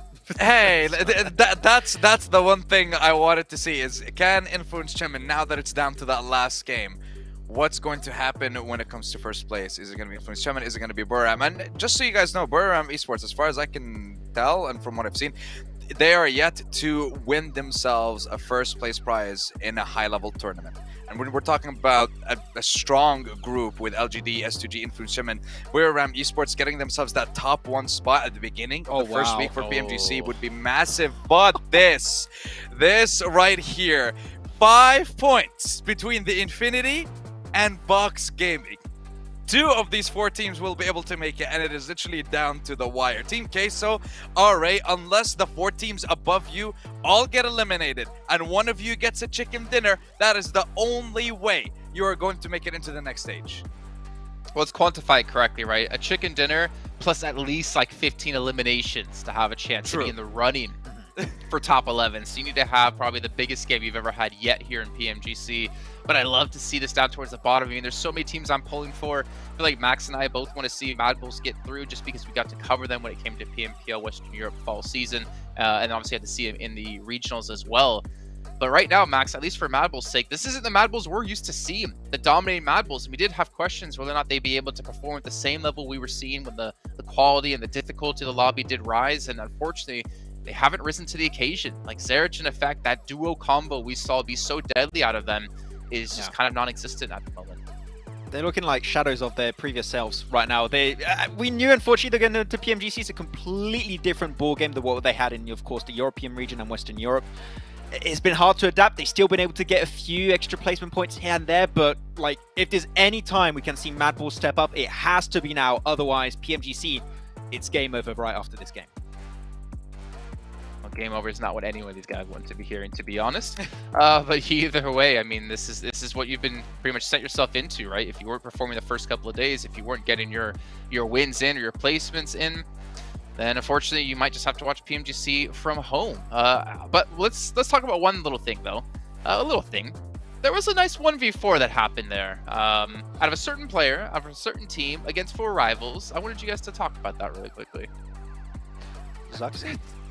Look, the fact that 3 of them were trying to rush at the same time. They were all just going in one line up the stairs. We managed to catch the last glimpse of the 1v3 before he managed to take out the 4th player as well. But with that UMP in those close quarters, absolutely incredible play from one of the twins, and definitely want to see more of that. Well, I did love how Max said, "Oh, what are you doing? You're going in too late. It's no point anymore." And he goes in and he still gets the wipe either way. But that's just Zuxi. That's just what he does, Max. You should know this. Let's head down to the stage though in the meantime here as we do a quick little interview. Battle commencing really soon between Group Red, where we'll see the top 3 teams proceed into the global finals, and of course with the top 11 teams to be playing in the survival stages. And now joining alongside with me is once again Coach Nia from the Infinity. Hello once again, and of course I really want to check in on you guys since there's only one more day to go. I mean, one more game to go. after 3 days of competition, which team do you think jumping at the same spot has given you guys trouble, and can you tell us why? ตอนนี้ก็ผ่านมา3วันแล้วนะคะแล้วก็คิดว่าทีมใดที่แบบยังอยู่ที่เดิมอยู่เลยแล้วก็แบบยังมีปัญหาอยู่ทำไมเพราะเหตุใดคะผมว่าไม่น่าเกี่ยวครับแต่ก็มีส่วนนิดนึงแต่พยายามแก้เรื่องพวกนี้อยู่ครับใช่ he said like maybe it's just some mistakes but they will fixing it I see. And overall, since this is the last game of the league, it's really important for you guys to secure some points. So what would you be focusing on for your team? Would it be scoring points via ranking, or was it from elimination points? คือตอนนี้ก็เป็นเหมือนกับวันสุดท้ายแล้วตอนนี้โฟกัสอยู่ที่จุดไหนคะก็ต้องเข้ารอบไปก่อนแล้วครับใช่ Right now he focused on just the ranking point. Yeah, it's really crucial just to survive so that you guys could be able to pull through for the top 11. Now, of course, with the teams here inching very close from the top 10 as well as the top 12, the point gaps is really small. So is there any few words that you said before we go into the game with your boys, so do you manage to tell them a message? And could you tell us, like, share with us a little bit what that message will be? ตอนนี้ก็ห่างแต้มอยู่ประมาณแบบ10 ถึง 12 แต้มอย่างเงี้ยคืออยากจะบอกอะไรถึงเขาไหมคะก็ผมเชื่อว่าน้องๆทำได้ครับน้องๆน่าจะรู้ตัวเองว่าตัวเองอยู่จุดไหนของทัวร์นาเมนต์หรือระดับการแข่งขันอันนี้ครับแต่แค่อาจจะมีเรื่องความผิดพลาดเข้ามาอะไรอย่างเงี้ยมันทำให้มันดาวกันหมดก็พยายามก็เลยกลับมาให้ได้ครับHe said like right now he believe in his team that they will fixing it. Right now he know that the mistake of the team no matter what they will like fixing. Yeah, I really do love that you all have a really strong mentality. This all the best for your very final game, and we really do hope to see the Infinity pull through to the survival stage. Now, I believe that you guys have been waiting for this very moment. Let's see who will get our final chicken dinner here in the group red, where we're starting up our final game on day 4 of the 2022 PUBG Mobile Global Championship League. Let's go.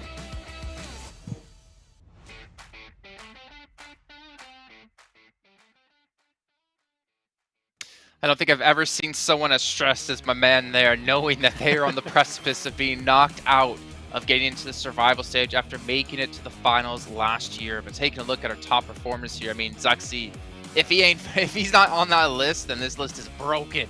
5 eliminations, 53% team contribution. I mean, you saw the reaction from his team when he got that 1v4. Everyone was just going wild.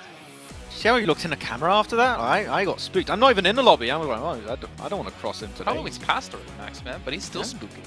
He's still spooking me. Look at that guy. He's spooking out to go up against. But yeah, they've been looking amazing so far. And Blade's not been a play we talked about too much for i8, but he has, especially in these last 2 matches, been doing absolutely amazing. And we keep saying it, right? i8 has been a pretty silent team. They're just keeping consistent results in every single match almost. And before this last game, they were in 5th position without, I think, like big pop-off result really, without a single chicken dinner. Yeah, no chicken dinner. And they're currently in the top 5 position, which is nuts at this level of play. I mean, they're just being that team that, like, they're being consistent, they're getting points, they're staying in the top 8, but this isn't a team necessarily right now, Sandstorm, that's going to win PMGC, because they just haven't pushed through that ceiling that they have at the moment to be the best team in the lobby.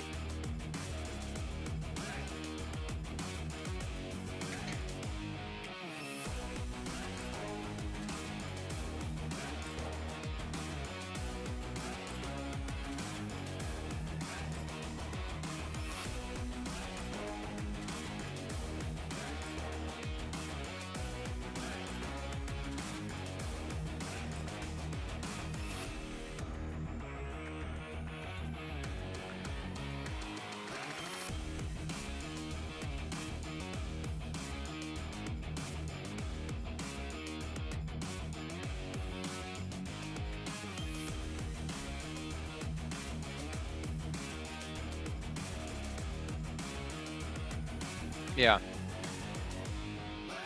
I think, Max, if we look at the lobby we have right now, there's like maybe 4, I'd say about 4 teams that like could contest for a title, right? Yeah. Because obviously we've seen them be able to pick up a lot of limbs. really good on placements, be consistent, close games out. But the rest of the teams right now, as you know, Sandstorm said perfectly, they're just fighting to survive. I mean, this isn't a team that's going to win in the finals right now, and we need to see that step up out of quite a few different teams. The main scary thing is that you're looking at Group Green that's going to be playing next week. Only 3 of those amazingly strong teams are going to make it through. A lot of those teams, they're going to go straight back into the survival stage. You're going to have to deal with 24 teams in the survival stage with rotating lobbies for Group A, B, and C. It's going to be all over the place. We keep saying it, you want to dodge it as much as possible, and if you're just barely making it into the survival stage in the first place, I'd have to agree with you, Sandstorm. I think the odds of you making it into the Grand Finals are extremely slim, so go hard or go home right now is going to be the case for these teams to see how it's going to go down in this last match. Yeah, I would honestly agree with the... Sorry, I would just say, I would agree with you agreeing on my point, but unfortunately I had my mic. Thank you. How long has it been muted for now? I'm curious. It just the entire point I made about Infinity and all that, that's just gone. Wasn't worth listening to him, it's fine. Well, you know what? Make it again, because it looks like we have a little bit of time here. Okay, well, I did point out that when it came to Infinity, they were a team that focused a lot more on just going for placement points. Okay, you don't have time to do it anymore, I'm sorry. You don't have time to do it. I know it's going to take you a long time, but he was saying that they're the 3rd lowest when it comes to eliminations, and that's not a team, that's just a team just fighting to survive. Let's head over to our commentators, though, as we're about to jump into our last match here of Group Red. We're going to know who our participants at PMGC Finals will be and who's going to the survival stage in just a few. Take it away, boys. One last chance for these 4 teams in the melee at the bottom towards those tables to get into the survival bracket. That's what it's all to play for. The top 3 looks fairly set in stone at this point blank. There's some movement within there that can happen, but it's really all focused at the bottom of these tables. Absolutely. At this point, John, you know, we've got our grand finalists almost certainly, unless LGD can do something unbelievable in this last game, which is going to be very, very difficult at this point in time. Their points lead that S2G currently have, you know, you'd need like an 18 elimination game and the chicken dinner coming from LGD, and we know what type of team LGD is anyways. They're not a high elim count team. You know, they've got good macro, they get the consistent games in, and that's what set them at this pace. S2G, on the other hand, though, they've had their massive pop-off moments, haven't they? They've had incredible matches where they hit the big numbers, and that is what allowed them to get towards this top spot. I think as a team, they're very good for this type of format in the case of, you know, having these speedy, momentum-based days where, you know, they burn very, very hot for 4 days long, and then, you know, they can go have a rest knowing that they've got into the grand finals. But we are now heading into our final match of Group Red, where everything will be decided, John. Erangel, the battleground where it will finish. Come to a climax for Group Red, match 24 out of 24. The teams have been playing now for 4 days straight. 6 matches a day, and this will be their final test. A lot of teams looking safe into those survival bracket places. Talking about Aegon i8, DRS, Bigatron, 4 rivals, Titan Gaming, all looking fairly solid to qualify. Unlikely that they won't. But everybody else, there's something to play for. There's a little bit of something, a spark potentially in the works. On the leaderboard, John. What a crazy turn of events for us. I mean, the Infinity 134, Nigma Galaxy 133, Mad Bulls 130, Box Gaming 129. There is a real world out there where the Infinity and the Nigma Galaxy, from second place, day 1, get knocked out of PMGC, and the Infinity, after all their first places, we do not see them in the grand finals or the survival stage. But first, for that to happen, Box Gaming and the Mad Bulls have to survive. Nigma Galaxy, the Infinity cannot have another bad game, and the pressure is so much on here. Eastern Circle, Titans, DRS, Buradam, all happy with this one. Fortunately, though, the Infinity dropping very close to the guys from Buradam. They are pretty close by, but they're grabbing some vehicles. Looks like they're going to pick up Logan on the way, or drop him off near another vehicle. Okay, it's fine, no worries. No drama. Should be able to pick up the teammate. I think they spotted a buggy further down the road, so maybe allowed to get a couple more vehicles into the armada as they head out towards the east. Buradam will be touching down fairly soon. Mad Bulls gathering some vehicles for themselves as well. This is kind of similar to the circle that we saw in the earlier Erangel Blank. It's a little bit further north, so we're unlikely to have that river mouth, that bridge mouth finish that we saw earlier. But this is the circle that Mad Bulls rotated through the military island on. Potential that we could see that late rotate come through and play a little bit stronger in terms of the chances of getting to the mainland. You'd hope, though, that they will have learnt their lesson from that last game, which is with this kind of circle, playing in Primorsk, they don't have the time. They don't have the time to be messing around on this side of the map. They need to find an entrance through in towards this circle, take up a good position, because we have seen the majority of the big games coming through from Mad Bulls is when they have center circle, when they have a good position early on, and they can hold on to it. Because they're certainly a good team when they have 4 players alive. We've just seen too many times on the rotate inwards. It's too late, too many teams are set up. They're taking shots as they make their way in. A lot of times we see for Mad Bulls, one thing they're very good at is identifying areas on the map where teams just are not there in the first place. But with these new circle settings, so many more of these teams are now realizing that for them to get the big points, they need to see themselves towards those middle areas of the map nice and early, pick up some prio compounds and play from there. For the Mad Bulls, though, again, everything is on the line, and I don't know how much of a big change they're going to make at this point.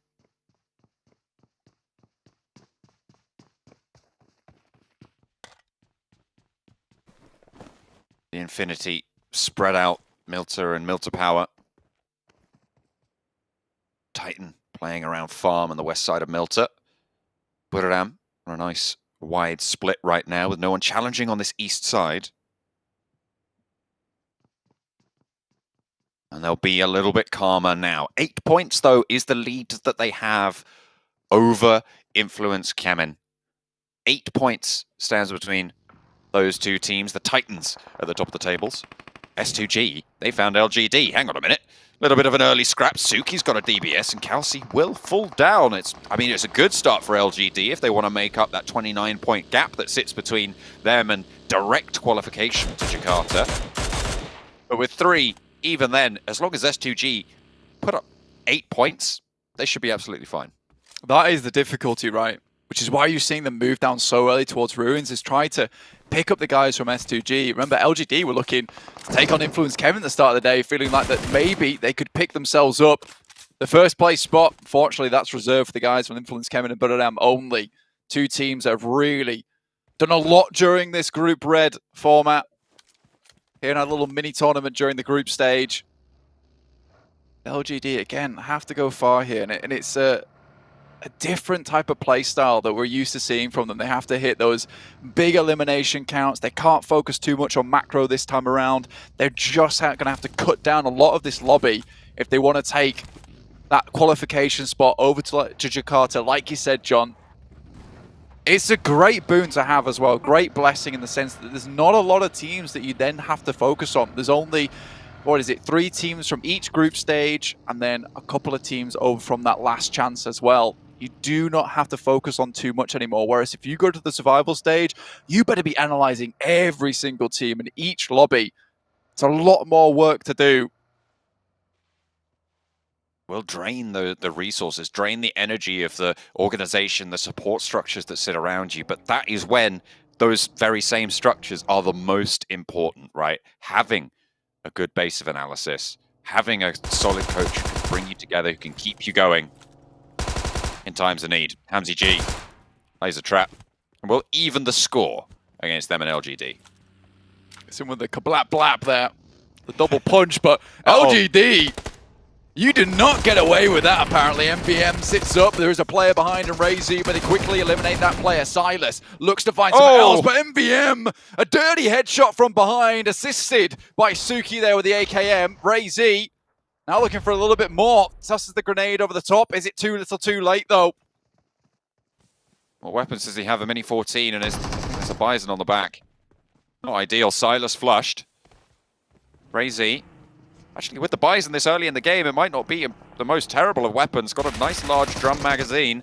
Jumps over the top. Suki goes down early to it, but low HP. Sees him go very, very low. And finds a second as well. That's the number of bullets he's able to pour out early and finds a third. LGD! It comes crashing down. And It's look at done! That's it! There's no way that anyone else can challenge S2G with the fight of their life. They're coming through from Ray Z. Guarantee their spot over towards Jakarta. A third place finish. And what a way to do it with the Bison of all things. My guy can take a dunk in Atlantis, drown himself for all he likes. It's finished. The tournament concluded for S2G here. 253 points. Make that 257 with the 4 eliminations over towards LGD. With a bad start, the PP Bison brings it all. And like you said, the massive mean that they have to flip through. Now looking at the big stars, the big photo of S2G on the front. Goodness me. And that early in the game when the armor isn't level 3, when you a little bit more penetration on those bullets, because that's really what brings the Bison down in a lot of people's estimations, is that that inability to punch through stronger armor. And when you're tagging away, when you're flecking those shots early, it's really, really good news. But that was absolutely, completely brilliant from Razy. It's something else, man. It really is. I mean, for S2G, what an unreal way to end their tournament there. He goes down to R8. He does not care. It's finished in his eyes. 16th and 15th place, but make that 3rd and 4th. That's crazy. That is absolutely crazy. I mean, LGD, they rock up and think, oh, you know what, Hamzy, you took down one of our players, we're going to get you. And they did, to be fair. They did, in fact, get him. But at what cost? No more will they have the chance to go for the big run. And LGD, I mean, their legs swept. But now we can turn our attention fully blank to the bottom of the tables. Nigma Galaxy, the Infinity, Mad Bulls, Box Gaming, all looking for it. Calci able to find one on the run-up. This is a replay coming through of that fight. This was the start of the engagement where Calci went down. LGD and then tried to evacuate, but didn't go so well. Hops up for one. Finds a second. That was beautiful around the side. I don't know where YZ took the damage from. Probably on the entrance, maybe from some players from MTech Storm, but either way, Ray Z's done the job. And again, from a player that did not have the most impact throughout this tournament, just being that steady constant for his team.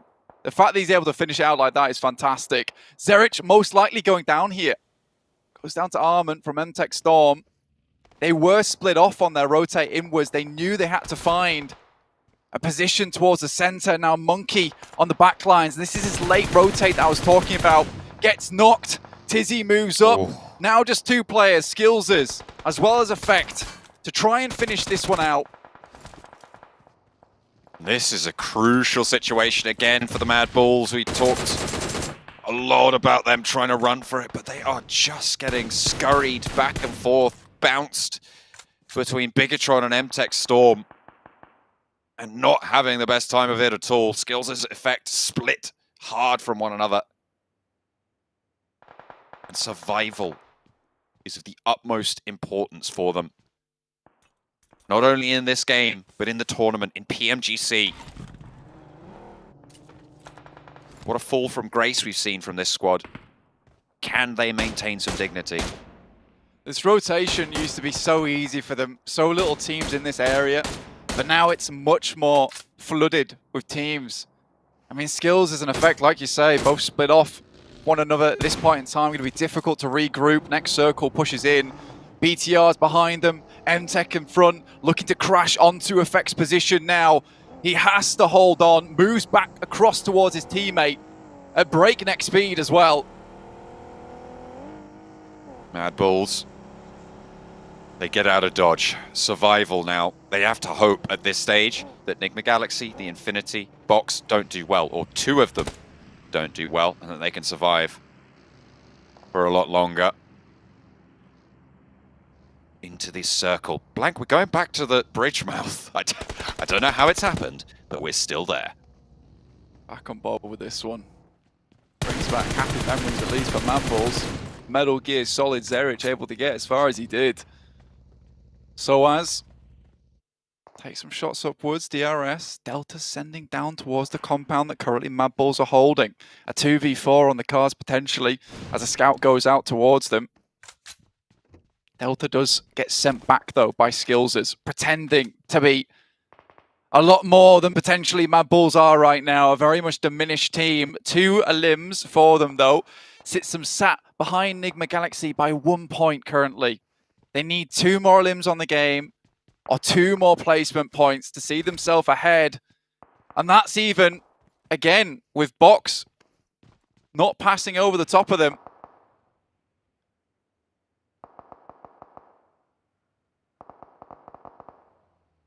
The Infinity have lost a player already. They're playing around the eastern bridge, actually pretty firmly entrenched on that southeast coast. Influence Kemen, currently second place. Want to challenge for that first spot again. Want to take it back from Buraram, but in their current position, it's looking very, very tricky. They are trapped in shelter by R8 right now, who today have played better than we've seen from them all tournament, Blank. I think that they have been unleashed from the potential nervousness that they might have felt, or anything that would have been impacting them, because they thought, you know what, we've got nothing to lose. Let's just have fun and go for it. And it feels like that has allowed them to do so much more than they previously could. Yeah, the pressure is just gone completely from this team. IE7, unfortunately, though, getting knocked out the vehicle. There are shots coming backwards over towards Influence Kevin from SK Ton. Now looking to pick up his teammate, but the delay in which case comes through the smoke. In the meantime, there's a flank coming through. Lil Boy, Kayovsky looking to finish off this player from R8. SK-Ton doesn't have the full hillside to work with. Prestige is there, though, on the run out to cut down one. We'll be looking for a little bit more. This blue zone is here. Team Kaser are in the way for whoever wants to move south. And look at this, they are taking shots out this direction. Influence Kemen, spot Prestige, take that one down as well. Just Bandart for R8. And a hard south shift onto Mad Bulls. Blank, that's huge for the Mad Bulls. I don't know, man. I don't know how I feel about that at all. I think for Mad Bulls, they'd rather they shifted up towards that northern side. Teams are going to be flitting in so fast towards this position now. There is a target, a bullseye, literally on their heads at the moment. Teams would love to take this position away from them. You might see MTech Storm, 4 rivals, all send in for this spot. I think now, if teams looking in their direction all the time, things get really scary. It's a large compound to hold us to as well. It is. Maybe they can hold on to one of the buildings in there. But you don't want to have neighbors. They're taking shots out, and hopefully they can give the illusion of more. Stop anyone from crashing in. Enigma Galaxy and DRS are kind of stopping people from crashing from the northeast. But Buraram looking like they might want to mount up on the shore side, just out to their west. So potentially they've got a protective ring around them right now if Buraram don't opt to go for the crash. Yeah, they have to delay Buraram as much as possible. The fact that Effect was able to take those shots over towards them is really important. They also know that because they're playing split on 2 separate parts of the compound, they cannot keep these shots going out for too long. Tiger goes down, every single elimination point counts. If you can hit these shots towards him, that is the main thing. It's going to be so hard though. Any elim is good for Mad Bulls. But able to find any right now, even after getting a couple of knocks on their side. Taking a look at the other crucial teams, you've got Enigma Galaxy, who we're on board with right now in a really solid spot as well. So potentially good news for them and their fans as well. Box Gaming on the northeast side will be struggling to get further into the next circle, but for now, they're going to be absolutely safe. Taking a look at the Infinity, they played around the bridge, a little bit further out east, and they'll have to move. This is probably the team that has the most problems for this direct circle at the moment. We'll see if they can make their way in. So the Infinity most at risk at this stage. Influence Kevin sends into the water directly next to the guys from Buraram. Again, like you said, the Infinity down towards that southeast side may be a little bit difficult for them to get back out. Enigma Galaxy keeping the guys from Buraram at bay. More shots coming through from Effect, trying to just delay as much as possible. Again, shoot out those wheels, prevent the vehicles from being up and available to go for the crash. That is the main thing that Mad Bulls have to consider right now is vehicles, how many teams still have up and available, because it's open ground along this area. So crashing is really the only way to get towards the Mad Bulls position. Again, still, every time they peek out, there's that potential that a player takes a shot back over towards them. Bigatron, they're out on the western side and behind Buriram. They could potentially slow everything down there. Allow the Mad Bulls a little bit more safety. 13 teams are still alive though, Blank, and everything can change at the drop of a hat. Because the placement points are not that massive right now. You might have a strong spot, but if you get spotted, taken down, it's going to be tough times. Effect led the way of the Infinity. I don't know if they know that this is the team they should be focusing on, but it's absolutely a crucial position for them to be trying to plink away at. If the boys from Mad Bulls were able to get all four towards this position, they would have had such a good game. The Infinity looking to make their crash. Newsy available as the backstop, and they're coming in fast right now, looking to head towards the beachhead. This is the crash that Mad Bulls were worried about. They send further around the side. Buriram might even have sightlines down towards this. A sideswipe could come through here. This is interesting maneuvers coming through from the Infinity. It's not what you would have expected. Maybe they think that there's more players in there than there are. Newsy is the backstop. Hopefully has a vehicle to look for the regroup. Spot Skillses. Sees him retreat off the angle as well. The beach does give you some terrain cover. And actually, hang on a minute. Are they setting up to go for the crash here? I think they might be. They've repositioned 2 and 2. Okay, so they are on a wider split now. Mellis sits down. Again, difficult spot to play in. There are side swipes available. Logan goes for the crate inside the water. Enigma Galaxy not harassed for the time being. DRS do not want to get in on that one. Again, a lot of these shots will just come through purely off the back of a crash needing to happen. It is a central compound, maybe Titans, maybe Team Queso looks for it. But with Papi Potro actually knocking himself there, this is really bad. Box Gaming, important engagement for them. They have to win this one out. We've already 2 players down either side apiece. Could go either way here, John. A lot of power in these rosters. Box Gaming looking to punch through the defense, and it's looking good. 2 knocks now going over towards Box Gaming. So as on the wall, still bleeding out, feeding information over. They should know that Ayala is in there with Reyes. But where is Scream? Will they be able to find it? A nade goes long, and that looks pretty good, but it's just behind the open door. Scream is there. Papi Potro spotted. Will be cut down. The player at the back of the room. 3 players up and active, but DBS for break now. Rolling around the corner, puts a Molotov in, forces them out, but gets knocked in response. So as still bleeding out, and a nice cut down from Trisme. Steps up when it's needed for Box Gaming. On the outside, you've got Aegon I8 with playing with just the 1 IQ. Could be a third party on this engagement, but Bensu is still going. There's a roll-up coming through from Enigma Galaxy to chime in onto this fight. This could be crucial as well. In they come from Ralph. Bensu on the wall. They're looking for the reses, crash into each other. It's chaos here, Blank. Team Queso, 2 players alive, and the Sharks are starting to swarm around. They want to tear the flesh from Enigma Galaxy. They want to take them away from the top spot, but Ralph does not want to let that Freak's happen. down. Box Gaming regrouping. Freak has fallen. And Box Gaming now on the inside. 4 teams are trying to take this one building. IQ could have a massive role to play here, but Trisme finds 1. 5 eliminations found for Box Gaming. Will set them up into 11th right now. They are the new bubble and look to go further. Might even be able to put down the remainder of Enigma Galaxy here. Currently with 0 eliminations, 2 knocks on their side as well. If Enigma Galaxy go down here, Box Gaming will be in that spot, in that bubble position. Only the Mad Bulls could contest them for it at that stage. The Infinity also playing with 3 on the south side on their wide split on the beach. We'll have to move a little bit further north, but the north will need to be evacuated. All of these teams moving forwards. Aegon I8. IQ just playing there. We've seen them play third parties before.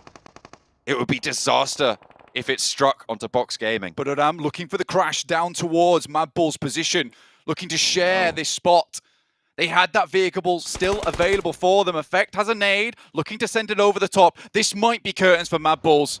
Can they weather the storm versus the #1 team in the lobby? A 2v4. It's a big ask here. But it looks like Buriram are happy to split the compound for now. They're not going aggressive just yet. You can see the nades in hand, though, and they might be cooking up something. Bigatron taking a fight on the west side with MTech Storm. Buriram more concerned about that area for now. And they will leave Sleeping Bulls lie for the time being. Blank at the moment. Mad Bulls and Enigma Galaxy are dead even. Currently sat 1 point, both of them behind Box Gaming. At this stage, it is still so close.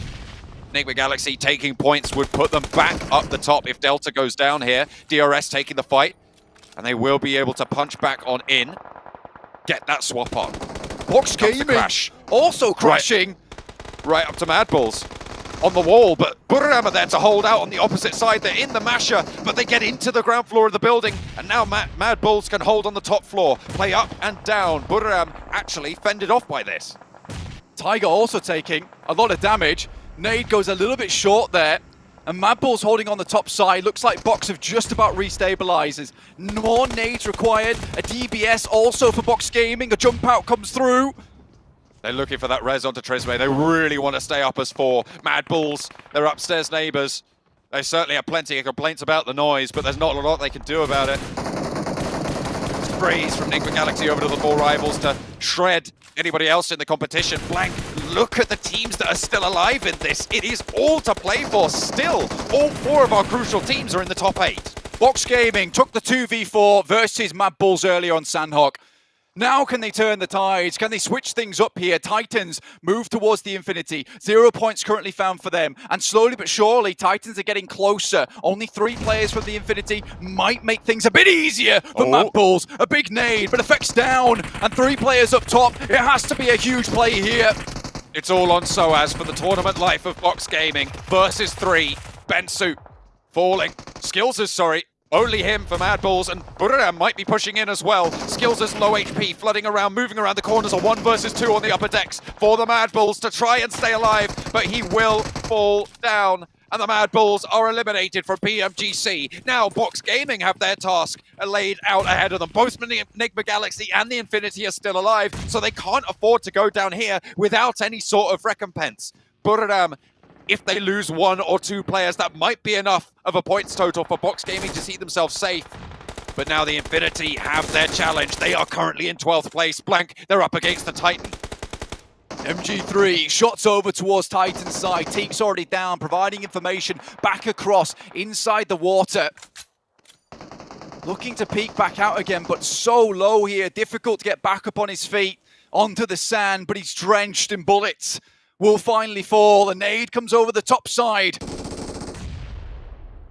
Excellent on target, but not quite finding enough damage. Mela looks to put another arc in, and that one's good for it. Puncher falls. Gets taken down, the Molotov there. No more utility for Mela. Will have to dry push on this. Those smokes are soon to fade. A lot of bullets in the mag, and has the backup from Logan. No utility for him either. They're leaving 1 as the backstop, and in the meantime, Enigma Galaxy looking to fight out of that bottom spot. That 12th place. If they go down here, it could all come crashing. And Infinity are suffering. 1, 2 go down. Just Newsy remains now. Needs to stay alive because they are in 11th right now. And if Enigma Galaxy get 1 or 2 more points, that's going to be it. They're drawn exactly right now. And if Infinity or Enigma Galaxy fall, that's a ladder up in terms of placement and a guaranteed 11th place. There it is. But that nade adds the points. The Infinity stay alive for now. Still up and kicking.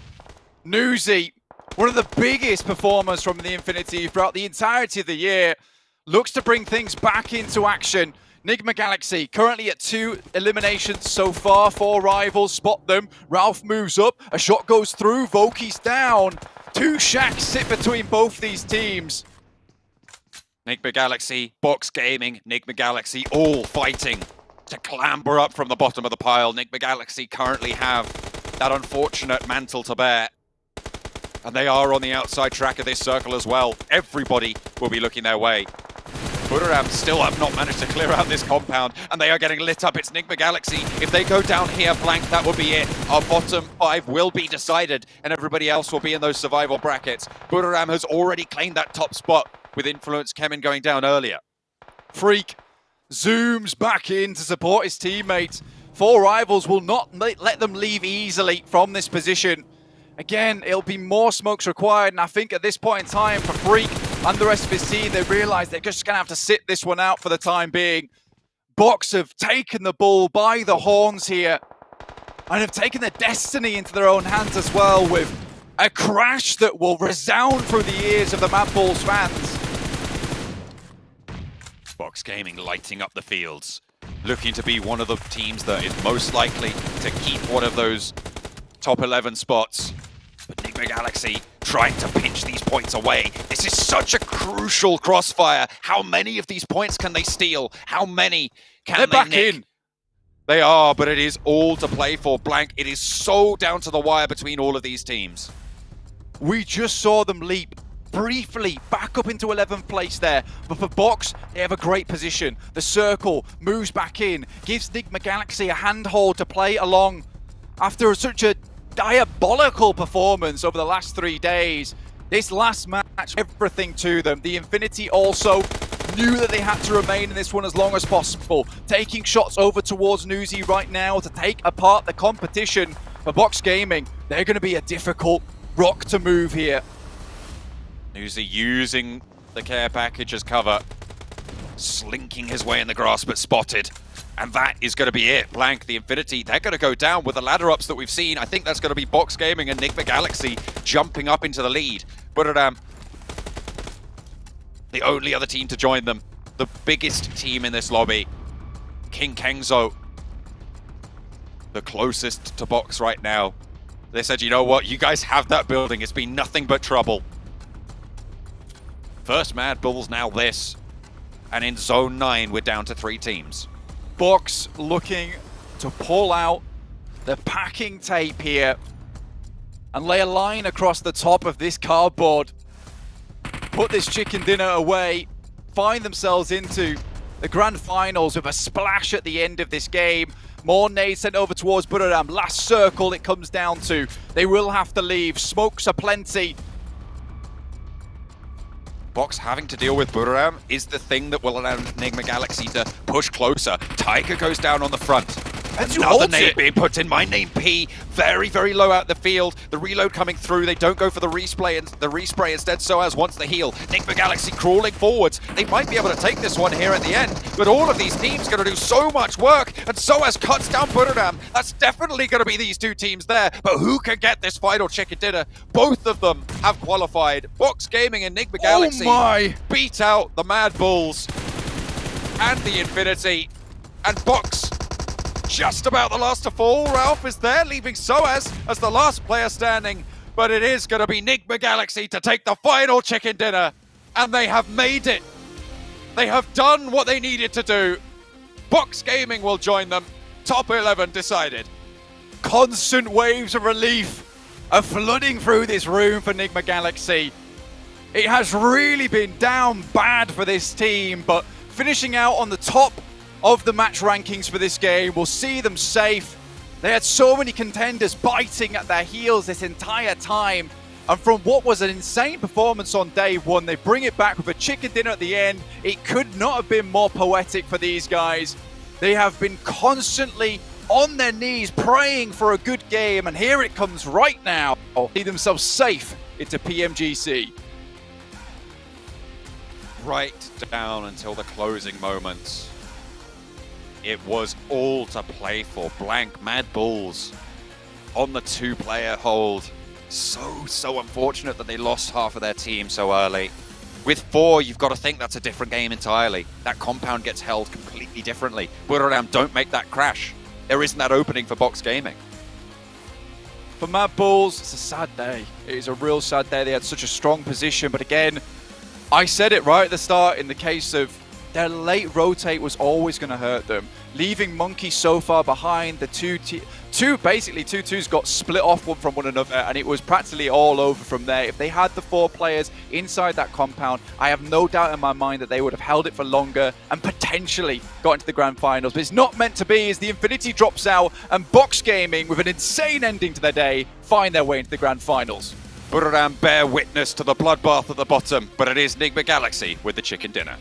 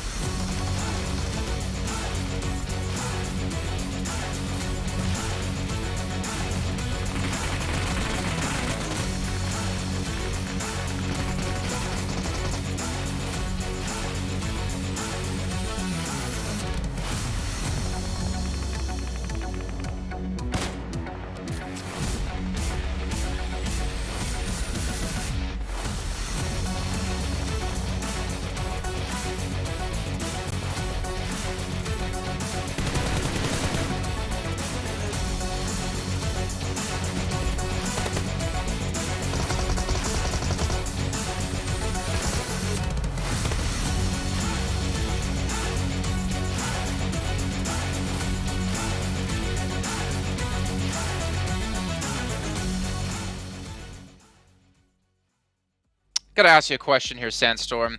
How do you say "let's go" in Arabic? Yalla! Yeah, I think that's what they were screaming there. Fantastic finish for Nigma Galaxy, getting the chicken dinner. And there's so many individual things to talk about in this match, to be honest. We had S2G eliminating LGD to get them secured for 3rd place, to get into PMGC Grand Finals. You had Nigma Galaxy crashing onto Box and Team Queso, who were already fighting. And then you had IQ from I8 sitting behind Nigma Galaxy, who could have ruined their day. There were so many things happening that last match. And Max, you said this when we were watching the match right as it ended. Hands down, the best game we've seen in PMGC ever.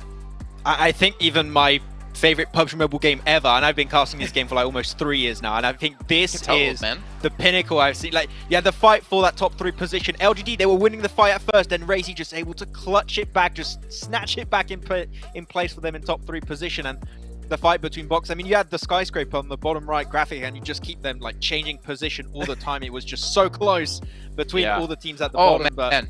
Newsy's nade onto Titan, as well as he lost his other 2 teammates to keep them alive, though I don't think it qualified them in the end. Like, so many great individual moments, Sandstorm, that it's really hard to break everything down.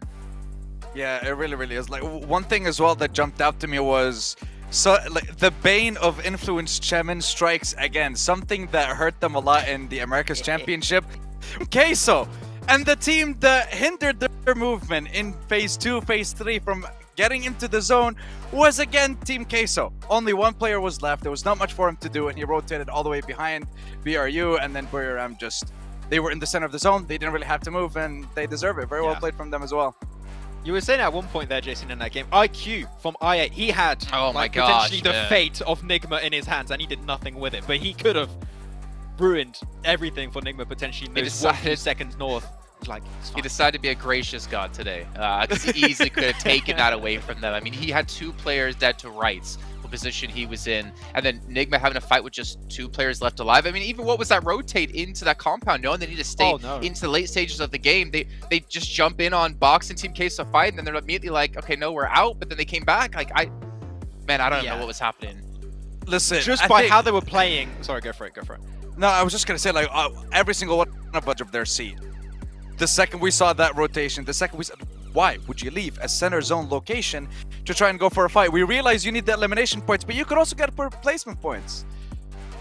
That was it. Man, let's check out their players to watch in this last match. Things got hectic, and this is going to be over the course of the whole event, I believe. Hamzy G, 46 eliminations. Kelsey with the most damage at 9,000. And YZZ with the most assists coming through. I see a little bit of sadness in YZZ's face, and that can be understandable considering they were so close to qualifying directly into the Grand Finals, but their journey isn't done just yet, right? They're still going to have the opportunity to play in the survival stage, and they've proven to be an insanely strong team when MaxFan doesn't predict them to be a team to watch.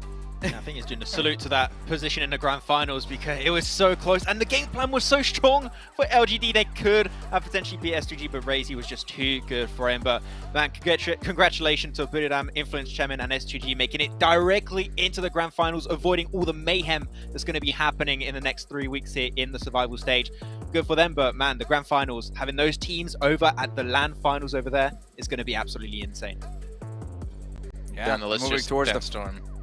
Yeah, 4th to 11th LGD, I8 Esports, these teams have to study for the next 2 weeks. Titan, Nigma, and Box Gaming. Box made it on the last day, in the last game. Absolutely insane.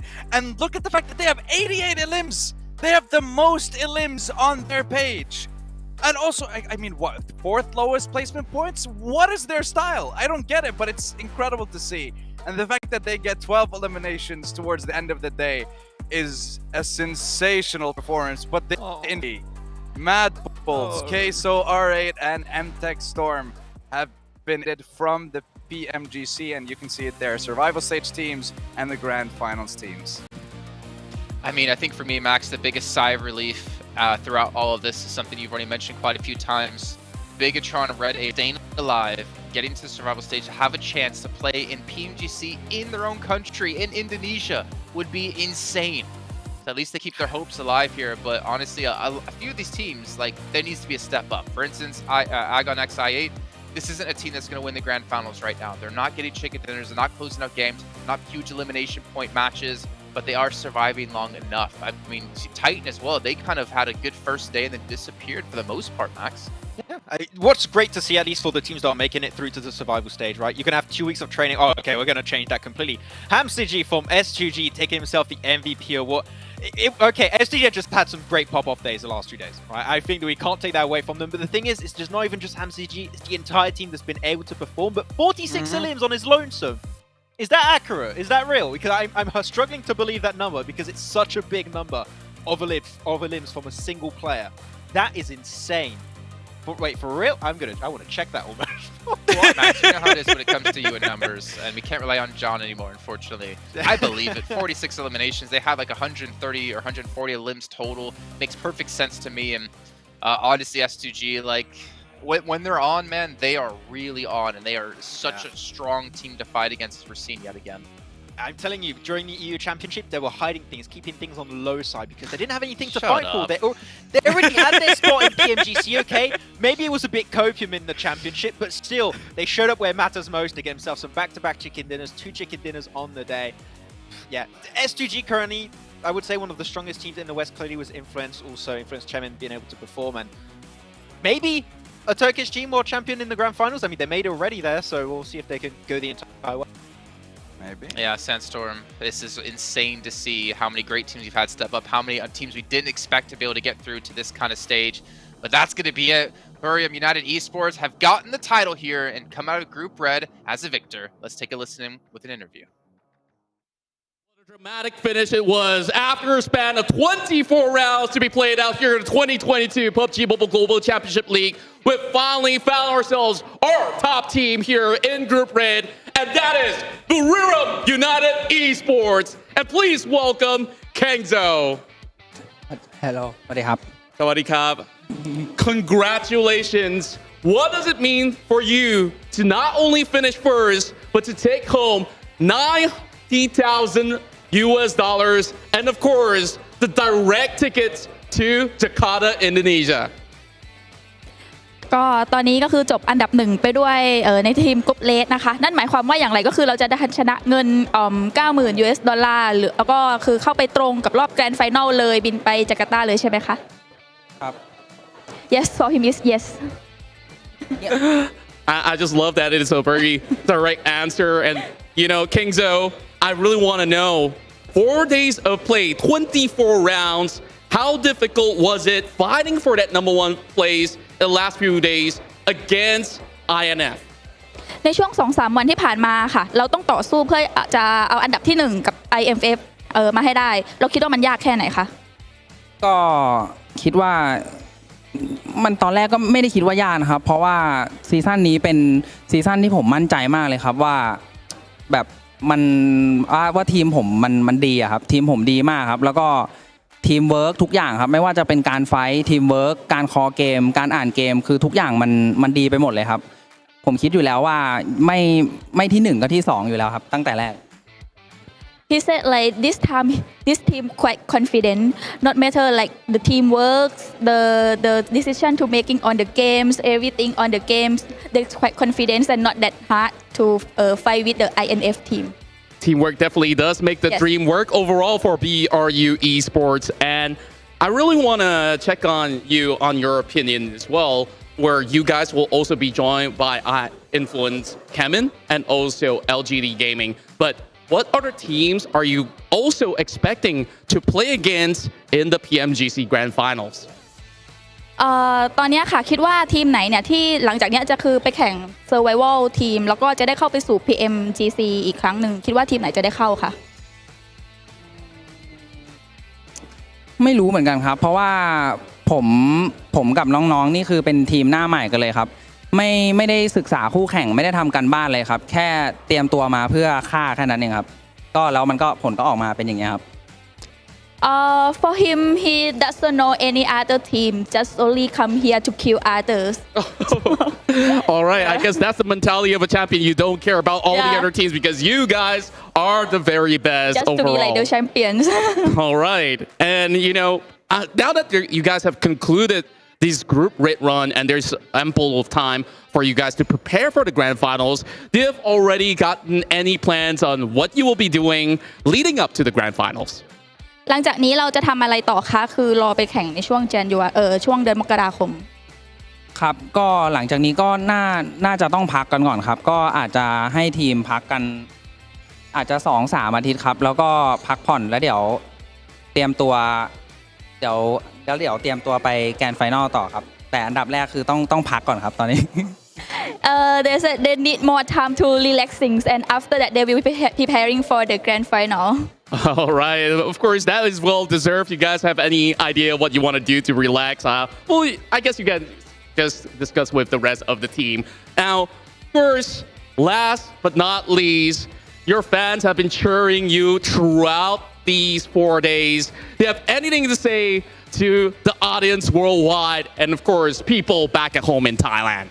อยากจะพูดอะไรถึงคนทั้งโลกแล้วก็แฟนๆชาวไทยไหมคะก็สำหรับแฟนๆชาวไทยนะครับก็ขอบคุณมากเลยครับขอบคุณที่ยังเชียร์ในวันที่ผมเล่นไม่ดีหรือในวันที่ทีมของผมมันไม่ดีครับคือมันไม่ดีมันตอนแรกคือมันไม่ดีครับไม่มีทีท่าว่าแบบมันจะมาได้ขนาดนี้ครับมันเกินสิ่งที่ผมคาดไว้มากๆก็อยากจะขอบคุณครับที่คอยส่งกำลังใจให้ผมไม่ว่าจะดีหรือไม่ดีก็คือก็ยังคอยให้กำลังใจคอยซัพพอร์ตคอยทักหาคอยอะไรอย่างเงี้ยตลอดมาครับก็ขอบคุณจริงๆครับมันเป็นกำลังใจที่ดีจริงครับขอบคุณครับ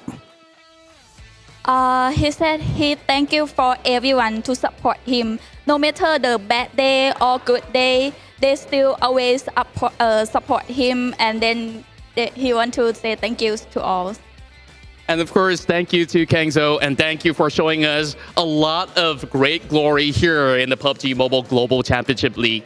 So, of course, we wish you guys all the best in Jakarta later on. But of course, for those of you guys who are watching back at home, if you want more chicken dinners and a lot more exciting games, next week we'll have a brand new group joining us along the way. So make sure you tune in once more to see the best PUBG Mobile teams in the world to contend for the PUBG Mobile Global Championship title. My name is Contra, and we will see you guys next time. Till then, good night.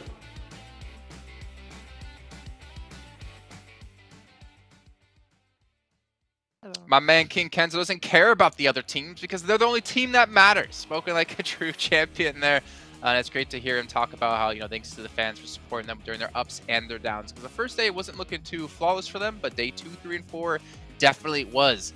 Gentlemen, that wraps up our group here for the red group, but we still have 2 groups left to go. We've got green, we've got yellow, and group green has been coined the group of death for a reason. I cannot wait to get that one underway, but that one's going to be kicking off next week. That is going to be ridiculous with the strength of teams we have to participate. And to imagine only 3 teams get through into the finals directly, it's tough, man. I'm telling you right now, Jason, there's too many good teams in Group Green right now, and a lot of them are going to have to make their way through the survival stage, and if you're in the 2 other groups that have to deal with them, you're about to have a really bad time. So you probably want to avoid that as much as possible and be part of the top 3 teams. But yeah, you got your Novas, got HVVP, and we saw that especially, Jason, during the European Championship. We know that they are not going for 2nd place. They are going for that 1st place right now. So, man, Group of Death for a reason right now in Group Green. Not gonna lie, I just look and I worry for the likes of 1 Million Esports, who have already had a history of struggling when it comes to the PMGC, and now coming up against the back-to-back world champions, and then HVVP. There's too many teams. There's so many things that you would want to talk about when it comes to that group. It's absolutely sensational. And the fact that that's the group of death.